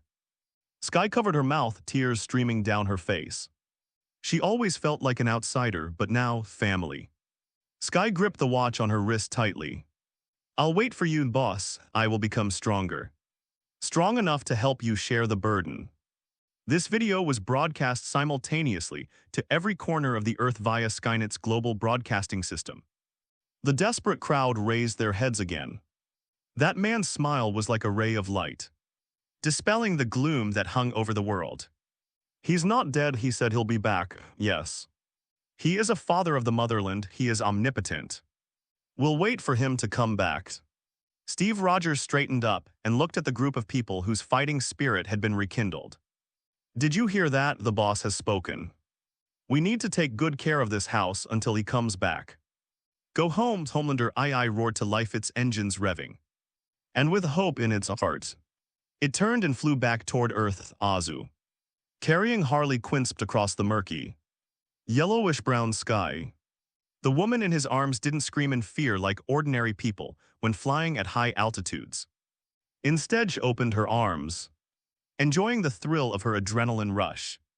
And her laughter was sharper than the wind. Whoa, faster. Mr. Candy, we're going to soar into the clouds. Suddenly, a series of rapid notification sounds exploded in Azu's mind. Hint: you have gained 961,255 popularity points. Hint: you've gained 856,324 popularity points. Hint: you've gained 936,324 popularity points. Hint: you've gained a special popularity bonus of plus 15000. From Jessica Jones. Hint: you've gained a special popularity bonus of plus 15000. From Wanda Maximoff. Hint: you've gained a special popularity bonus of plus 15000. From Daisy Johnson. Hint: you've gained plus 10000 special popularity points. From Steve Rogers. Hint: you've gained a special popularity bonus of plus 8000. From Tony Stark. Hint: the harvest. This sudden surge in popularity caused Azu to pause slightly in midair. After a moment's thought, he understood what was going on. Without a doubt, it must be on the other side of Earth. Skynet's thoughtful little secretary released the video of his last words. The video was something he had carefully planned, but he hadn't expected it to be so effective. It seems that tragic heroes are always more unforgettable than victors. Azu thought to himself at this moment. The thrill of gaining such a massive amount of popularity points finally made him burst into laughter. As a psychiatrist with a doctorate and a seasoned madwoman, Harley has an exceptionally keen sensitivity to emotions. To her, Azu's laughter was pure joy, a heartfelt delight. Even if the world ends, you'll still be this happy. I love you so much. In that instant, she felt a deep resonance with this man. A resonance that transcended the boundaries of their souls. This feeling utterly captivated her. Ha ha ha ha. Harley laughed along, hugging Azu tightly around the neck and wrapping her legs around his waist. Laughing until tears streamed down her face. Hint: you've gained a special popularity bonus of plus 10000. From Harley Quinn. Azu lowered his head, looked at the woman in his arms whose makeup was ruined and who was acting crazy, and laughed even louder. Their laughter echoed through the desolate wasteland, seemingly out of place yet strangely harmonious. The entrance to Bruce Wayne's secret bunker is located beneath what appears to be ordinary ruins. The thick layer of lead shielded Superman from his superhuman senses. As Azu landed with Harley in his arms, the bunker door slowly opened with a muffled hydraulic thud. Azu stepped inside. There was no high-tech feel to be found in a Batcave instead. There were only various rudimentary facilities cobbled together for survival. Sizzle smack. A blue arc of electricity flashed through the depths of space. Then came a sharp gust of wind, a figure clad in dark red armor. Its body crackling with blue electricity moved at high speed through the narrow passage. The wind it stirred up, scattering the blueprints on the table. Barry Allen, the Flash. Even in this apocalyptic environment, he must constantly train to maintain the connection of the Speed Force. He seemed to sense the intrusion of a stranger, and his figure suddenly froze, stopping in front of Azu. The moment Barry caught a glimpse of Azu, his face turned deathly pale. Overtake. Calm down, Speedster. Azu smiled and raised a hand. Look closely, I bet you also think I'm the imposter. Barry was stunned. He blinked and looked at him carefully again. Not that tyrant in the metropolis. though they share similar physiques and that damned sense of oppression. Who are you? Barry relaxed slightly but remained wary, his fingers tapping nervously on the armor plate on his outer thigh. You were brought back by Bruce. Where's Bruce? He's eating shit in the back. Harley poked her head out from behind Azu, eyes lightning. Let me introduce you, this is my new boyfriend, Mr. Candy.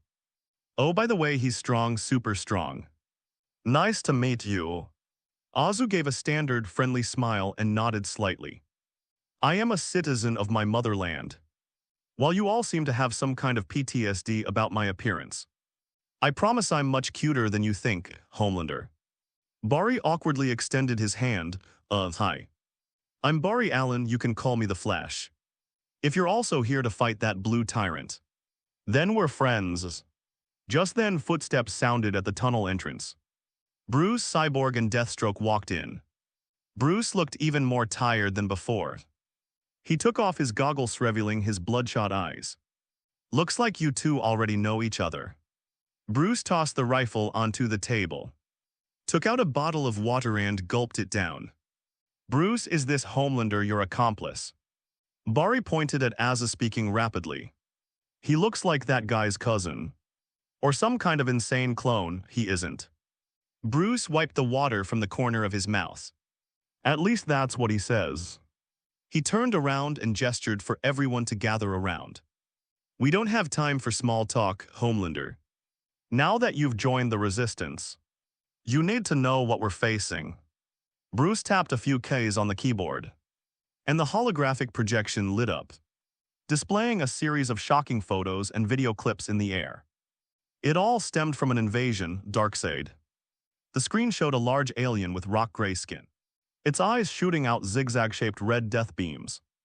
He is the tyrant of Apocalypse. A few months ago, he personally led a massive army to Earth.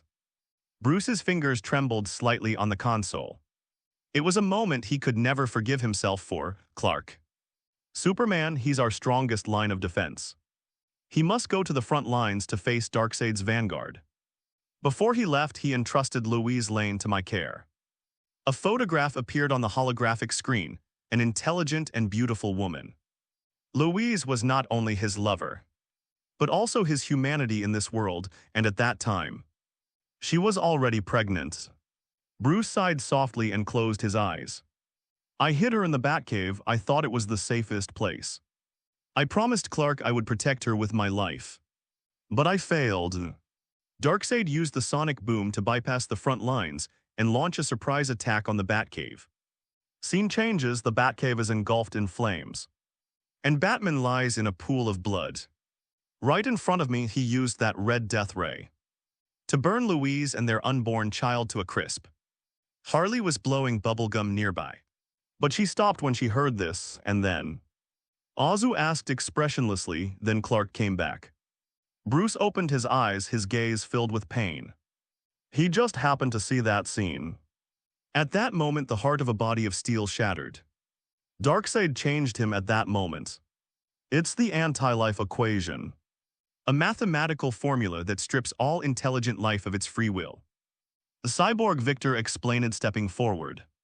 It proves that hope, love, and free will are meaningless. It can directly rewrite the logic of a living being's brain, forcing them into unconditional submission to the user. From that moment on, Superman died, Bruce continued. What survived was Darkseid's most loyal general. The Justice League fell apart on that day. Bruce pulled up a list of the dead. Diana, Wonder Woman. She led the Amazons in resistance and died on the battlefield. Her body was taken back to Paradise Island for cremation, and the island subsequently sank to the bottom of the sea. Arthur Curry's Aquemens. He died by his own weapon in battle against Darkseid. His trident is now in Mira's hands. The last exile of Atlantis. Bruce turned off the holographic projection, and the hall fell into darkness. This is the current situation in the past few months. 80% of the world's population has disappeared. They either died in war or were captured and transformed into mindless parademons. Superman established a totalitarian empire. He had an army of fanatical puppets dressed in Nazi-style uniforms bearing the S symbol. hunting down any who resisted in the ruins. But that's not the worst of it, Cyborg said, projecting a massive black tower into the air. That was an information transmission base located in the heart of Metropolis. The Superman regime used apocalypse technology to modify Earth's existing satellite, broadcasting and internet systems. They converted the anti-life equation into electronic signals and inserted them into all receiving devices 24 hours a day. Anyone who hears or sees that signal will have their will gradually eroded, eventually turning them into a walking corpse. We estimate, and Bruce paused slightly, that there are probably only 1 billion or so humans left alive globally. And that number is decreasing rapidly every minute. Over 1 billion, Azu nodded thoughtfully. This number gave him a slight sense of relief. Although it was much less than he had expected, it was still a huge number if managed properly. The popularity generated by these billions of desperate people can be of exceptionally high quality and fervent enthusiasm. That does sound really bad. Azu nodded, his tone genuinely concerned. So our next task is simple, right? He pointed to the projection of the Black Tower. We stormed into Metropolis, took over that transmission base, and stopped that equation from turning people into idiots. No, Bruce rejected the proposal outright. That's useless as long as Superman is still around. As long as Darkseid is still around. That signal can be rebuilt at any time, besides. With our current strength, a direct attack on Metropolis would be suicide, really. So what's your plan, Bat? Azu raised an eyebrow, looking at him with interest. We need to find kryptonite, Bruce looked into Azu's eyes. That's the only thing that can hurt him, kryptonite. Azu raised an eyebrow, interesting. If I were Superman, I would never allow such a thing to exist. That's right, Cyborg replied. I've searched every known network and black market database globally. The Superman regime has destroyed all its kryptonite reserves over the past few months. That trap we just saw was the last clue, that's it. Azu shrugged, then what's the point of your plan? No, there's one more piece, Bruce's voice lowered. Where? Steelbone asked doubtfully. No, not the location, Bruce shook his head. It's the people in this world. There's a madman who would absolutely keep that thing hidden away, and who has the ability to evade Superman's detection. Bruce turned around, his gaze sweeping over the crowd and landing on Harley, who was playing with a baseball bat, the Joker. He's the only one who can help us now, clang. Harley's baseball bat fell to the ground. Upon hearing this name, Harley Quinn, who had been laughing and joking just moments before, suddenly became like a cat whose tail had been stepped on, her fur standing on end. Don't mention that name to me, Bat Boy, I'm warning you. I will never ask that B*****D for help, never in my life. Harley screamed, filled with extreme disgust and anger. If I saw him, the only thing I would do was shove this stick down his throat. All the way down to his stomach. Harley, calm down. Bruce tried to soothe her, but his voice remained harsh. To save the world, we need that kryptonite.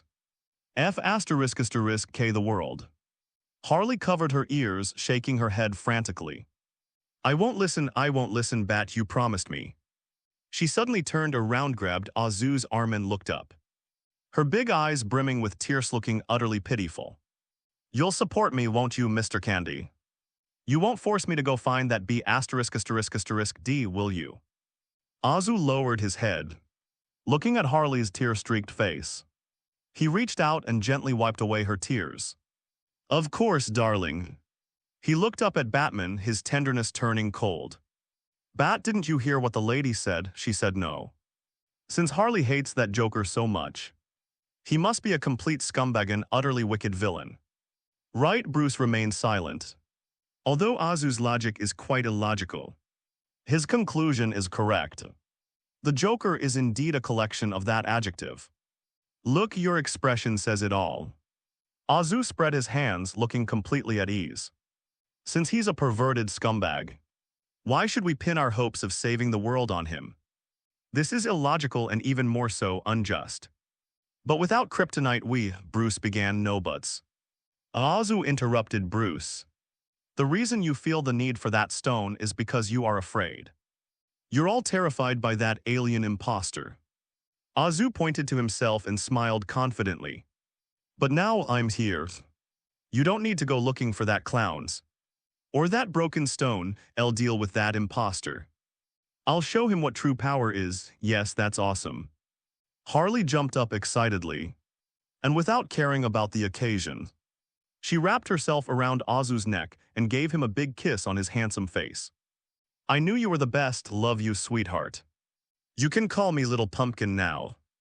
I'll always call you that, Little Pumpkin. Azu patted her waist. No. Bruce Wayne slammed his hand on the table, his voice stern. Absolutely not. Homelander, you have no idea how terrifying Superman is. And it's not just a matter of strength. Our enemies also include Darkseid and the entire Legion of Apocalypse. We only have one chance, Bruce stared at Azu. One chance to correct all our mistakes. We can't gamble that on your individual heroism. Correcting errors, Azu narrowed his eyes, grasping the key point in the question, and looked directly at Bruce. Tell me, what is your opportunity? Bruce glanced at Cyborg and the Flash. The three exchanged a glance and finally Bruce nodded. He knew he had to persuade this powerful outsider. Steelbone walked up to a huge instrument covered by a canvas and yanked the cloth off. It was an extremely complex-looking mechanical device. A huge rotating wheel, dense coils, and a control panel connected to countless pipes. This is a cosmic treadmill, Bruce explained. Our plan isn't to defeat Superman. Because at this point we've already lost, our goal is to reboot, and at the heart of the plan is the Flash. He pointed to Barry Allen beside him. Barry possesses a magical power called the Speed Force. Given enough speed, he can reverse time and travel back in time. Our goal is to have him use the cosmic treadmill to go back to the day Metropolis fell. Or even earlier, to the moment the Batcave was attacked. To prevent that tragedy from happening. As long as Lois Lane lives, Superman won't fall. The Justice League won't disintegrate. And Darkseid's invasion will be kept at bay. None of this. This hellish future will exist. Bruce explained the core of the plan in one breath, but Cyborg added, the cosmic treadmill isn't the kind of elevator you can just push the button to teleport. It needs to store energy. When Barry ran and accelerated on it, he couldn't move or stop. That was when he was most vulnerable. And I need to connect directly to the treadmill's main unit to set its landing time and coordinates. During this process, I was also unable to fight. Steel Bones pointed to the top of his head. And once the cosmic treadmill starts, the immense energy surge released by the Speed Force is like lighting a flare in the darkness. Superman's superhuman senses would capture us in an instant. He'll fly here from Metropolis in seconds and wipe us all out before Barry even gets through. So we need kryptonite. Bruce continued, his eyes resolute. Even if it only weakens him a little. Even if it only slows him down for a minute. That's our only chance of winning. After speaking, Bruce looked at Azu, waiting for his response. A brief silence fell over the hall. Azu suddenly chuckled. You're just going to tell me such an important plan to someone you've only just met? What if I'm a spy sent by that imposter? What if I'm Darkseid's lackey? With your lack of secrecy, no wonder you lost so badly. At this moment, everything leads to certain death except for faith. Bruce looked directly at Azu and said in a deep voice, I have no choice, my gut tells me you're not one of his men. Azu shook his head, his mockery deepening. Forgive my bluntness, Batman. Your so-called plan to save the world is utterly foolish. So stupid I thought this was something a primary school student who hadn't graduated came up with. What do you mean? Barry Allen couldn't help but interject. Have you considered the consequences? Azu walked around the unfinished cosmic treadmill, his fingers lightly tapping the metal casing. There is a very simple logical paradox here. What if this fast-moving kid really did travel back in time? Save the woman named Lois and change history, so. Azu pointed to the dilapidated walls around him, and then to the scars on everyone's bodies. What will happen to us here if the past had been altered? Then this desperate timeline wouldn't exist. If it never existed, then the future Flash wouldn't have gone back to save people. Well, you can't possibly be unaware of this simplest grandfather paradox. Azu continued, ignoring Bruce's increasingly grim expression. Your so-called attempts to change the past cannot save the world today. You will only create a new timeline, a parallel universe. In that new timeline, everyone is probably very happy. Louise is alive, a child is born. And everyone is having picnics together in the sunshine. But what about here? Azu stomped his foot and the ground trembled. This damned wasteland. This world full of ashes and corpses, it still exists. The suffering here will not disappear. And you're just running away. Azu pointed at Bruce's nose, mercilessly reopening the wounds in his heart. You want to create a beautiful dream, then hide inside it and pretend none of this ever happened. And the price is to completely abandon this world. To abandon everyone here. And the remaining billion or so people died in pain and torment because of your inaction. Bruce's face turned deathly pale. His body trembled slightly, and a hint of pain flashed in his eyes. Does he know? How could one of the world's most intelligent people not know about the theories of the multiverse and time branches? But he could only gamble. Gamble that the Flash could rewrite reality and overwrite this flawed timeline. Because apart from that, he really didn't know how to win. No, once Flashpoint occurs, reality will be rewritten. Bruce tried to argue, just fooling yourself. Azu rudely interrupted him. I've seen the multiverse, Batman. I know how time works. Those who toy with time will ultimately be destroyed by time. That's the key point. If we let the Flash go back and mess with the timeline, and he actually creates the Flashpoint, the entire universe will be reset. Who knows if Homelander will even have a place in the reset DC universe? What if he's been erased from time? It's your behavior that needs to be corrected. Azu's eyes suddenly lit up with a red light. No, stop. Bruce seemed to realize something and subconsciously reached for his waist. Zzz, two blazing gazes shot from Azu's eyes, piercing directly through the sophisticated cosmic treadmill. Boom, boom, boom. The instruments exploded one after another at high temperatures. Sparks flew and metal twisted. The machine that carried Batman's hopes for victory turned into a smoking pile of scrap metal in the blink of an eye. What did you do? Barry Allen screamed, clutching his head, staring in horror at the pile of scrap metal. You've destroyed our hopes. Cyborg's arm instantly transformed into a high-energy plasma cannon. Aimed at Azu. Bruce stared straight at Azu, his eyes blazing with fury. Are you insane? The atmosphere was tense and ready to fight. But Azu didn't care at all. He stood in the firelight, his cloak billowing in the heat. I'm helping you win. Stop dreaming, Bruce. There's no going back, no second chance. We stand here, our feet planted on this land end behind us. We protect these people who are still alive.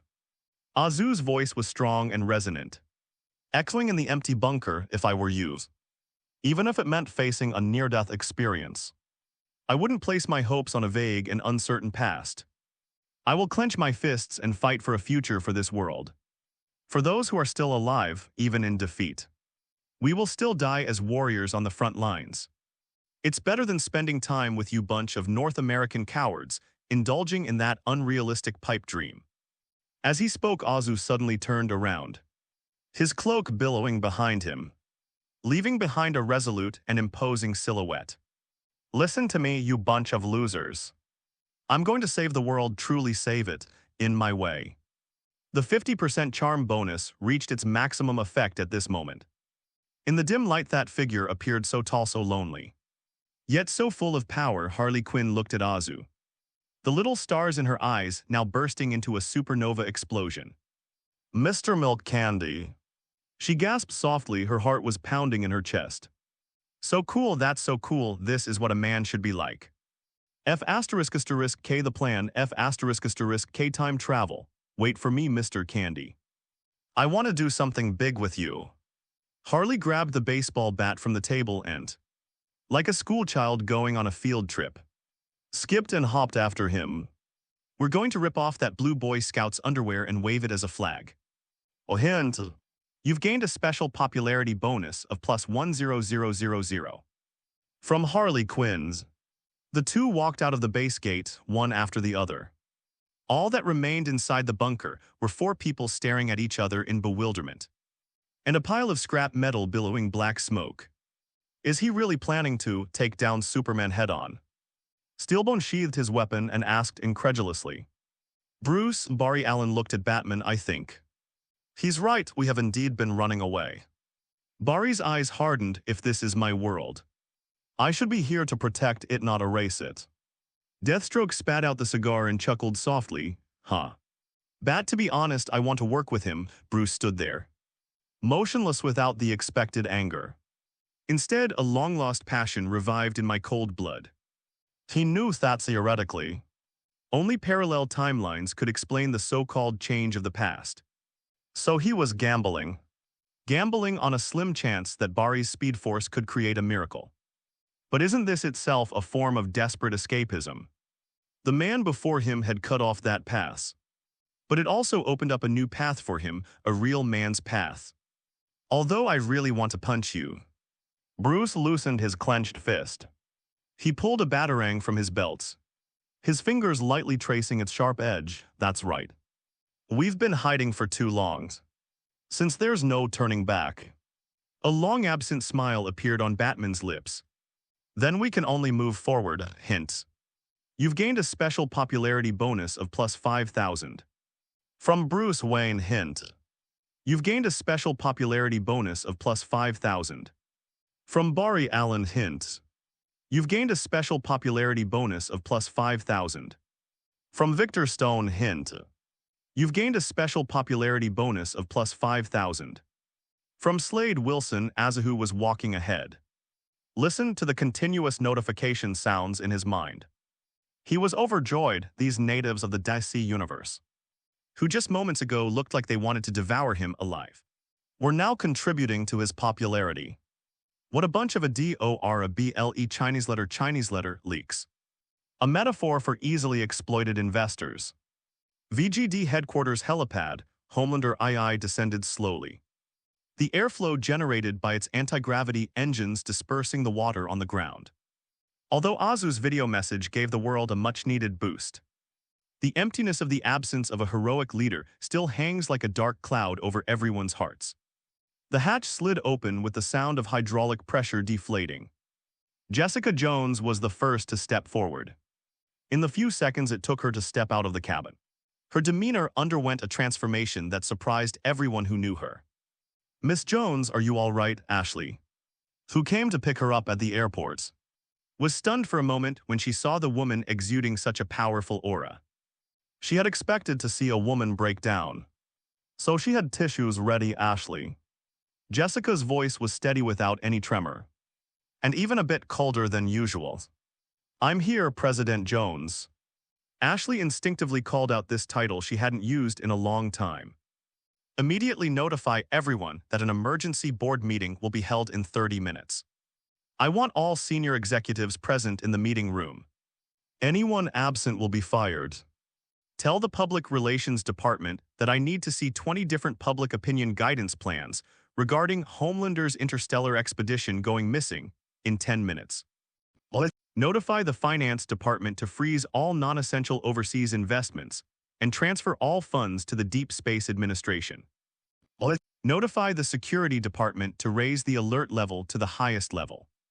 If anyone dares to cause trouble behind our backs during this period. Jessica paused, a dangerous glint in her eyes. Directly exercise the qualified exemption right. As Jessica walked toward the president's office, she rapidly assigned tasks. That familiar feeling sent a shiver down the spines of the longtime Walter employees present. They were all too familiar with that look. When Homelander went missing last time, Jessica used this same look to subdue those disobedient directors and executives one by one. President Jones is back behind Jessica. Wanda silently descended the gangway. She didn't speak, nor did she look at anyone. She walked to an open space and raised her hand. Zai. A portal crackling with sparks tore open in the air. On the other side of the gate are the snow-capped Himalayas and the ancient architecture of Kamar-Taj. The monk Mordo was instructing his apprentices in the square when he saw Wanda return and immediately went to greet her. "Wanda, why are you back?" the news said. "I want to go into the libraries."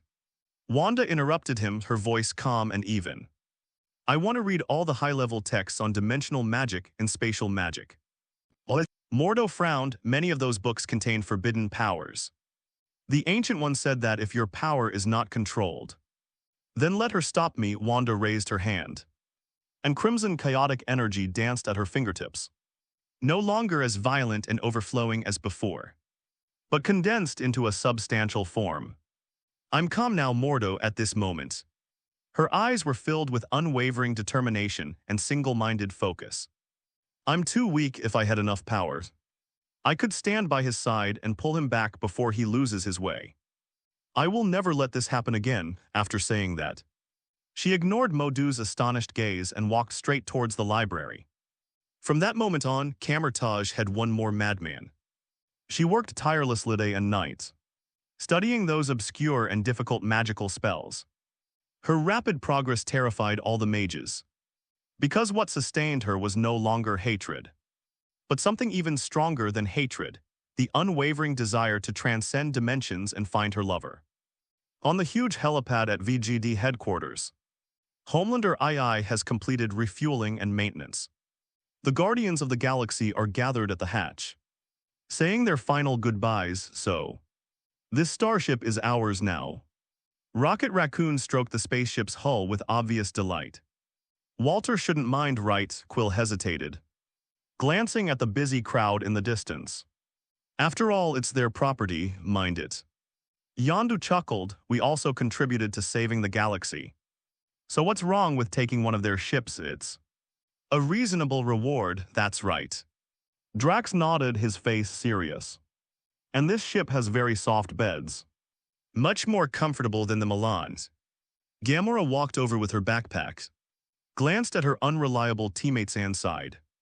"Where do we go next?" Quill was silent for a moment, then looked up at the deep starry sky. "That guy Homelander, he said he was just lost.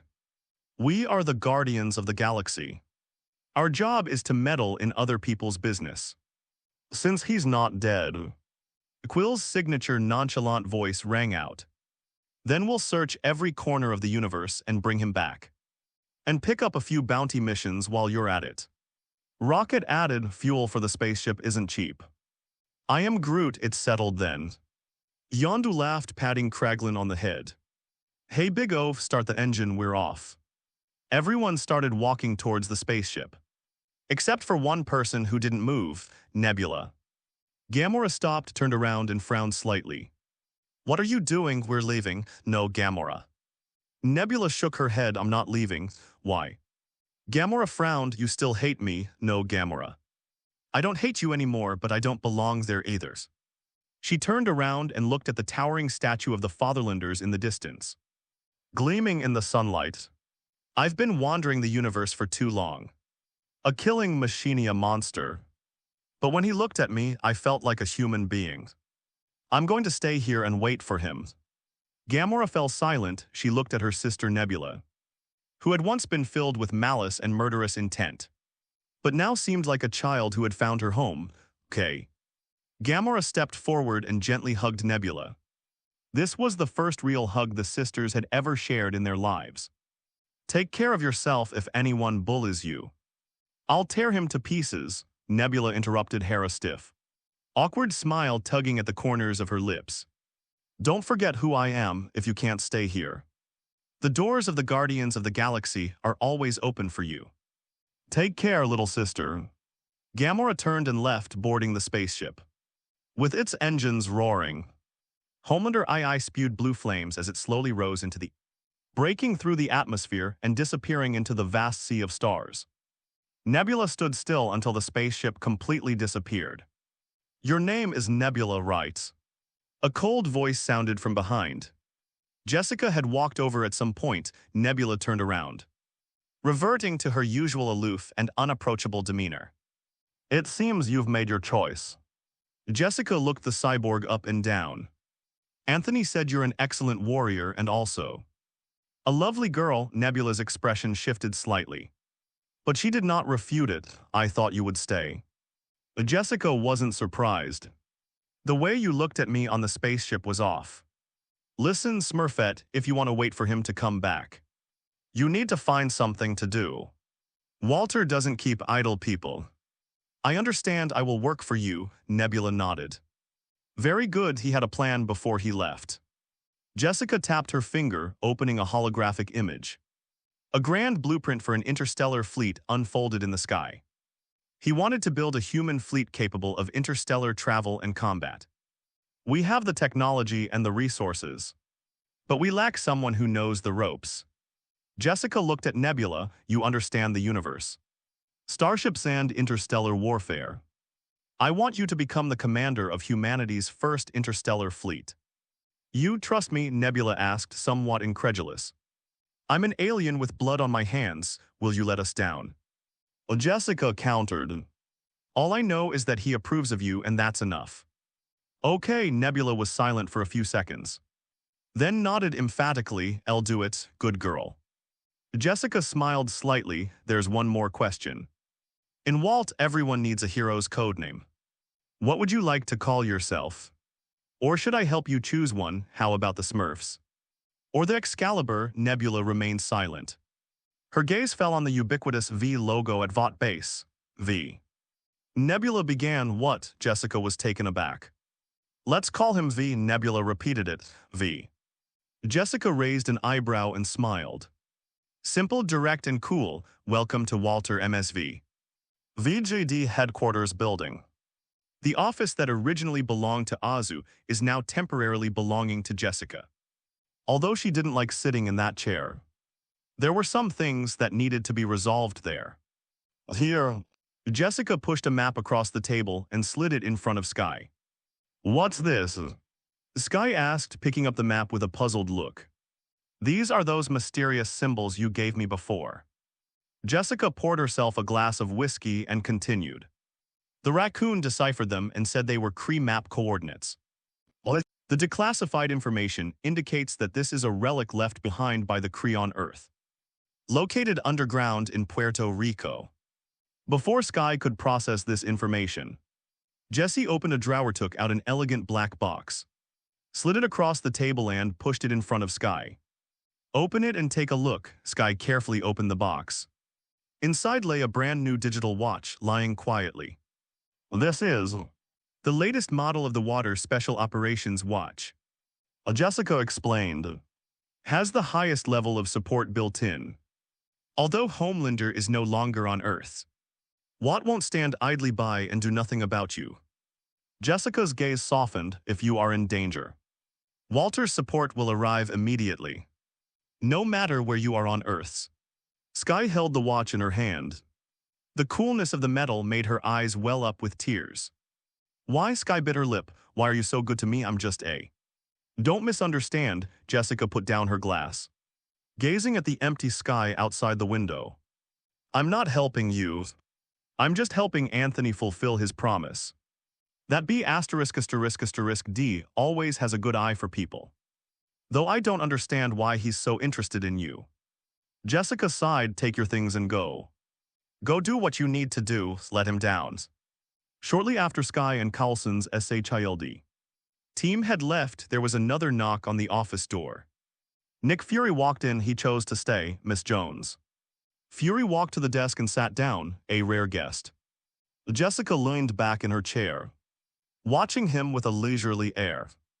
The former director of SHIELD, actually letting his subordinates leave first and staying behind alone. Let me guess. You're trying to scam some funding from Vought to repair your secret base. I want to talk about the scrolls. Fury ignored Jessica's sarcasm and went straight to the point. Oh, Jessica raised an eyebrow. Those green-skinned chameleons, Skynet already told me. I heard they threw a huge party in Chernobyl, and even wanted to turn Earth into a radiation playground. That's Gravik, leader of the radicals. Fury said gravely, not all Skrulls want war, so. Jessica leaned forward. What are you trying to say? Do you want me to give them green cards? Or give them a piece of land in New York to build a little Skrull town?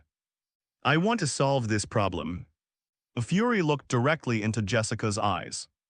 I understand them, I've dealt with them for decades. I know their culture, their weaknesses. You need someone knowledgeable to handle this mess. I want to join Walter. Jessica was silent for a moment. Then suddenly burst out laughing. Let me sort out this logic. Nick Fury, the former director of SHIELD, is now a wanted criminal. You want to come to Vought to work. But you're the one who started all this, aren't you? Jessica's smile vanished, her eyes sharpening. Now that things have gone too far, you're coming to Walter seeking a solution. I'm sorry, Director Fury. While Walter is a commercial company, we don't harbor traitors. The words traitor struck Fury like a heavy hammer blow to his face. Even someone as composed as him couldn't help but feel the veins bulging on his forehead at this moment. I'm not a traitor, Fury growled, slamming his hands on the table. Everything I did was for the Earth, for humanity. Back then we had no Avengers, no Homelander. Faced with an alien threat, we were like a bunch of monkeys with sticks. I had to utilize every resource at my disposal. Perhaps my methods were dishonorable. Perhaps I made mistakes. But I have never betrayed humanity. He was breathing heavily, his chest heaving violently. I'm standing here knowing during your mockery. Not to find a job and retire, but I want to make up for all of this. Silence fell over the office. Jessica stared into Fury's eyes for a long time. Just as Fury was about to give up, Jessica spoke up. Go report to Skynet. Skynet is handling the identification and elimination of the Skrulls. You'd better pray you're still of some use. But remember, Fury. Jessica's voice rang out coldly as Fury got up to leave. If I find out you're using your spy tricks at Walter, I will personally throw you into the sun. Believe me, I have the ability to do so now. Fury paused for a moment. He didn't turn around but silently opened the door. He stopped just as he was about to step across the threshold. I have one more question, Fury said, his back to Jessica. Brock Rumlow, the current director of SHIELD. He's one of yours, right? Jessica didn't say anything, but just smiled meaningfully. Silence itself is the answer. Fury shook his head with a self-deprecating smile. I knew it, what I consider a formidable enemy is indeed insignificant in his eyes. He pushed open the door and stepped out, his back view somewhat desolate. But what he didn't tell Jessica was that what truly made him decide to join Vought was neither the Skrull's betrayal nor SHIELD's wanted notice, but it was on that day. At the very moment, he piloted his Hellfire fighter plane crashing to the ground. He finally pressed the button on the old pager, that pager, which he had treasured for decades and considered his last resort. The signal has been sent. But even now the sky remains empty. Carol didn't come. The people of the motherland are right. Ultimately, Earth can only rely on Earthlings themselves. A major city, this city, once hailed as the city of tomorrow, is now shrouded in the shadow of death. The LexCorp Tower has been transformed into the power center of the Superman regime. Clark Kent's the Chosen One, no, the General of Apocalypse. Listen to the report below with a blank expression. So, he asked in a deep voice, you mean our fire pit remediation projects around the world are being sabotaged? Yes, General, a commander stepped forward to report. It's not just the fire pit. Our three main concentration camps in North America, as well as the Parademons incubation facility in Europe, have all been devastated in the last few hours. A devastating blow, Superman's eyebrow twitched. Yes, and our troops stationed in various locations. Those elite units that are besieging and suppressing human resistance strongholds are also suffering devastating blows. At that moment, the side door of the hall opened. Gloria's Godfrey, Darkseid's propaganda minister stationed on Earth, strode in. He held a data panel in his hand, his face grim. Child of Krypton, you must see this. Godfrey tossed the data tablet into the air. and a holographic image unfolded in the center of the hall. This image was extracted from the visual nerves of the frontline demons. In the picture, a red and blue figure was suspended above the huge fire pit. The stars and stripes cape behind him billowing in the heat. "Who is that?" a general from Apocalypse exclaimed. The man on the screen moved. There were no fancy moves. Just a sudden flash of light in his eyes. Two crimson beams of heat like swords of judgment sliced through the protective shell of the world's furnace factory without hindrance, detonating the energy core. Boom. A massive explosion engulfed the screen. The scene changes again. This time it was in a prisoner of war camp, where countless parademons swarmed towards the man like locusts. A contemptuous smile played on the man's lips as he easily tore through the parademon's lines. His flight was both elegant and ferocious, each punch accompanied by the explosion of a sonic boom. Bangs, bangs, bangs. The parademon's bodies exploded one after another in midair. Finally, the image freezes on the blonde man floating in midair. Holding a demon-like head in his hand, this guy has the same strength as you, the same heat vision.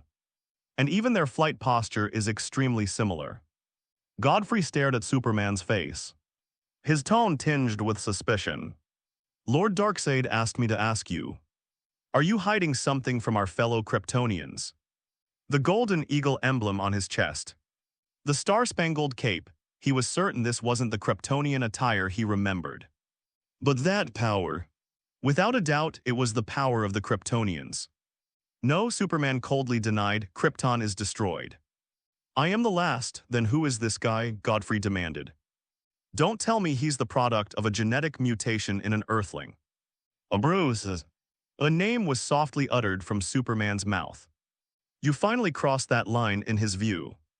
The only explanation is that Batman Bruce Wayne secretly collected his genetic sample and created a clone. "Principles?" Superman scoffed, his eyes flashing red. "As expected in the face of survival. Your principles are worthless. Where is he?" According to the last reported information, his last known location was in Kansas. Godfrey glanced at the data. Smallville. Smallville. Upon hearing this name, a flicker of emotion suddenly appeared in Clark's otherwise emotionless eyes. "Since he's there," boom. Clark vanished from the throne in an instant. In the past 7 or 8 hours, Azu has been working tirelessly to rescue countless refugees imprisoned in concentration camps. Wherever she goes, Harley carries a camera to record every exciting moment.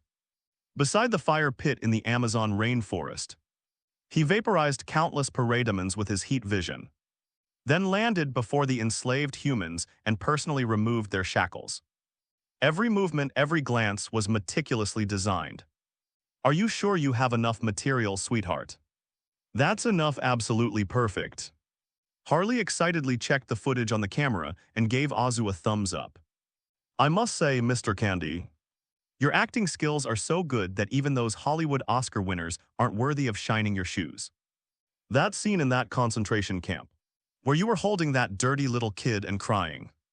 Tusk tusk, I almost believed it myself. That was genuine emotion, Harry." Azu ruffled Harry's hair. "My love for the children is sincere." Yes, you're the most sincere," Harley giggled. "Where do we go next?" "Time to blow that imposter's head off," Azu smirked. "Smallville, Kansas. This place once boasted rolling golden wheat fields, the softest hometown in Superman's heart. But now all that remains is a scorched wasteland. The houses on Kent Farm have long since collapsed, leaving only a few charred beams stubbornly pointing to the sky. This place looks really depressing." Harley Quinn carried several cameras modified from steel skeletons and fixed them in different positions as requested by Azu. "This is his home." Azu kicked away a piece of mailbox fragment with the word Kent engraved on it with his toe. "For that imposter, this is where it all began. And this is where it all ended. There's nothing more fitting than to hold his funeral here." Tusk tusk, so this is the hometown of that alien Boy Scout. No wonder he's mentally unstable. I'd be depressed too if I were in that godforsaken place. "Are you ready, little pumpkin?" "Ready to go, sir." Harley gave a clumsy salute. Then pressed the communicator. Mechanic, how's it going over there? Hundreds of kilometers away. The steel frame was being connected to the global satellite network, and a massive amount of data was streaming down his face like a waterfall. I've bypassed Apocalypse firewall. Cyborg's voice came through the encrypted channel. That wasn't easy. Their encryption algorithm is based on the mother box code. The good news is I'm a child of the mother box. I hijacked all the satellite signals radio stations, and those propaganda screens used by the parademons for brainwashing. Signal coverage 99.99%. Now the whole Earth is your stage, Homelander. Azu adjusted his breath and closed his eyes, and took 3 seconds to prepare. When he opened his eyes again, his deep blue eyes were filled with heartbreaking affection and a sense of vicissitude. Action. Harley pressed the power button. This moment, whether they were refugees hiding deep in the ruins, prisoners imprisoned in concentration camps awaiting reform, or resistance fighters holding guns and desperately guarding their trenches, they were all victims of the war to their surprise. The screens that usually only showed darkside teachings and Superman executing prisoners suddenly flickered. At the same time, a stirring tragic, yet hopeful symphony resounded from countless radio stations and radios. A montage sequence flashed quickly across the screen. That's Azu's record over the past few hours. He used his thermal vision to blast the energy core in front of the fire pit in the Amazon rainforest. In a concentration camp in Paris, he tore open a massive electromagnetic door weighing tens of tons with his bare hands, and silently wept while holding a little girl covered in wounds. He tore countless parademons to shreds on the ruins of London. His stars and stripes cape fluttering in the smoke. Every shot is precisely timed to the beat of the background music, combined with slow-motion close-ups, showcasing an unparalleled aesthetic of violence. Finally, the image freezes. The backdrop is the desolate, scorched earth of Smallville. Azu stands in the center of the frame, the wind gently ruffling his blonde hair. His eyes are melancholic yet resolute as he stares directly into the camera, as if looking into the depths of everyone's soul. My compatriots, Azu's voice rang out. There was no background noise, no interference. The sound reached everyone's ears clearly, and the warm voice seemed to possess a soothing magic. You have suffered. I know you have lost loved ones, lost your homeland, lost your dignity as human beings. I know you hide in the darkness, afraid to make a sound. I know you look at the sky, your eyes no longer filled with hope, but only with fear. I also know that you once trusted someone, a god from the stars, a savior draped in a red cloak. But he betrayed you. He turned this beautiful planet into hell, enslaved you. He stole your freedom, he stole your smiles.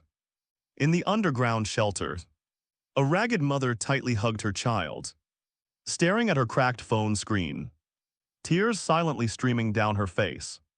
I am a citizen of my motherland. I too came from the stars, but I am different from him. Azu placed his hand on his chest. I bleed the same blood as you, then. He slightly raised his gaze and began to recall a past that did not exist. Like you, I was originally just an ordinary earthling. When I was a child, a group of aliens from deep space took me away to turn me into the perfect superweapon they wanted. They isolated me, brainwashed me, threw me into an incinerator, and took pleasure in watching me suffer. They want to turn me into a weapon to invade Earth. Azu clenched his fists, his muscles bulging beneath his tight-fitting clothes. But I did not give in, because no amount of spiritual pollution could change my love for my hometown. I fought my way out of the lab, entered the universe, and fought against all sorts of alien tyrants. But I've never forgotten this place. He squatted down, grabbed a handful of charred soil and gently rubbed it. This is my home, even across thousands of light years. I can smell the earth in my dreams. Azu stood up, letting the dust in his hands drift away in the wind. Until recently, I heard crying on the other side of the starry sky. That was the cry of a mother losing her child, the roar of a soldier before his death, the groan of a world on the verge of collapse. And when I finally returned, a thin mist rose in his eyes, and tears slowly slid down his cheek. I witnessed my compatriots being slaughtered like livestock. I saw once prosperous cities reduced to ruins. I once thought I had become a monster in the universe. But now I understand all the suffering I've endured. All the torment I've suffered was for this moment, so that I may regain my power and return to protect you all. I am a citizen of my motherland, but I am also your son, your brother, your family. Azu suddenly swung his arm, his sadness replaced by rage. He pointed at the camera, his voice booming like thunder. Superman, you hypocritical coward, you filthy alien scum. You have failed this land that nurtured you. Today I am a citizen of my motherland, representing every dead human being, representing every free will that still breathes. I will bury you right where you grew up. These words resonated like a thunderclap across the globe. In this oppressive world, no one has ever dared to insult him so openly. This is a declaration of war, South America. A hidden underground bunker belonging to the resistance. A group of ragged soldiers gathered around the radio, listening to the stirring voice, and their previously numb faces gradually regained color. His cursing was F***G awesome, an old soldier spat. That's what a man should say. Who is he? A young soldier asked, how dare he? He's a remarkable man. The old soldier wiped his gun, a glint in his eyes. My brothers in Europe told me he single-handedly wiped out an entire alien army last night. Back to the live broadcast. Azu's speech reached its climax, my fellow countrymen. My warriors who fight in the shadows. Never put down your guns. Never extinguish the fire in your eyes. I stand here to tell you, to tell the entire universe. The earth belongs to humankind. Anyone who dares to lay a finger on our homeland, we will slaughter them all, leave no one alive. Humanity never be slaves. Azu raised his fist and let out a final roar towards the sky. That moment around the world in countless corners. Those survivors who had originally intended to save their last bullet for themselves trembled as they lowered their guns. Those who had long been numb with despair gripped their weapons once more. Hope spreads like wildfire across the barren grasslands. For humanity, someone roared angrily amidst the ruins. Homelander, slaughter those alien bastards. We still have Homelanders, countless voices converged.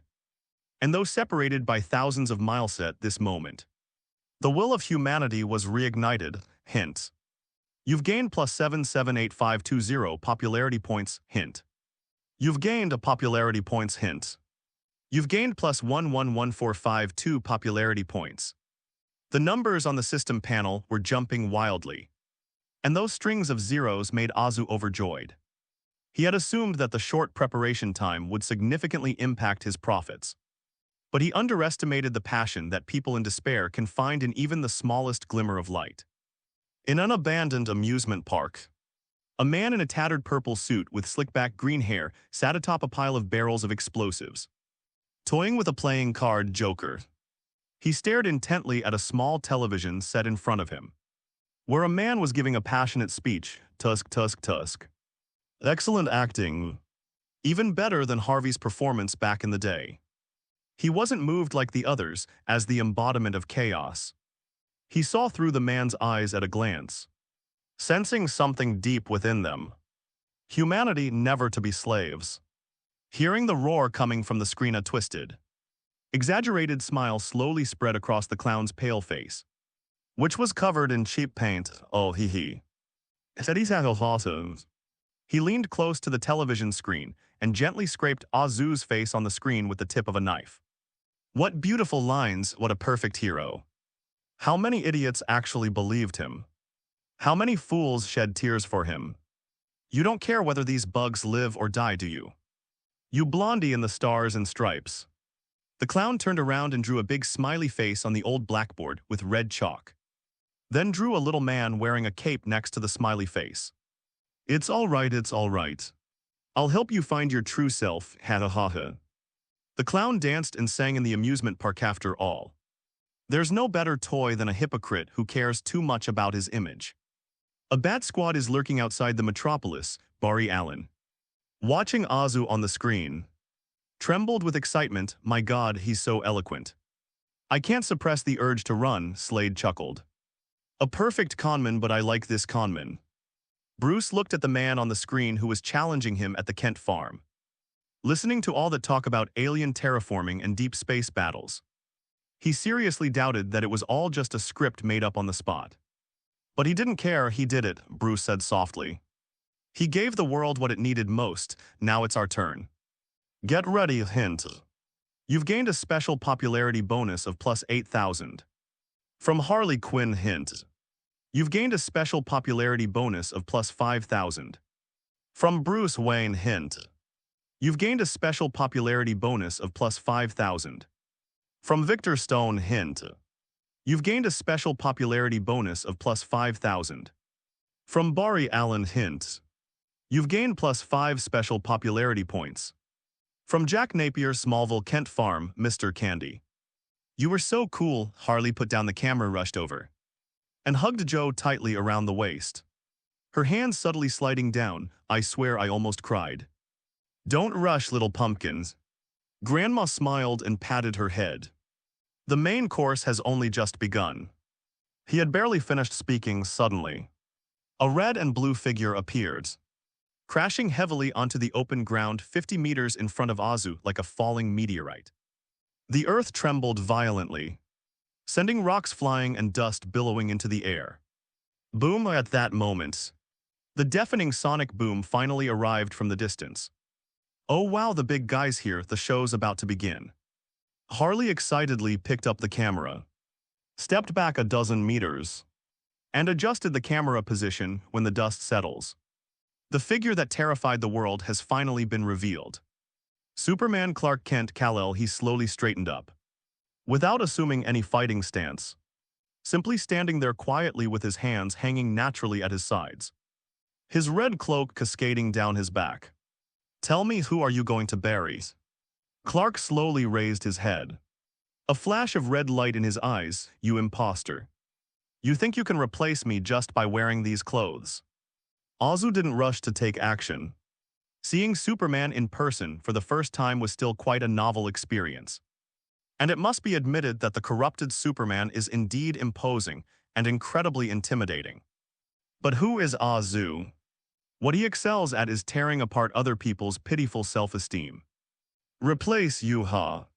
Azu met Superman's gaze without fear and let out a contemptuous sneer. You overestimate yourself, Clark, as he spoke. He took a few steps slowly, pacing in front of Superman. His eyes full of mockery. Why should I replace a stray dog? You're courting death. Superman's eyes flashed red, and the surrounding air temperature instantly soared. You're angry already. Azu wasn't frightened at all. Instead, his smile widened. He spread his hands as if chatting with an old friend. To be honest, Clark, I'm very disappointed in you. Look at yourself. What are you doing? Serving as a dog to the murderer who killed your wife and children. Shut up, Superman roared, these words striking precisely at the most painful nerve in his heart. Why should I shut up? Did I say something wrong? Azu gave Superman no chance to breathe, closing in step by step, unleashing his full barrage of venomous words. Darkseid burned Louise's body through with a beam of light. Right before your eyes charred your lover and your child, who hadn't even had a chance to see the world, and you. As a husband, as a father, what have you done? You didn't avenge them. You didn't twist Darkseid's head off, you chose to kneel. Azu pointed at Superman's chest, piercing his heart with each word. You're using the anti-life equation as an excuse. You think that as long as your brain is brainwashed, you won't have to face that excruciating pain, right? You've transferred your suffering onto the world. You killed your friends.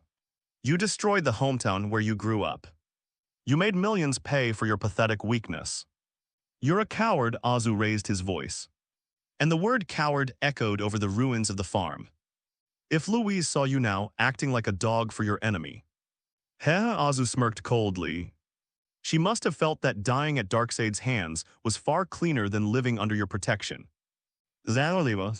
This sentence completely ignited the pain and madness that Superman had suppressed deep in his soul. The string of reason snapped and died too thick. Crimson gazes burst forth from his eyes, filled with boundless rage, and shot straight at Azu's face. That's right, Azu had been waiting for this moment too. Come on, imposter, his eyes lit up just as brightly. Showing no sign of yielding, zzz boom. Two beams of heat collided violently in midair. A clash of reds, a massive energy ripple exploded, leveling the farm's ruins to the ground. Harley screamed as she was thrown into the air by the impact. But she nimbly flipped over in midair and landed steadily, her camera still perfectly steady in her hands. She quickly grabbed the camera and retreated several hundred meters, readjusting the focus while excitedly screaming. They're fighting. This movie, after some editing, should fetch a ton of money. On the wasteland outside the metropolis, a modified bat fighter jet is flying low, skimming the ground now inside the cockpit. Bruce Wayne watched as two sun-like energies intertwined on the screen, a glint of light flashing in his eyes. While Superman is out of his mind, his attention is now entirely on Homelander. Let's go get the mother box back. Bruce pushed the control stick. The Batplane climbed higher. Its engine spewed blue flames, and its speed increased dramatically in an instant. In a short while, we arrived above the Lex Group building. Action with Batman's command, receive. The rear hatch of the fighter jet opened. A streak of red lightning shot out first. Barry Allen raced between buildings, the speed force allowing him to defy gravity and run directly along the vertical walls of the buildings. There's a Parademan patrol ahead. Barry shouted into the channel, leave it to me. Deathstroke Slade leaped from the fighter jet toward the roof of the building, drawing his alloy longsword from his back midair, PFFT. The moment it landed, it cleaved a Parademan in two. He then raised his assault rifle and fired wildly, shooting down the Parademans that surrounded him one by one. Don't get entangled with them, Victor. Batman piloted a fighter jet and used high-explosive bombs to blast open the outer energy barrier. Charge in, find the mother box. Bruce's voice came through the headset as he piloted his fighter jet to draw Parademan's fire. Scanning, found it underground. Steel Bones blasted open the elevator shaft door with a single shot. Barry, take me down, a flash of red light. The Flash appeared beside Cyborg and grabbed him by the shoulder. Hold on tight, Decepticons, whoosh. The two transformed into a streak of light and plunged vertically down the elevator shaft.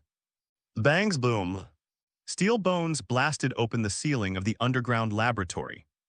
The area was heavily guarded, with hundreds of elite soldiers protecting the enormous, glowing device. 3 mother boxes are suspended in the center of the device, emitting a buzzing resonance. That's it.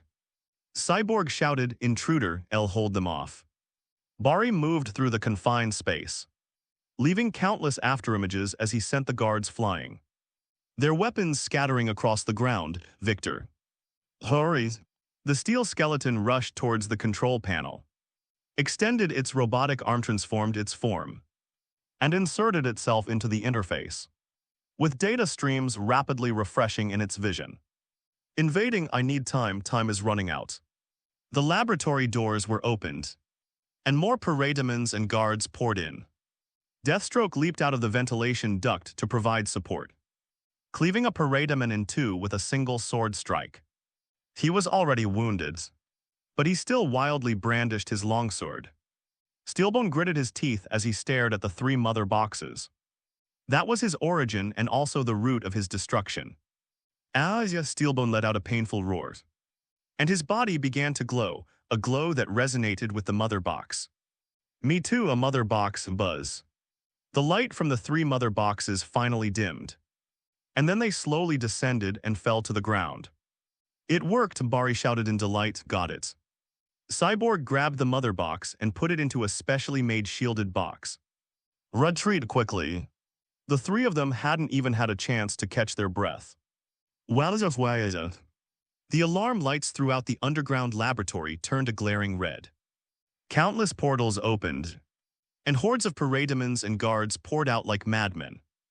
Damn it, we've stirred up a hornet's nest.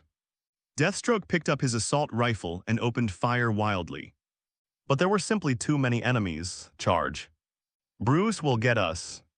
The three fought and retreated, charging up the stairs. When they rushed out of the building's lobby and onto the street, a scene of despair unfolded in the sky. That familiar Batfighter jet was spun and plummeting.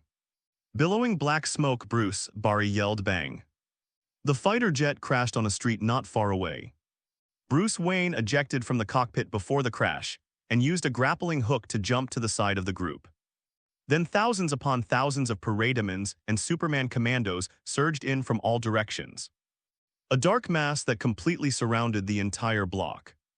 We're surrounded. Barry swallowed hard as he watched the endless stream of enemies pouring in.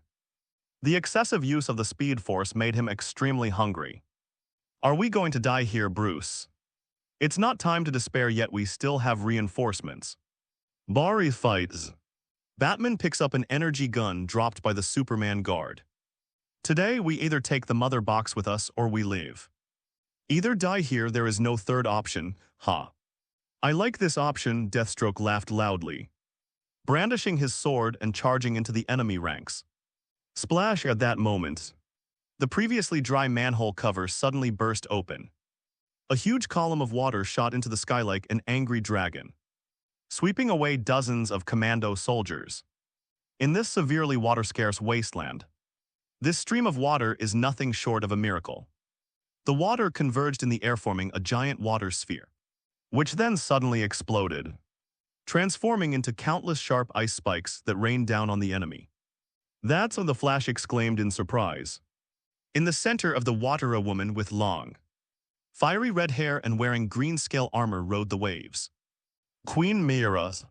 She gripped the trident that once belonged to Arthur tightly in her hand, her eyes burning with the fury of revenge. Atlantis. Never give in. At the same time, gush gush gush. A series of sharp, whistling sounds came from the high buildings on both sides. Hundreds of sharp arrows steering through the air fell like a meteor shower, precisely piercing the heads of the demonoids in the sky. For Hippolyta, for Diana, accompanied by a unified battle cry. Hundreds of female warriors, clad in ancient Greek-style armor and wielding shields, spears and longswords emerged from the shadows. They were agile and coordinated, like countless sharp knives cutting into the enemy's formation. Amazonian warriors.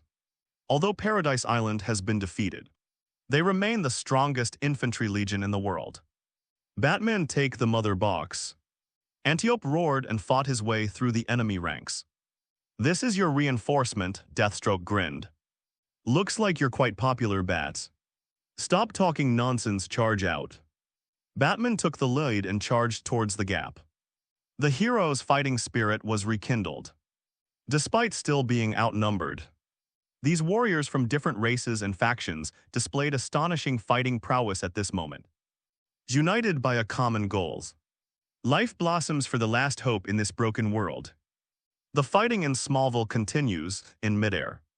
Two streams of red energy were locked in a stalemate, pushing and shoving each other.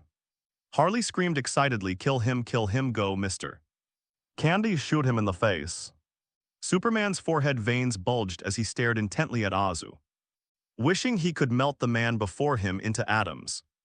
But then they discovered that Azu was still smiling. Even during this intense eye contact, he maintained the smile that he found repulsive. Is that all you've got? While maintaining his heat vision output, Azu didn't forget to deliver his sarcastic remarks. You know, Clark, my mother's name was also Martha. Upon hearing the word Martha's, Superman visibly stiffened, but the difference is, my mother would proudly call out my names. She would tell everyone is my son is a hero. And your mother's that poor Martha Kent. If she saw you now, she'll just feel nauseous. She'll regret picking you up from that cornfield. She'd think that raising a dog would have been far better than raising you. This alien B*******D, damn it, die. Superman has gone mad, his deepest fears. The nightmares he dared not face in the dead of night. Now they've all been ripped open so nakedly by Azu. sprinkled with salt and then stomped on so hard. His internal energy surged violently, and his thermal vision doubled again. The balance was instantly shattered as devastating heat approached Azu's face. Azu felt the overwhelming pressure, but instead of panicking, revealed a triumphant laugh. Ha ha ha, all right, let's get serious. System team assemble thunderous bonds full power. Detecting nearby team members. Member detected, Homelander team rally is now active. Thunder synergy is now active. Linked characters Quicksilver Deadpool fastball. All attributes increased by 240%. Additional effect thunderous power now active. Although there are no teammates by my side in this universe, the system's judgment spans across all heavens. A bond from another universe transcended the barriers of space and time, bestowing its power upon him. Boom boom. The once clear sky was instantly covered with dark clouds, and thunder rumbled. A blinding flash of electricity suddenly erupted from Azu's body. Countless golden lightning bolts descended from the sky and converged on Azu's body. As if the thunder god had descended to Earth. Try this. You alien mongrel infused with the power of thunder. The thermal vision once again transformed into a dazzling gold. The golden lightning-like sword, carrying destructive power, pierced fiercely into the red pillar of light. Bang. Two extreme energies exploded at the center point. A powerful shockwave swept out, causing buildings within a radius of several kilometers to collapse. Luckily, Harley was prepared. She hid in a deep pit, clinging tightly to the camera and excitedly screaming. Yes, good shot. Did everyone see that? That alien B******** D got blasted away. Long live Mr. Candy. The smoke and dust cleared. The two of them were pushed backward for dozens of meters, leaving two deep furrows in the ground. Superman climbed out of the ditch, looking slightly disheveled, but the fighting spirit in his eyes was even more ferocious. He bent his knees forward, preparing to charge again. Whoosh! The roar of engines suddenly filled the sky. A wedge-shaped, biplanetary spaceship emerged from the clouds and landed between the two. The hatch opened, and two heavily armored Apocalypse officers jumped out and stood in front of Superman. Children of Krypton, cease fighting. One of the officers shouted urgently, it's a trap. That damned bat is leading an attack on Metropolis. They're trying to steal the mother box. Go back immediately. Lord Darkseid's orders are to protect the mother box. Normally upon hearing Darkseid's name, Superman would carry out the order without hesitation. But now, the phrase Martha will disgust you kept looping in his mind. Get out of my way. Superman didn't even glance at them. His gaze was fixed intently on Azu. Carl, calm down. Another officer stepped forward to try and stop him. This guy is just bait. If you don't go back now, I said. Superman's head snapped around, his eyes flashing red light. Roll, sizzle. Two beams of heat pierced directly through the bodies of the two officers. Before they could even scream, their upper bodies were blasted to smithereens by the heat vision, leaving only their legs standing in place. No one can stop me from killing you. Superman stepped over the corpses of his colleagues, his voice sounding as if it came from hell. Darkseid coming wouldn't change anything. Seeing this, Azu couldn't help but applaud. Brilliant. Absolutely brilliant. It's a pity that this stubbornness of yours was invisible when your wife and children were killed, but it suddenly appeared when you were a dog. As a die, Superman could no longer bear it. His body left a trail of afterimages as he broke the sound barrier in the blink of an eye and punched Azu in the face. Come on, Azu was equally unyielding, his fist crackling with lightning as he charged forward. Bang! Two fists collided in midair. The terrifying shockwave ripped away a layer of ground within a radius of several hundred meters. The ensuing battle was so fast it was dazzling. Superman delivered an uppercut that sent Azu flying into the sky, followed immediately by heat vision from his eyes. Azu rolled in the air to avoid the heat vision, then delivered a powerful backhand punch to Superman's back, slamming him into the ground. The two fought from the ground to the sky, and then back down to the ground. Bangs. Superman seized the opportunity and punched Azu in the nose. Azu dodged to the side, then delivered a backhand uppercut that landed squarely on Superman's chin. Superman's head tilted back, but he used the recoil to kick Azu in the stomach.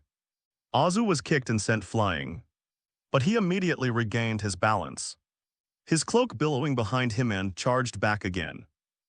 Superman suddenly took a deep breath, his chest bulging, and then exhaled a burst of extremely cold air at Azu. Water molecules in the air instantly condensed, and a white frost storm froze Azu into an ice sculpture. This is your end. Superman seized the opportunity to gather his energy and swung his powerful punch at the ice sculpture. End your mother's boom.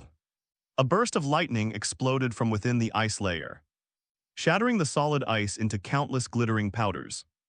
Azu broke free of the ice, his body wreathed in even more violent lightning. Take this, Thunder Cleave. Azu clenched his right fist and conjured a huge ball of lightning. He straightened his chest and took a heavy punch from Superman, then slammed the lightning ball in his hand into Superman's face. T-boom. Superman was struck by lightning and his body stiffened. He was then slammed into the ground. Compared to his steel body, his magic resistance was negligible. Having taken a heavy punch, Azu was also sent flying backward, evenly matched. This is a true match made in heaven. Although Superman lost his mind, his Kryptonian constitution remained incredibly strong. Harley Quinn was secretly recording everything from a distance. Wow, left hook beautiful, oh my god. That kick was so hard, I think I heard bones cracking. Hit him, Mr. Candy, slap him in the face, disfigure him. Yeah, that's it, get on top of him and beat him up. She filmed while shouting and explaining like a commentator, thoroughly enjoying herself. This is absolutely the most exciting action movie of the century. If it's released in theaters, it'll definitely gross over 10 billion. On the other side of the screen, survivors around the world held their breath as they watched the man on the screen locked in a fierce battle with the seemingly invincible Super. Their fear gradually dissipated, replaced by an unprecedented surge of excitement. He can wins, he really can wins. A boy hiding in the sewer gripped his father's hand tightly. His eyes shining, kill him, Homelander, kill him. From countless shelters, long-suppressed cheers erupted. The center of the battlefield, the two separated again, facing each other several dozen meters apart. They were all somewhat disheveled, although Azu's uniform was completely undamaged. He himself was covered in dust and dirt.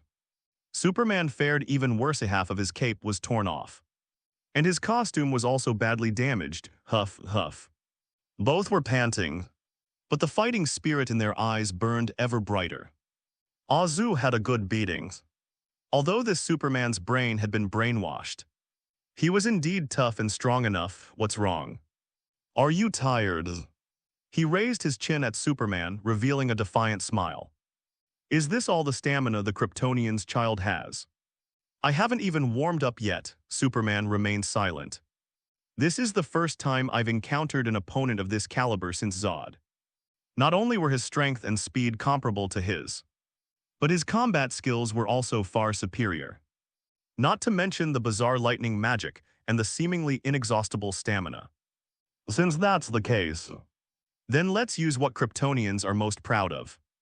Having made up his mind, Superman charged forward again. This time he completely abandoned his defenses, letting Azu's fists hit him. He wants to use absolute defense to create an opportunity to attack. Bangs, bangs. Azu unleashed a powerful lightning punch on Superman's shoulder. Superman gritted his teeth, enduring the discomfort of the lightning coursing through his body, and grabbed Azu's wrist with his other hand. Got you. Superman grinned maliciously, clenched his other fist, and slammed it hard into Azu's face. Bang, bang, bang. 3 punches in quick succession, each one landing squarely. Azu's carefully styled hair was completely ruined. How does it feel, fake? Superman sneered smugly. How much longer can you hold out? Azu didn't break free. Instead, he grabbed Superman's arms and slammed his forehead into Superman's head. I can play with you all day long, Sumps. Superman was sent flying dozens of meters by the headbutt, his head buzzing instead of pressing his advantage. Azu reached out and touched his hair. Her once meticulously styled blonde hair was now completely hanging down, draped messily over her forehead. Azu's movement stopped. He slowly raised his head, his previously composed gaze now turning incredibly gloomy. The air seemed to freeze at that moment. You are very good, Azu roared in a low deep voice, carrying the suppressed tension of an impending volcanic eruption. You've finally figured out a way to provoke me. The Fist of Bonds activated warning. Consumes 10,000 special popularity points. The Fist of Bonds is fully charged, multiplier 2,000%. At this moment, Superman had recovered from his dizziness and looked up as the enraged Azu swung his thunder fist and charged towards him. Instead of dodging, he straightened his chest and faced the attack head-on. They planned to withstand the attack head-on, resorting to their old tricks. Thump. This punch, fueled by Azu's boundless rage, landed squarely on Superman's abdomen, the next second Superman's eyeballs bulged out, and his whole body arched into a shrimp-like shape. The uniform on his back exploded instantly, and a visible shockwave burst through his body, creating a hole in the clouds that was hundreds of meters long in the sky behind him. Superman's body seemed to lose its support, falling helplessly to the ground, kicking up a cloud of dust. He tried to stand up, but his body went limp uncontrollably. He was supporting himself on the ground with one hand, clutching his stomach and breathing heavily. A drop of bright red liquid dripped from the corner of his mouth onto the back of his hand. That was blood. Superman gave a thumbs up in disbelief, wiped his mouth, and looked at the smear of crimson on his finger, a hint of confusion flashing in his eyes. How long has it been since acquiring a body of steel? Nothing can make him bleed except for kryptonite, and now he bled from just one punch. This cognitive shock was greater than the physical injury. What, haven't you ever seen your own blood? Azu slowly flew over, hovering in front of him, looking down at him. This punch not only injured Superman's body, but also extinguished the anger in his heart. Fear. This was an emotion he hadn't experienced in a long time. Once his physical strength gave him an advantage, Superman's super brain finally began to work. He began to examine his own situation. Since the Earth was terraformed, the atmosphere has been shrouded in thick haze, preventing sunlight from penetrating. He hadn't been exposed to the yellow sun for a long time. I've become weaker, Superman realized this. Without sunlight, he will grow weaker and weaker. But that man's remained full of energy. If we continue to fight, this freak hero will lose. And he might even die. He needs strength. He needs the sun, the yellow sun. Superman raised his head and looked up at the murky sky. Only by breaking through this damned haze and entering space can he bask in the true sunlight and regain his rightful strength. Boom, he stomped his feet off the ground, transforming into a red and blue arrow that shot straight into the sky. Wild Harley's, who was just about to watch Azu beat up the dog when he was down, was stunned. She held up her camera and followed the figure until it disappeared into the clouds. He ran away. Harley jumped up and raised her middle finger to the sky. Mr. Candy, you chased that big blue guy away, coward. Wimp, you're running away already. Tahasas, we won. We won. Meanwhile, with survivors hidden in various corners of the Earth, watch the red and blue figure fleeing in disarray on the screen. A deafening cheer erupted. The fear that had been suppressed for months was released at this moment. He's gone. That tyrant is gone. Long live the people of our motherland. We're saved. Finally, someone has managed to defeat him, kill him, chase after him and kill him. People embraced each other and wept bitterly. The shadow that had been looming over them was finally pierced by the light of hope. Hint, you've gained 523,366 popularity points. Hint. You've gained 658,820 popularity points. Hint.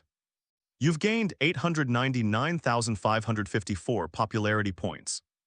Azu beamed with joy as he listened to the numbers racing wildly in his mind. Then, He looked up at the figure that had disappeared into the clouds. And a question arose in his mind, run, no. Azu touched his chin. This guy probably wants to go to the fountain to replenish his health and mana. As the world's most famous superhero, Azu knows all too well what Superman wants to do. Since you're so eager to see the sun, then I'll let you see it one last time. Azu turned and winked at Harley. Little pumpkin, wait for me here, I'll be right back. After saying that, boom. With his legs slightly bent and trailing a dazzling trail of lightning, Azu raced after the figure fleeing into space, two figures. One in front of the others, broke through the thick cloud of dust and rushed into the vast universe. Watching Azu disappear into the depths of the clouds, Harley put down the camera and stared intently at the sky. But the gloomy, lifeless sky became vibrant and colorful in her eyes. Outer space silence profound. Superman hovers outside Earth's orbit, arms outstretched. Facing the massive star, golden sunlight shone on him. His injuries healed instantly. His exhausted cells were revitalized, and his depleted energy surged. Even his skin began to glow with a faint golden sheen. And the red light in his eyes grew stronger. Power. An endless source of power. Just as Superman was basking in the exhilaration of his regained power. Is this your trump card, photosynthesis? A slightly mocking voice reverberated directly in his eardrums. Superman stood in space, his eyes calm and composed, confidence returning to his face as if victory was assured. You made a huge mistake. Superman changed the frequency of his vocal cord vibrations, thus transmitting the sound to Azu's ears. You shouldn't have chased after me, yeah. Azu's lips curled slightly, his eyes neither flinching nor avoiding the gaze. But I'm already here. This place is nice, Azu commented. It's spacious and quiet. The only downside is there's no land here to bury you. Upon hearing this, Superman finally turned around. The sun was behind him, bathing him in golden contour light, making him look like a god. You'll pay the price for your arrogance. Superman's words caught in his throat halfway through, when his gaze truly focused on Aswaven his prime. Was momentarily stunned. That wasn't the red and blue counterfeit he'd been fighting back against earlier. What stood before him now seemed to be a projection from the abyss. The iconic red and blue star-spangled bodysuit that Azu was wearing had now turned into a deep midnight black. An unprecedented aura of energy tightly coiled around his body, causing the surrounding light to collapse towards him. Even the sun behind them seemed to dim a little because of this man's appearance. Superman opened his mouth, but an instinctive biological fear made him subconsciously pull back. Playing tricks. But this act of weakness immediately made him feel ashamed. He roared immediately, his newly regained strength brimming with confidence. No matter what color clothes you change into, the result is the same, death. Now that you're fully charged, let's begin round 2. The next second, the two figures vanished from the spot at the same time. On the ground in Smallville's abandoned cornfield, the sandstorm continued to howl. But Harley seemed oblivious. She maintained her head held higher, eyes fixed on the thick, murky clouds. Suddenly, Harley pointed into the depths of the clouds, where the grayish-yellow sky in her field of vision was bustling with activity. While on Harley's retinas, the previously oppressive clouds were turning into pink cotton candy, and dazzling fireworks occasionally burst open in the sky. Wow, beautiful fireworks, so romantic. She shouted excitedly, grabbed the camera next to her, skillfully adjusted the focus, and aimed it at the magnificent sky. 1 minute later, a huge circular hole suddenly appeared in the middle of the thick dust cloud. A beam of golden sunlight, long absent, pierced through the gloom like a stairway to heaven, shining straight onto the scorched earth of Smallville.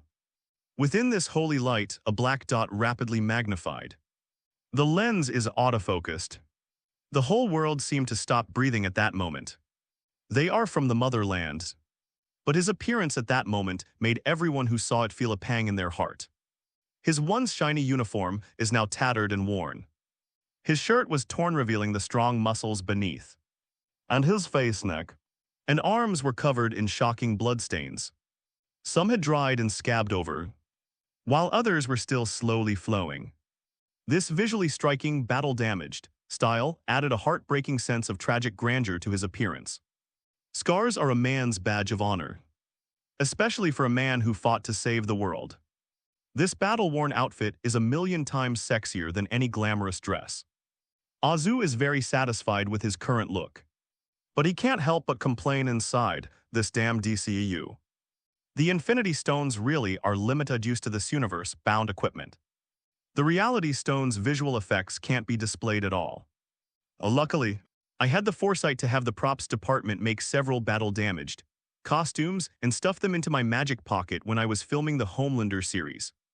As for the blood on his face and body, that's all real, of course, but it's all Superman's blood. Genuine Kryptonian blood smeared from Superman's wound, with extremely high freshness. But the most crucial point is, he was also carrying a person in his hand, Superman, the Kryptonian tyrant, who had ruled Earth with bloodshed for half a year, now lay limply in Azu's hands like a dead dog with its spine ripped out.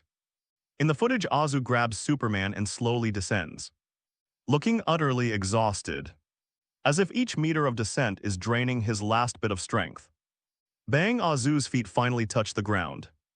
He staggered as if exhausted and knelt on one knee. Then she looked up at Harley's camera. He didn't say anything, but simply breathed a sigh of relief and gave a relieved smile. We won. A mother hiding in the ruins stares at the screen in disbelief. We won. Long live the people of our motherland. That tyrant has fallen in city ruins, in underground bunkers, and even in refugee camps in the wilderness. A series of desperate roars shattered the shadow of death, and everyone erupted in cheers. The men gripped their guns tightly and roared to the sky. The women embraced and wept, thanking God for his mercy. The children, though they didn't understand what was happening, cheered and jumped for joy along with the adults, because Superman fell into depravity so quickly. Most of them were unaware of Darkseid's existence or the terror of apocalypse. In their minds, the red-caped Superman is the source of all this disaster. The invincible final boss, now the boss has fallen. The new hero threw him to the ground like a dead dog. This is victory, this is liberation, Mr. Milk Candy. A scream shattered the emotions Azu was building up. Harley casually tossed the camera to the ground and charged forward like a cannonball. You did it, you really did it. I knew you were the toughest. She leaped up, her legs clamping around Azu's waist like a koala's, and cupped Azu's blood-stained face in her hands, kissing him without a second thought. Harley kissed him wildly, her tongue forcefully prying open Azu's teeth, as if trying to suck his very soul out. Her popularity skyrocketed after her passionate kiss. Hint: you've gained plus 1440221 popularity points. Hint: you've gained plus 1668522 popularity points. Hint: you've gained plus 1587746 popularity points. Harley, engrossed in a passionate kiss, was clearly at her peak of excitement. Her restless hands slipped into the gaps in her tattered uniform, roaming over Joe's pectoral muscles and attempting to tear away the nearly bare fabric. Azu's eyelids twitched. That crazy woman is truly insane. This is a live broadcast. Hundreds of millions of eyes around the world are watching. Although he doesn't mind showing off his prowess, his current persona is that of a tragic savior. A hero who sheds his last drop of blood for humanity. Not a pervert who hosts a live-streamed S*X party. This will cause you to lose followers. It will definitely cause you to lose followers.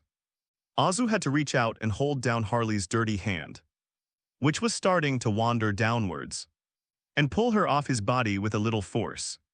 Calm down, little pumpkin, calm down. Azu straightened his shirt, which had almost been ripped open, maintaining his weak but gentle tone. I know you're in a hurry, but don't rush. Why?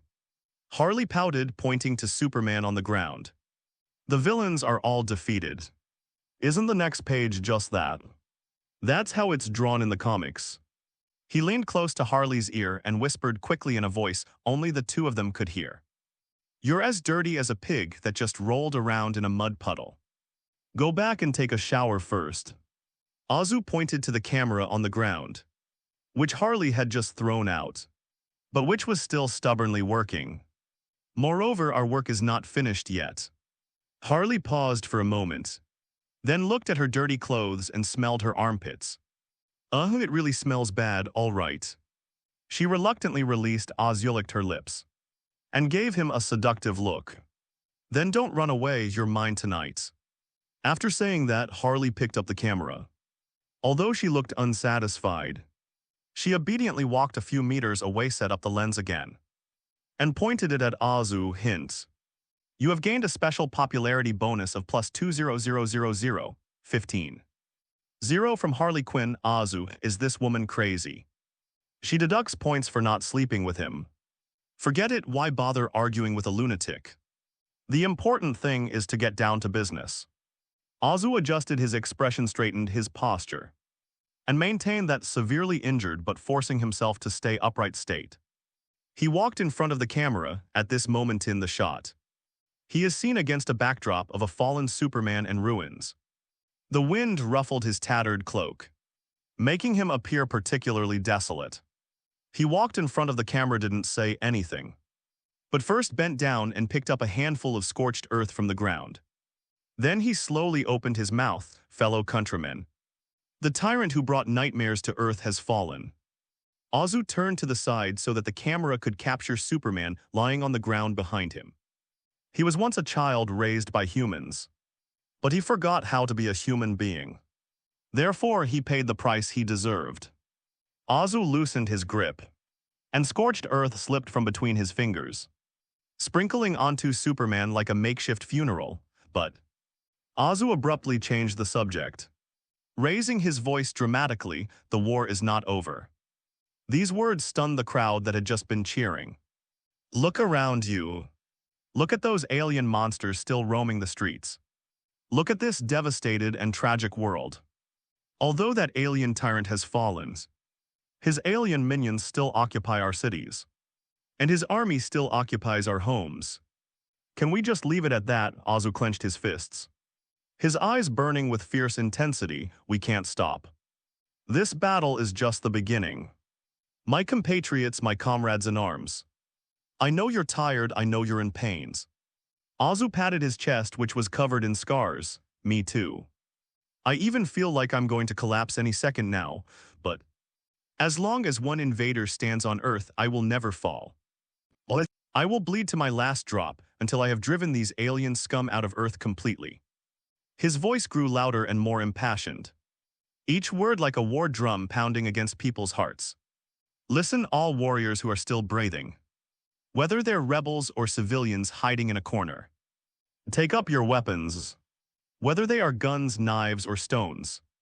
Stop waiting for miracles, stop waiting for heroes. From this moment on, you are miracles. You are all true heroes." Azu flicked his cape, turned his back to the camera, and pointed towards Metropolis, the stronghold of the Superman regime and the headquarters of the Apocalypse Army. "We have only one goal, the Metropolis. A full-scale counterattack, go after them. Go hunt them down, go settle the score. Find every single alien scum still breathing on Earth. Let's tell the whole universe that Earth is not their backyard. It's their grave. Attack, attack, attack. For humanity, for the planet," with Azu's final roar. The global silence has been broken. If the cheers just now were a sign of relief after surviving a catastrophe, then the roar now is the flames of revenge spreading like wildfire. The anger, suppressed for too long by the shadow of the apocalypse, finally found an outlet. "Kill." A rebel fighter rushed out of his bunker, his machine gun spitting fire. Riddling a lone parademan with bullets. "Fight them." A group of guerrillas armed with homemade incendiary bombs charged toward the nearest concentration camp. Around the world, the flames of counteroffensive were ignited simultaneously. Hint: you've gained plus 1254477 popularity points. Hint: you've gained plus 1365520 popularity points. Hint: You've gained plus 1588802 popularity points. Hearing the pleasant notification sound, Azu nodded to himself. That's right, that's the effect he wanted. He certainly didn't need these weaklings to fight for him. He could handle those alien grunts all by himself. But he needs an audience without an audience. Without witnesses, what meaning would his performance have? The vacation voucher only allows a 7-day stay. And this is already the 3rd day. He didn't have time to tour each city and take photos at his own pace. The most efficient method is to launch a global offensive. Let everyone participate. Let them see firsthand how the Homelander descended like a god in their most critical moment, rescuing them from dire straits. Only this kind of personal experience of redemption can garner the most fervent popularity. All right, the speech has ended. Azu turned around and glanced at Harley beside him. You stay here and watch this big guy, it's my spoils. Mission accomplished, sir. Harley gave a perfunctory salute, her eyes still lingering on Azu. And you, good girl. Azu patted her head, it then slowly rose into the air. Its cape billowing in the wind, me. Of course I'm going to save the world, boom. The sonic boom cloud exploded. Azu's figure transformed into a red and blue shooting star and disappeared into the horizon. The period that followed was truly the end of the world for the apocalypse-occupying forces on Earth. North America. A team of superhumans is besieging a civilian shelter. Bang, the sky suddenly exploded. The man descended from the sky, and the shockwave from his hypersonic landing shattered the internal organs of all enemies within 100 meters. He smiled and waved, then headed straight for his next destination. Europe, Paris.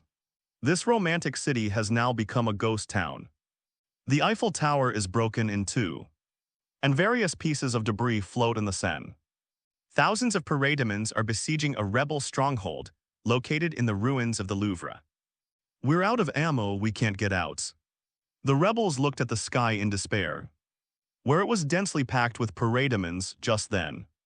A sharp whooshing sound came from the horizon. Before anyone could react, 2 crimson beams of light, like the lashes of divine judgment, swept across the entire sky, sizzle, sizzle. Countless parademons were instantly sliced in half, falling like raindrops immediately afterwards. A red and blue figure appeared, hovering in front of the rebels. Despite his numerous injuries, he still greeted everyone with a warm smile and gave them a thumbs up. Well done, everyone, you are true heroes. After saying that, he didn't give the crowd a chance to admire him, boom. It soared into the sky again and disappeared into the horizon. Only the rebels remained standing there stunned. Tears welling in their eyes, Homelander, he's here. The same scene unfolded in London, Berlin, Moscow. San Andreas. Azu wasn't bragging. He went all out, maximizing both speed and efficiency. He transformed himself into a tireless Grim Reaper. Wherever there is battle, there he is. He doesn't need rest or resupply. All that's needed is applause and cheers at each location. He would deliberately pause for a few seconds, letting the survivors see his face-high wounds, and how desperately he had risked his life to protect them. Asia, the Great Wall defense line. It can be said that this is the most fiercely contested place on Earth. It is also the last bastion of human civilization. At this point, the Great Wall is no longer an ancient relic built of bricks and stones, but an iron defense line constructed by technology and ancient secrets. On the Great Walls, huge electromagnetic railguns are set up every few dozen meters, and the walls are covered with glowing Taoist talismans. The combination of technology and metaphysics allowed them to erect an insurmountable wall of size on the Great Wall. Countless warriors clad in exoskeleton armor are fighting a desperate battle against the surging Parademons army, clinging to the city walls. But today they've reached their limit. Hold on. We can't let them get past, an old commander, his face covered in blood, brandished his high-frequency alloy battle knife and cleaved a charging Parademon in two. His left arm was broken, yet he still stubbornly guarded the beacon tower. Behind us are countless lights shining from homes, We have nowhere to retreat, kill. The young warriors roared, their Gauss rifles spitting out nail-tipped bullets imbued with runes, each one exploding into a burst of spiritual fire upon hitting the parademons. There are just too many parademons.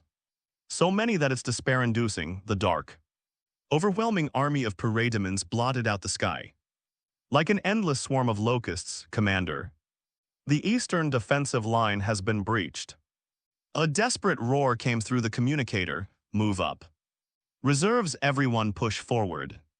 The old commander roared, tears of blood streaming from his eyes. There are no reserves. Commander, we are the last ones left. The liaison officer grinned bitterly, pulled the pin on his grenades, and charged into the horde of parademons that were about to break through the defenses. Boom, boom, booms, the flames engulfed everything.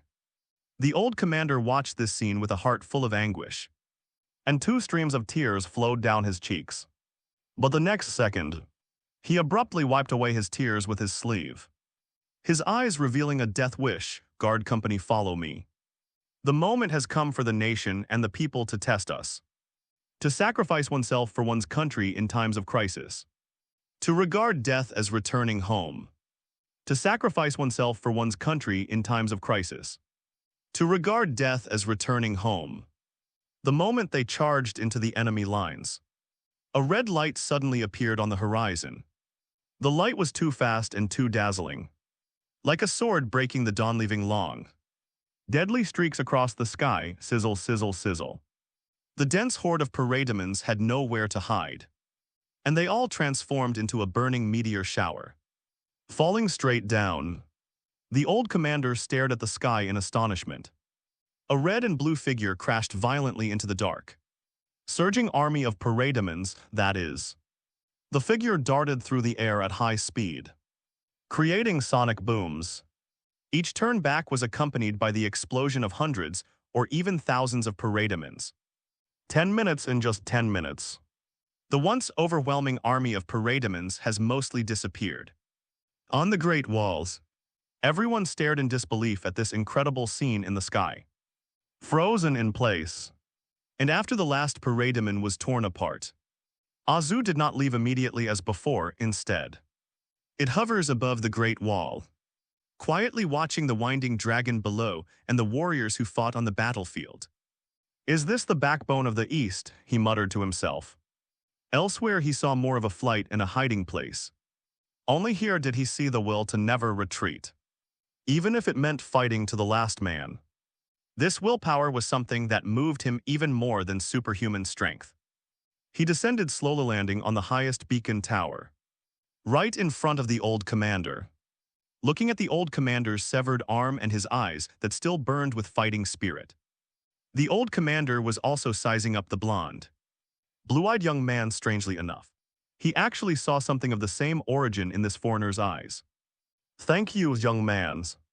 The old commander raised his hand to salute, but almost fell over due to excessive blood loss. Azu helped him up. He welcomed. I'm an internationalist fighter too, Azu spoke, his Huxia pronunciation clear and accurate, surprising the young soldiers present once again. And I'm the one who should be thanking you. Thank you all. You have upheld human dignity. As he spoke, Azu made a move that surprised everyone. He reached up and unfastened the epaulette buckles on his shoulder. Splash! He ripped the iconic stars and stripes cape off his shoulder and tossed it aside. Then Azu turned a roundwalk to the edge of the city wall and gently stroked the bright red flag in front of a flag stained with blood. May I borrow this? He said softly. Amidst the stunned gazes of all the soldiers, Azu tore down the red flag and fastened it to his epaulettes. A bright red flag fluttered behind him. Azu raised his hand and gave a salute to the shocked soldiers. Though not perfect but absolutely solemn. Please allow me to take this flag, for it is stained with the blood of heroes. I will carry on their will and liberate all mankind. After saying that, carrying that vibrant red hue, he soared into the sky once more, heading towards the next battlefield. Salute. All the soldiers who could still stand, regardless of the severity of their injuries, raised their right hands in unison towards the departing figure. Only 3 or 4 hours had passed. Azu single-handedly wiped out Apocalypse's major city outposts across all continents. This is an incredible speed for a global war. Hundreds of millions of parademons were wiped out. Apart from major cities, 99% of the Earth's land has been liberated. The notification sounds from the system indicating the gain of popularity points had become so dense that Azu had to temporarily mute them. And the 3 words homeland people. He has long surpassed Superman, even God, and become the sole savior of this world, at last. A major city, this is the core of the Superman regime's power. Even though armies elsewhere have been wiped out, the defenses here remain formidable. Batman, Deathstroke, the Flash Cyborg, along with the Amazonian warriors and Mira's Atlantean Guard, are currently trapped in the city's central plaza. That was a true mountain of corpses and a sea of blood. The corpses of the parademons piled up like mountains. But more enemies continued to pour in from all directions. 3 layers inside, 3 layers outside. It seemed as if all the parademons in the entire metropolis had gathered here. The sky was dark and gloomy, as if even sunlight couldn't penetrate it. There are too many, we can't possibly kill them all. Barry the Flash was foaming at the mouth from running.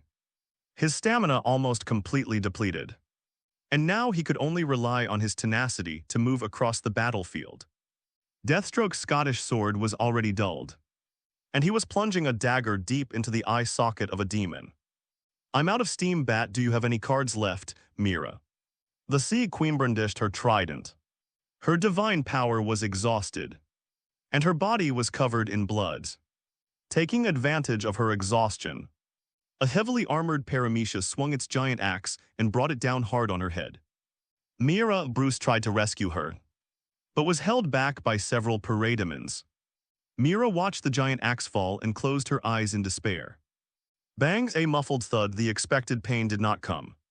Mira opened her eyes in confusion. A red boot was seen stepping on the head of the parademon leader. The enormous monster had been stomped into the road, its head exploding like a watermelon, and in front of her, he was a man draped in a bright red flag, his blonde hair still dazzling even amidst the smoke of battle. The bloodstains on his face did not make him look disheveled. Instead, they added to his wild charm. Azu bent down and stretched out a hand to May. "Looks like I've made it, beautiful lady, you are." Mira subconsciously reached out and placed her hand in Azu's palm, her heart beating slightly faster. Azu smiled slightly but did not answer directly. With a slight pull, I lifted her up and patted the stains off her shoulders. "Who I am is not important." Azu turned his back, facing the overwhelming army of demons. "The important thing is, I absolutely cannot tolerate anyone harming such a beautiful and courageous lady in front of me." Mira stared blankly at his retreating figure. As a member of the Atlantean royal family, she had seen countless handsome and powerful men. But the man in front of me, he possesses not only strength, but also an indescribable elegance and control. Although your entrance was a bit cliché handsome. Mira smoothed her long, fiery red hair and gave a similarly charming smile. "But I have to say it works very well. Thank you, belated knight, hints. You've gained a special popularity bonus of plus 8,000. From Imura Zebarachala, it would be my pleasure, madam." Azu turned her head with satisfaction. "Leave the rest to me." A flash of electricity appeared on Azu's body. Sizzle! A thunderous gaze swept across, unleashing a burst of energy centered on Azu. Thousands of demonoids in the fan-shaped area in front of him were completely wiped out. This astonishing scene finally gave everyone who had been fighting on the scene a chance to catch their breath.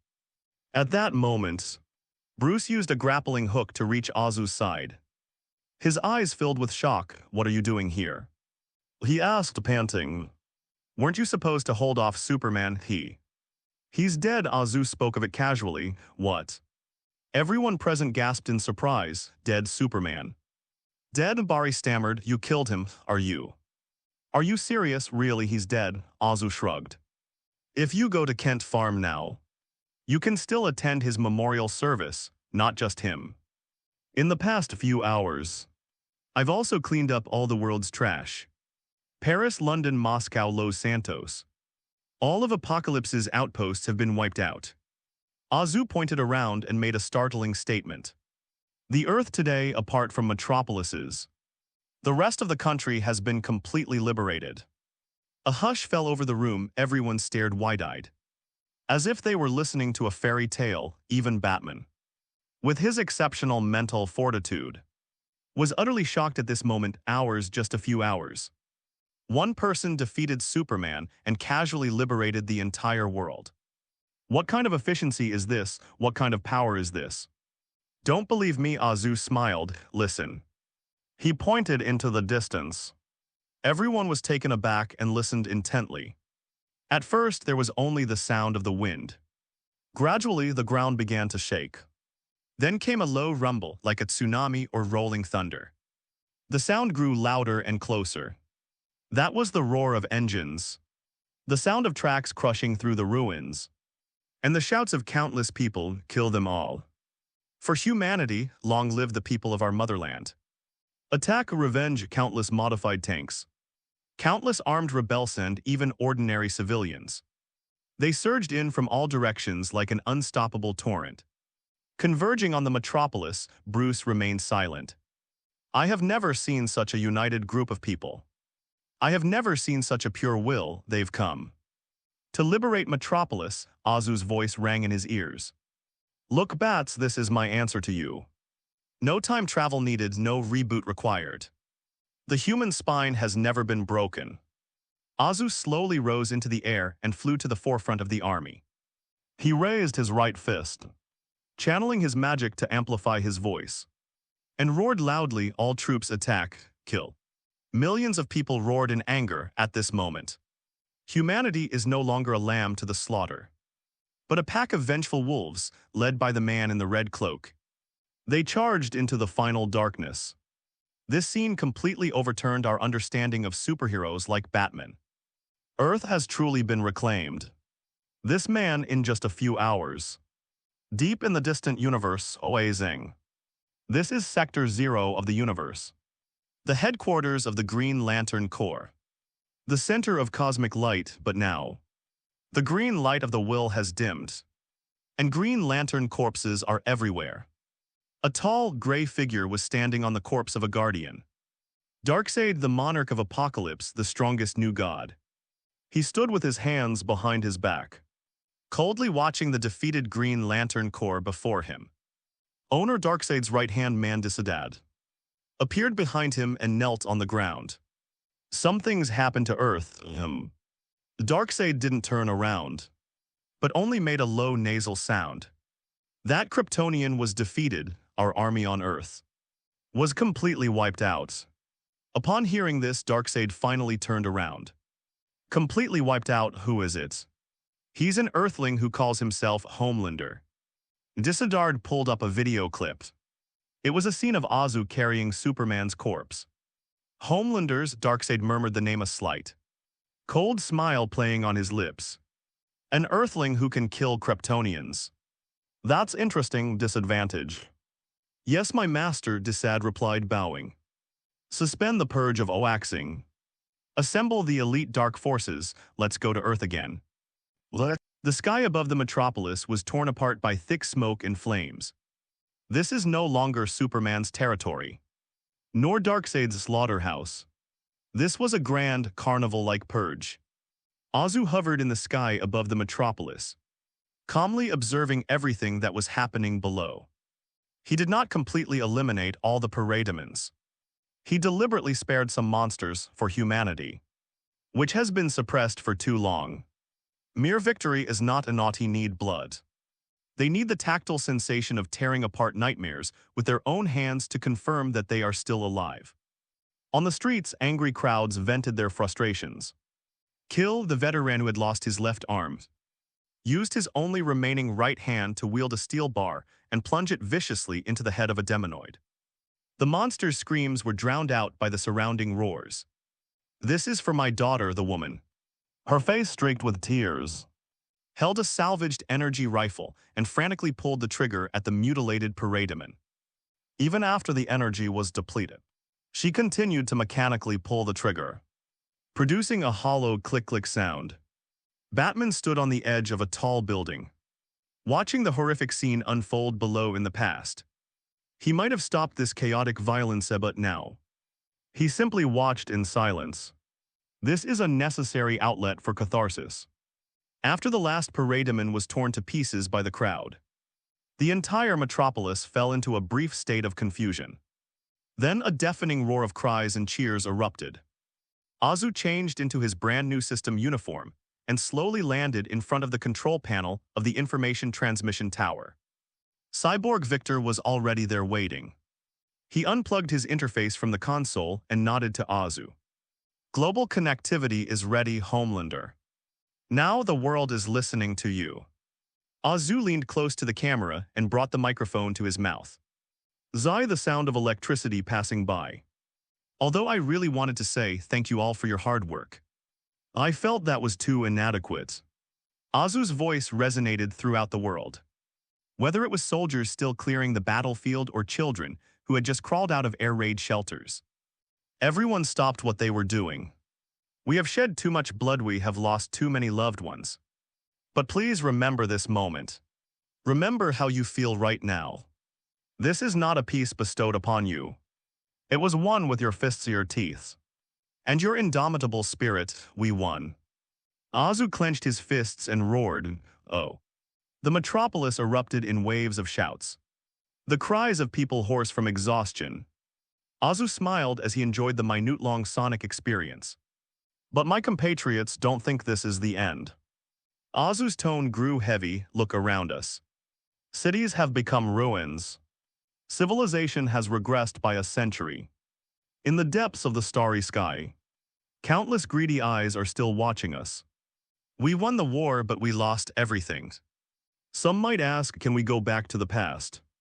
Azu shook his head. No, we can't go back, because in the past, we were weak, divided, and fought each other for the smallest, most pitiful gains.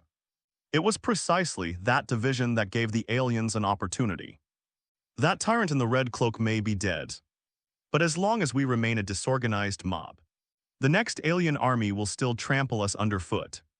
Should we continue like this? No. Came the roar of anger from outside the metropolis. Very good, then from today onwards, there will be no more borders on Earth. Azu said solemnly to the camera. There will be no more Americans, Russians, Amazons, or Atlanteans. In this vast universe, we share only one name, humanity. I hereby declare the Earth Human Federation established at this moment. We will no longer be a disorganized mess. We will share resources and technology. We will build an unprecedented and great civilization from the ruins. Whether it's on land or at sea, Atlantis or Paradise Island, we will unite under the same flag. Azu's gaze swept across the plaza below. He saw Bruce Wayne's furrowed brow, Mira's thoughtful expression, and the silence of Amazon General Antiope. But he didn't care. It's an inevitable trend. Under Darkseid's intimidation, no one could refuse the offer. To refuse is to betray the whole world. I, a man of my homeland, assure you. Azu looked directly into the camera and gave them his most genuine promise. As long as I am in this world, nothing can harm you. Long live the Federation of Humanity. After a brief silence, the metropolis erupted in cheers as loud as a landslide. Long live the Federation of Humanity. Long live the people of our motherland. This wave quickly swept the globe at that moment. All political barriers and racial hatred seemed insignificant in the face of the fervor for survival and revenge. Mira gripped her trident tightly, her eyes growing brighter as she looked at the man on the stage. Bruce Wayne stood in the shadows, expressionless. We may have just seen off a tyrant and welcomed a new emperor. He spoke in a low voice, his tone neither joyful nor sorrowful. At least this emperor is on our side. Barry Allen sat on the floor, chewing on a can of luncheon meat that he'd somehow found. And to be honest, Bruce, I don't think there's anything wrong with it. The world is so rotten. It definitely needs someone to do something about it. Bruce declined to comment but silently lowered his gun. As the speech ended, the long-awaited system notification finally rang in his mind. Notification. A unified settlement of popularity values for Earth 1 and Earth 199999 is underway. Settlement complete. Congratulations, host. Your popularity level on Earth has increased to unparalleled in the world. Ability enhancement, super strength 120. 0 tons at normal level. Ability enhancement, super speed Mach 4000 maximum speed. Ability enhancement, thermal vision 188,000 focus state. Ability enhancement, steel body stellar level max. Ability enhancement, super vision weakness detection. Weakness detection, your supersensory abilities have evolved to the conceptual level. You can visually see the structural weaknesses of any target, biological, mechanical or even energy-based, mark them, and attack those marked points to deal 30% true damage, with a damage amplification of 500%. Gain new skill execution. Skill description when a target's weakness mark is attacked. If the target's health drops below 30%, it will automatically fall into the execution threshold and trigger the execution mechanism, ignoring defense and rules, and instantly killing the target. Note when this skill is activated, the host will be invincible, invincibility frames. Executions, Azu almost burst out laughing. Is this system trying to make it even more twisted than it already is? Imagine this, you instantly spot your opponent's weakness. Then deliver a powerful punch if they're not quite dead. The execution animation is trigger-entering them in 2.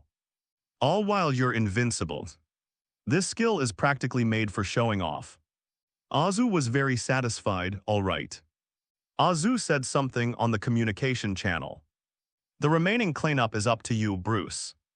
You're in charge of forming a provisional government. Cyborg Restore Global Communications, MS Mira. Could you please have your people help clean up the streets? I'll be back in a bit. Where are you going? Bruce asked, a hint of wariness in his voice. Go pick up my little pumpkins. Azu hadn't forgot that there was a crazy woman waiting for him at Kent Farm. Of course, he was more interested in the superhuman body. In the lore, Superman is the first child born naturally on Krypton in hundreds of years, breaking the tradition of genetic customization. His body is injected with Krypton's Codex of Life, which records the genetic code of all Kryptonians. If we can crack the secret, we might find a way to become stronger by sunbathing. Thinking this, Azu slightly bent his knees and disappeared into the horizon. Smallville Kent Farm, the sandstorms continue. Harley Quinn sat listlessly on Superman's corpse. She dipped her finger in the blood from Superman's chest and drew a comical face on his skin. Look at you, big guy, Harley patted Superman's face. You look much better this way. If you had dressed like this earlier, I might have considered letting you join my circus. Hey, big guy, can't you give me any response? Even a fart would do. The corpse, of course, did not respond to her, so boring. How come the world isn't saved yet? I'm starving. At this moment, beep, beep, beep. A cheerful yet eerie electronic music drifted from the distant highway. Harley looked up and squinted. A small van covered in colorful graffiti, looking like one used by a circus, was bouncing and hopping towards the ruins. There was even a huge spring-loaded clown head mounted on the roof, which swayed back and forth with the vehicle's movements. Oh shit, Harley's smile vanished. She jumped off the corpse and gripped the baseball bat tightly in her hand. The comical little truck stopped about 10 meters away from her. The car door was kicked open, a pair of gleaming, pointed leather shoes stepped onto the ashes-covered ground. Immediately afterwards, the man wearing a long purple tailcoat and with shiny green hair came down. Hello, honey.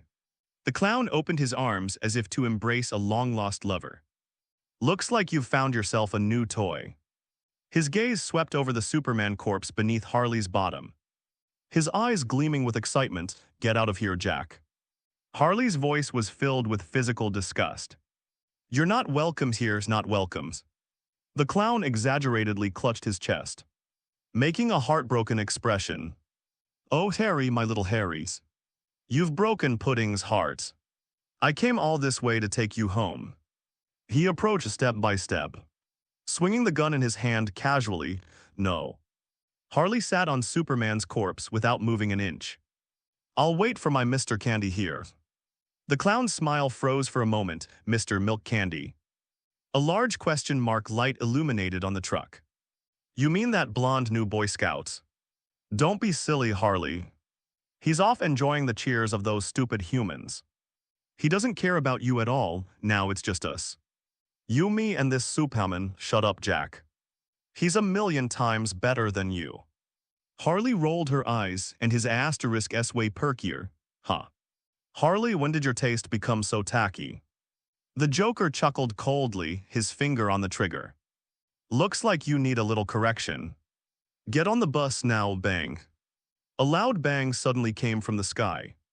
A terrifying pressure descended from the sky, crushing the clown's brightly colored pickup truck into a flat disc. The clown was blown back several steps by the blast wave and had to raise his hand to shield himself from the sand. When he lowered his hand, a figure was already standing in front of Harley. A red and blue uniform, blonde hairs, and those blue eyes that seemed to look at trash. Are you looking for me? Azu had his arm around Harley's small waist, smiling as he looked at the Joker.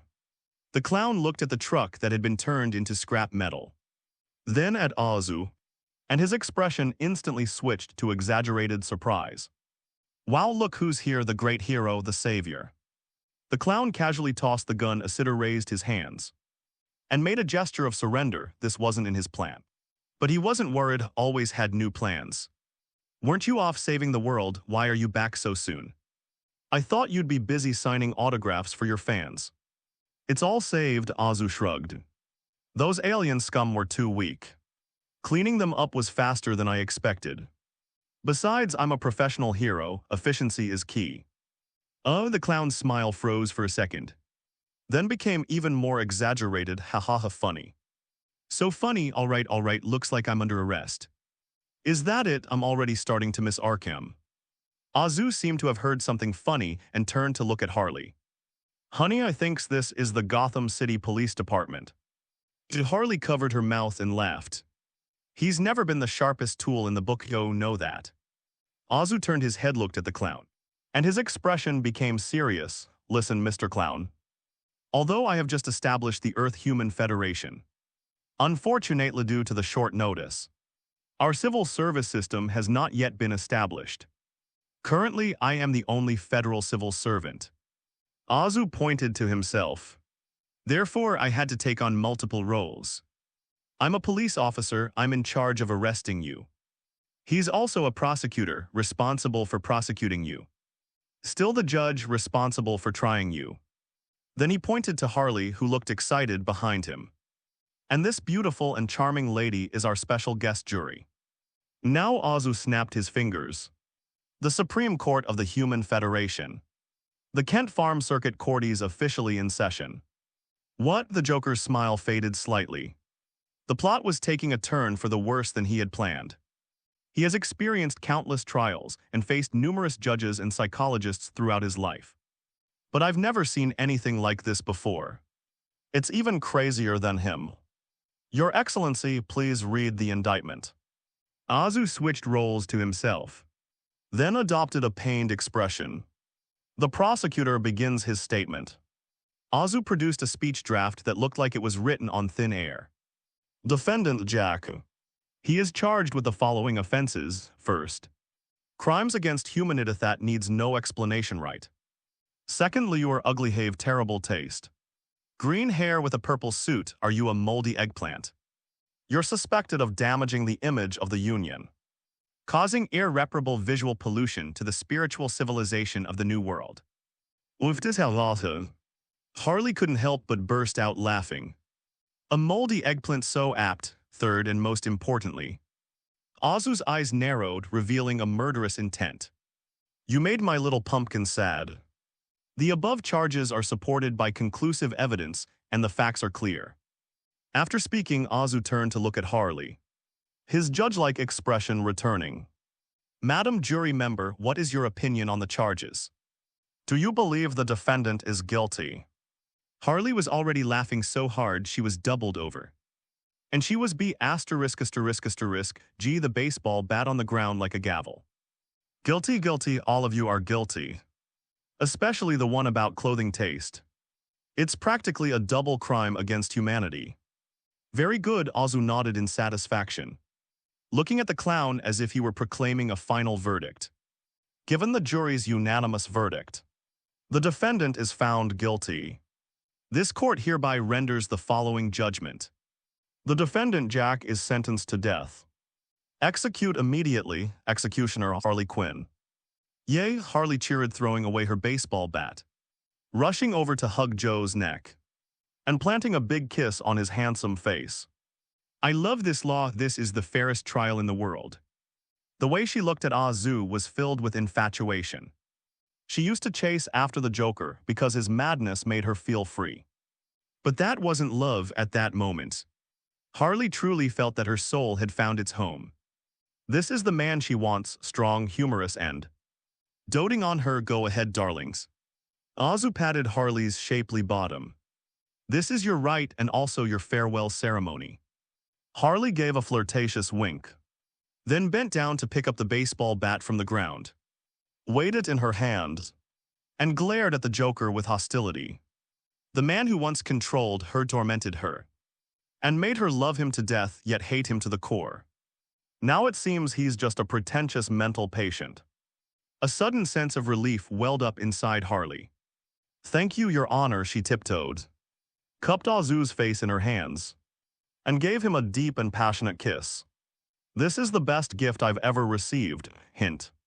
You've gained a special popularity bonus of plus 15000.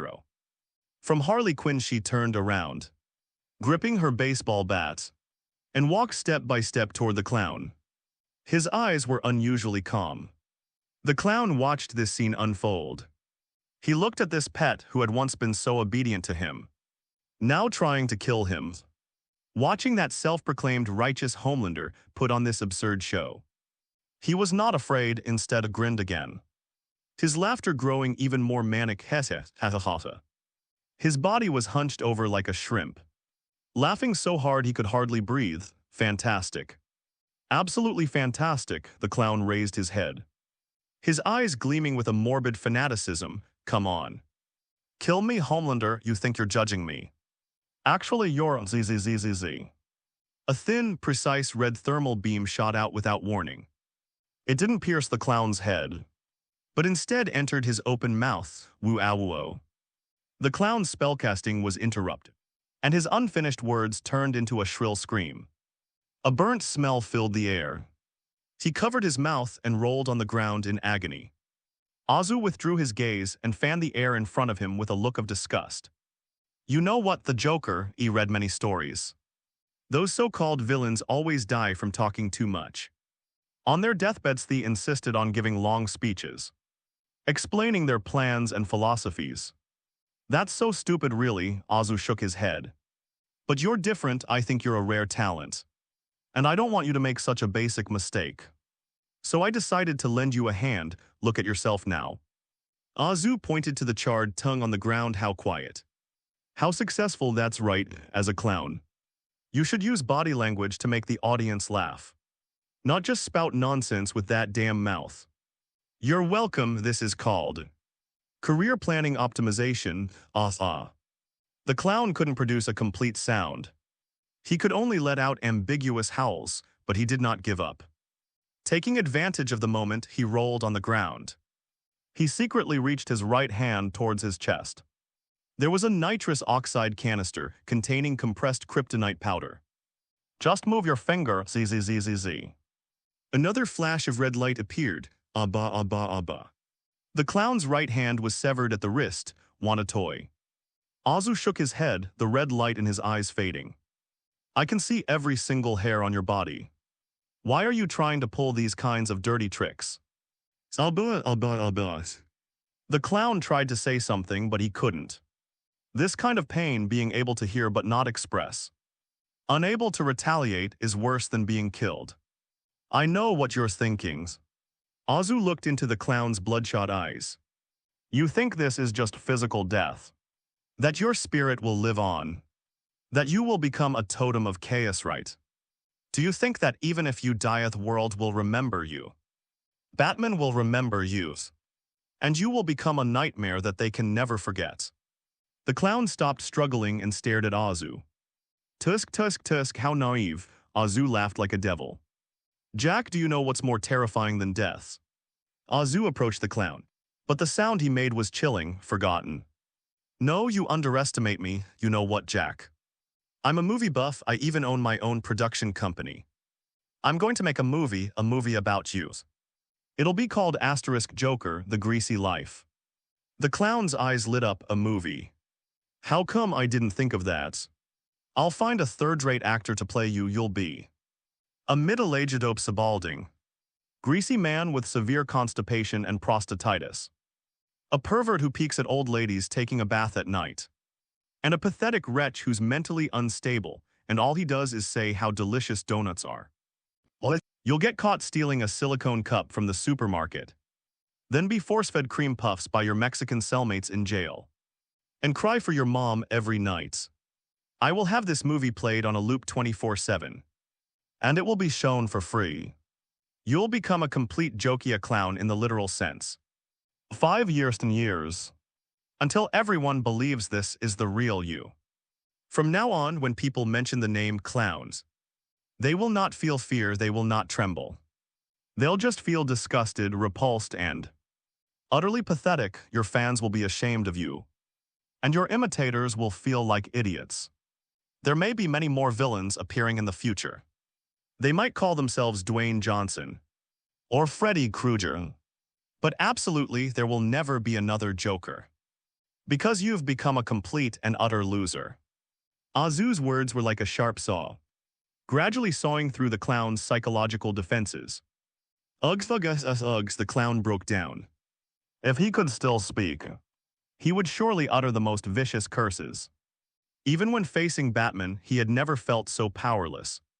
The clown has lost control. With his only remaining left hand, he pulled a small knife that gleamed with a green light from his pocket. He lunged at Azu like a madman, stabbing the small knife in his hand viciously into Azu's chest. PFFT, PFFT, PFFT.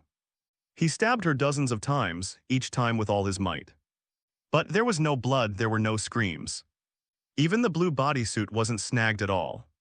The clown slowed his movements, staring blankly at Azu's mocking face, finished. Azu extended 2 fingers, gently pinched the blade of the knife end with a slight pull, snatched it from the clown's hand. He held the delicate green knife in his hand, played with it for a moment and then tossed it around. The workmanship is good and it's quite exquisite, but Azu shook his head, looking at the clown with a sympathetic expression. Didn't you watch the live stream, Jack? I already said in my speech that I am an Earthling. This thing is a Kryptonian specialty. And for a pure Earthling like me. Azu casually tossed the dagger into his magic pocket. It can only serve as a souvenir. The clown stared wide-eyed in disbelief. Making a ho-ho sound in his throat, a storm raged within me. He actually was telling the truth. In this world filled with lies and deception. In this era where even superheroes wear masks, this man actually is telling the truth while putting on a show for the whole world. This unconventional sincerity made the Joker, who had always considered himself to be clear-headed and rational, begin to doubt his own judgments. All right, the trial is over. Azu stepped back and gestured for Harley, who had been waiting near Bito. Proceed. Your turn, executioner. Remember, don't let him die too quickly, of course, mister. Candy. Harley blew Azu a kiss, then raised her baseball bat and walked toward the bewildered clown. When the Joker saw Harley approach, he put on a pitiful expression and even made a heart shape with his hands. Harley grinned. The stick slammed hard into the clown's knee. The sound of bones cracking was particularly clear over the empty farm. What followed was a 10-minute-long one-sided beating. There were no lines, only the dull thuds of blows and the clown's faint whimpers. Harley continued until she was panting heavily.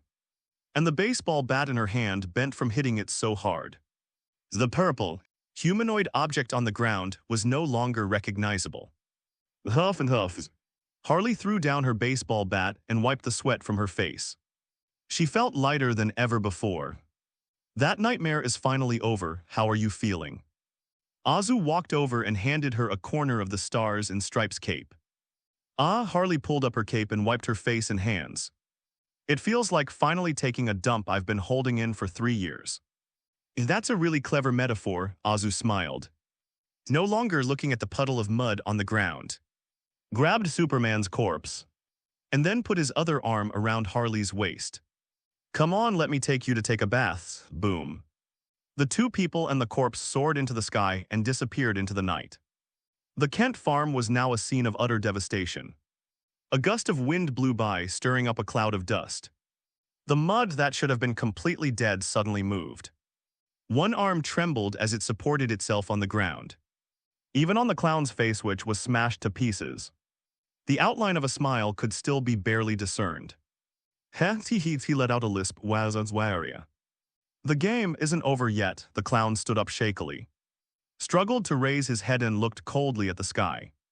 Sudden he saw 2 blood-red stars in the night sky. Shining with dazzling light, that is, the clown frowned. The next second, zzz.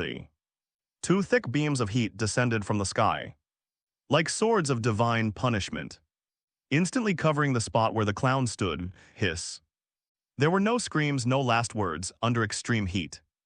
Everything flesh and blood bones. And even that damned chaotic will is affected. They were all evaporated into atomic state. Only a deep, vitrified crater remained on the ground. After dealing with the Joker, Azu didn't immediately take Harley back to that chaotic metropolis. Now the place is teeming with enthusiastic fans and bustling reconstruction work. After all, he came here for a vacation. Not to be a beast of burden. He needs a quiet place and he needs to relax a bit. Fortunately, deep in the snow-capped mountains of northern Europe, he found a well-preserved, top-notch post-apocalyptic shelter. This place was originally a Noah's Ark prepared for a billionaire. Fully equipped with not only a heated swimming pool and luxury suites, but also a wine cellar filled with expensive red wines. Unfortunately, the wealthy man was killed by the first wave of parademons before he could even move in. While this place is amazing, Harry stared wide-eyed at the enormous, steaming jacuzzi that looked like a small swimming pool. I want to take a shower, a 1-hour shower, haha. In front of Azu, she cheered as she took off her tattered and mud-covered clothes and jumped into the water like a mermaid. You're here too, Mr. Candy. Harley leaned over the edge of the bathtub, winking at Azu. Her wet hair clung to her face, giving her a unique charm. Wait a minute, Azu smiled. Although the scenery before him was tempting, he had more important things to do, okay, then hurry up. Harley pouted and submerged into the water. Azu, carrying Superman, arrived at a spacious inner room in the shelter. Come out, Igor. He waved his hand and the master ball opened. A flash of white light, and Ego's brain floated in front of him. Master, your loyal servant is at your service at any time. Igor's tone was respectful and obsequious. Stop talking nonsense. Azu pointed to Superman's corpse. This is an alien from a planet called Krypton. He's amazing. He can absorb the radiation from a yellow star and convert it into powerful energy. I want to know how he turned sunlight into power. As you wish, my master.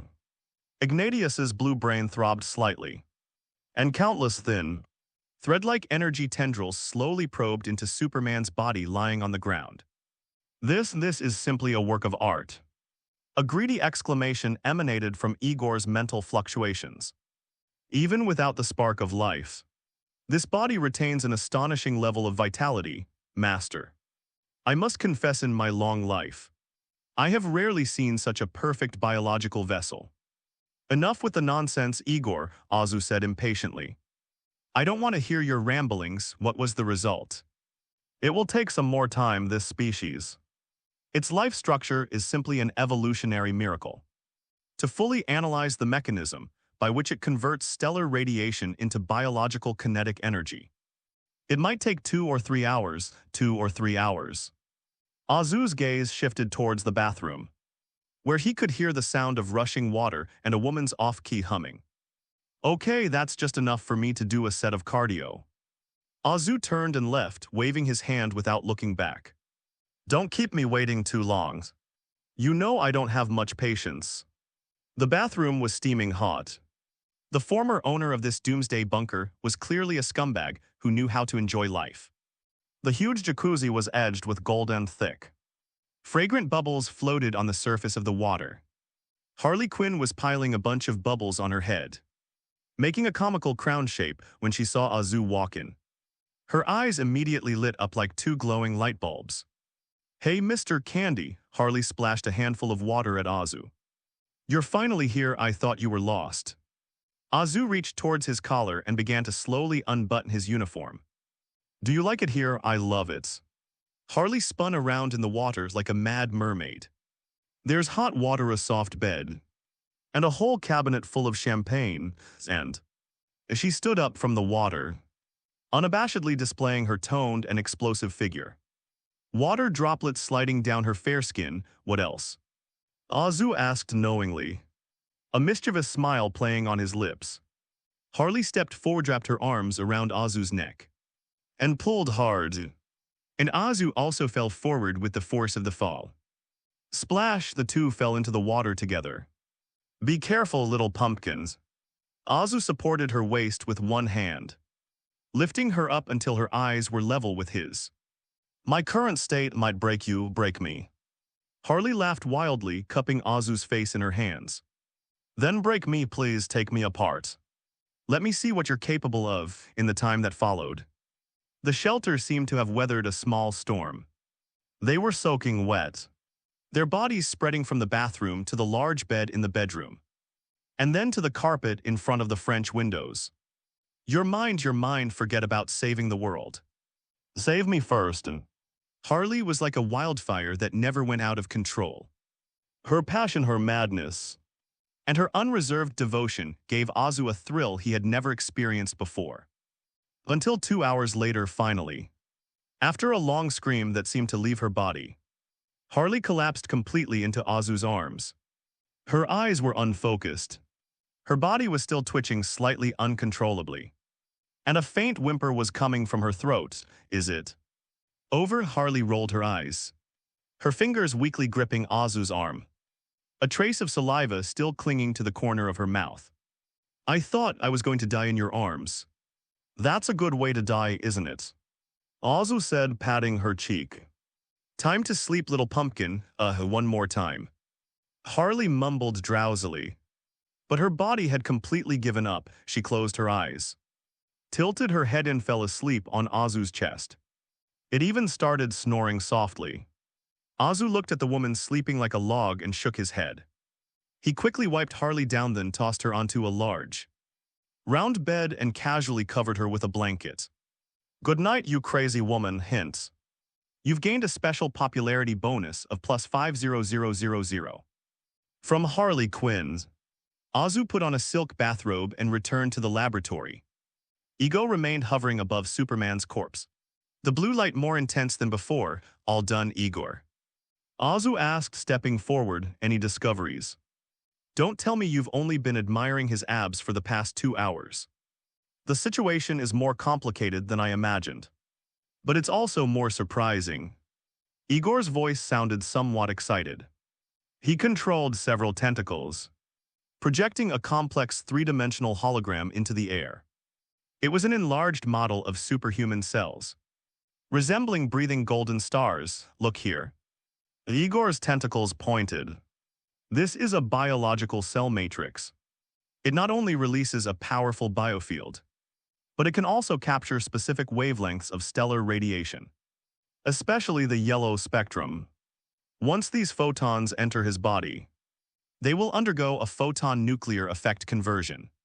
Photon nucleus effect, Azu raised an eyebrow. Simply put, it's the process of instantly converting electromagnetic radiation into high-density bioenergy and storing it in the cell matrix. These energies not only strengthen his muscles and bones, but also trigger special reactions within his cells, giving him an indestructible body and superhuman strength, and even giving rise to various strange abilities. I have to admit, this kind of life design is about on par with mine. Ego lamented that it had taken him millions of years, assimilating countless substances, to evolve into the form of the previous living planet. He felt a pang of envy that this race could become so powerful simply by basking in the sun. So here's the question, Azu smiled slightly. Looking at Igor, is there a way to transfer this ability to become stronger by sunbathing to me? Theoretically, it's possible, Master. It would require reconstructing your genetic structure. Igor's voice became serious, but I don't recommend it. Why? Azu asked first, Igor explained. This evolution is flawed. Its source of power is too singular. Igor pointed to the holograms, showing the energy reaction inside the cells rapidly dimming after the light disappeared. If he lacks the radiation of the yellow sun for an extended period, the energy within his cells will only flow out and not in. His superpowers will gradually weaken until they disappear completely. And he will degenerate into an ordinary person, moreover. He will experience unpredictable negative effects on certain wavelengths of radiation. This is a losing proposition, Master. The strength of this Kryptonian body is traceable. It relies on the bounty of its external environment and the radiation from its star. But it also has obvious weaknesses. Igor's tentacles gestured in midair. But you are different, your power is unreasonable. If you were to transplant this flawed gene, it would very likely disrupt your own flawless power system, and might even cause you to lose your existing abilities. It's not worth it, Master, after listening. Azu pondered for a moment. It's unlikely that the ability will disappear.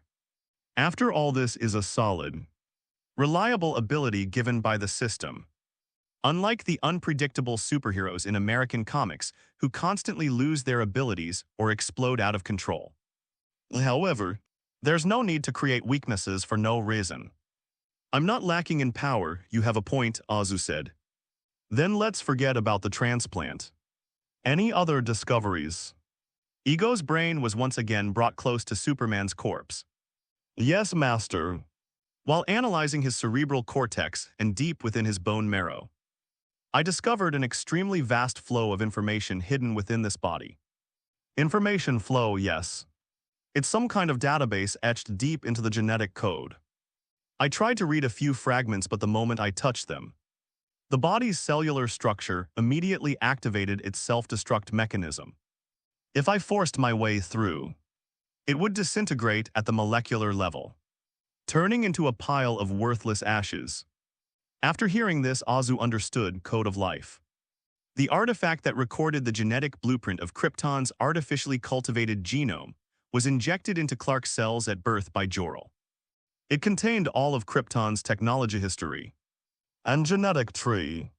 This is a great thing. Is there any way to get it? Yes. I wish to transform this body into my avatar. Igor made his request. If I could possess his body and completely assimilate with his brain, I wouldn't need to access that information. I would become a part of him, and those secrets would naturally open up to me. Furthermore, a body with immense destructive power will allow me to serve you better. Azu stared at Igor's blue brain, his eyes gleaming so. This old guy is trying to pull off a body-snatching act, creating an avatar for himself. Azu's brain was working at lightning speed. This deal seems to be a good one. Igor is now under Master Ball's control, and his loyalty remains reliable. If Ego could truly possess Superman's body, it would be like gaining a super henchman with the intelligence of a god and the physical attributes of a Kryptonian. I'll bring this thing back to the Marvel Universe someday and have it serve as a planetary governor to protect my followers. It'll be incredibly useful and it'll make my life easier. The only concern is, will the Superman body, after being transformed by Ego, still be able to be stored in the Master Ball? Answer: the Superman assimilated by Ego is not human, but rather a humanoid form of Ego. This can be included as well. After receiving an affirmative answer, Azu dispelled his last doubts. Okay, Azu nodded. Do it your way, thank you for your generosity, master. Igor said, tears streaming down his face. His cells are in a deep, dormant, near-death state. To complete assimilation, I need to revitalize his cells. This requires a large amount of yellow solar radiation. Understood, let's go sunbathe, Azu stepped forward. Grabbed the suit from the chest of the Superman corpse with one hand, and returned Ego to the Master Ball 10 minutes later. Outside the atmosphere in geosynchronous orbit, Azu, holding Superman's corpse in one hand, floated in the cold. Silent vacuum, this is fine, Azu released his grip, and Superman's corpse floated slowly in the weightless environment. The unobstructed starlight cascaded down on Superman like a golden waterfall. Under the pure yellow sunlight, Superman's originally ashen skin began to glow with a faint golden sheen. The Kryptonian cell switch had not completely dissipated. Began to frantically devour sunlight. Regaining some vitality, go Igor. The Master Ball was thrown. Igor did not hesitate for a moment. The light on the blue surface dimmed, and the enormous volume began to compress rapidly. Then it transformed into streams of light, which entered Superman's mouth, nose, and ear holes. Immediately afterwards, Superman's body began to convulse violently in space. His closed eyes suddenly snapped open, filled with a rich blue light. The muscles began to bulge and contract irregularly, and the blue veins in the neck looked like blue earthworms crawling under the skin.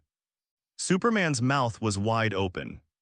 Although he couldn't make a sound in the vacuum, Azu could sense the tremors of consciousness erupting from deep within his body. This is a fierce war waged by two different species at the microscopic level. Even though the Kryptonians' original brains are dead, the instincts recorded in their genes are still fiercely resisting the invasion of outsiders. A blue light shimmered beneath every inch of Superman's skin. Azu hovered a few meters away with his arms crossed, coldly observing this scene of possession. About 10 minutes passed. The convulsions in Superman's body gradually subsided.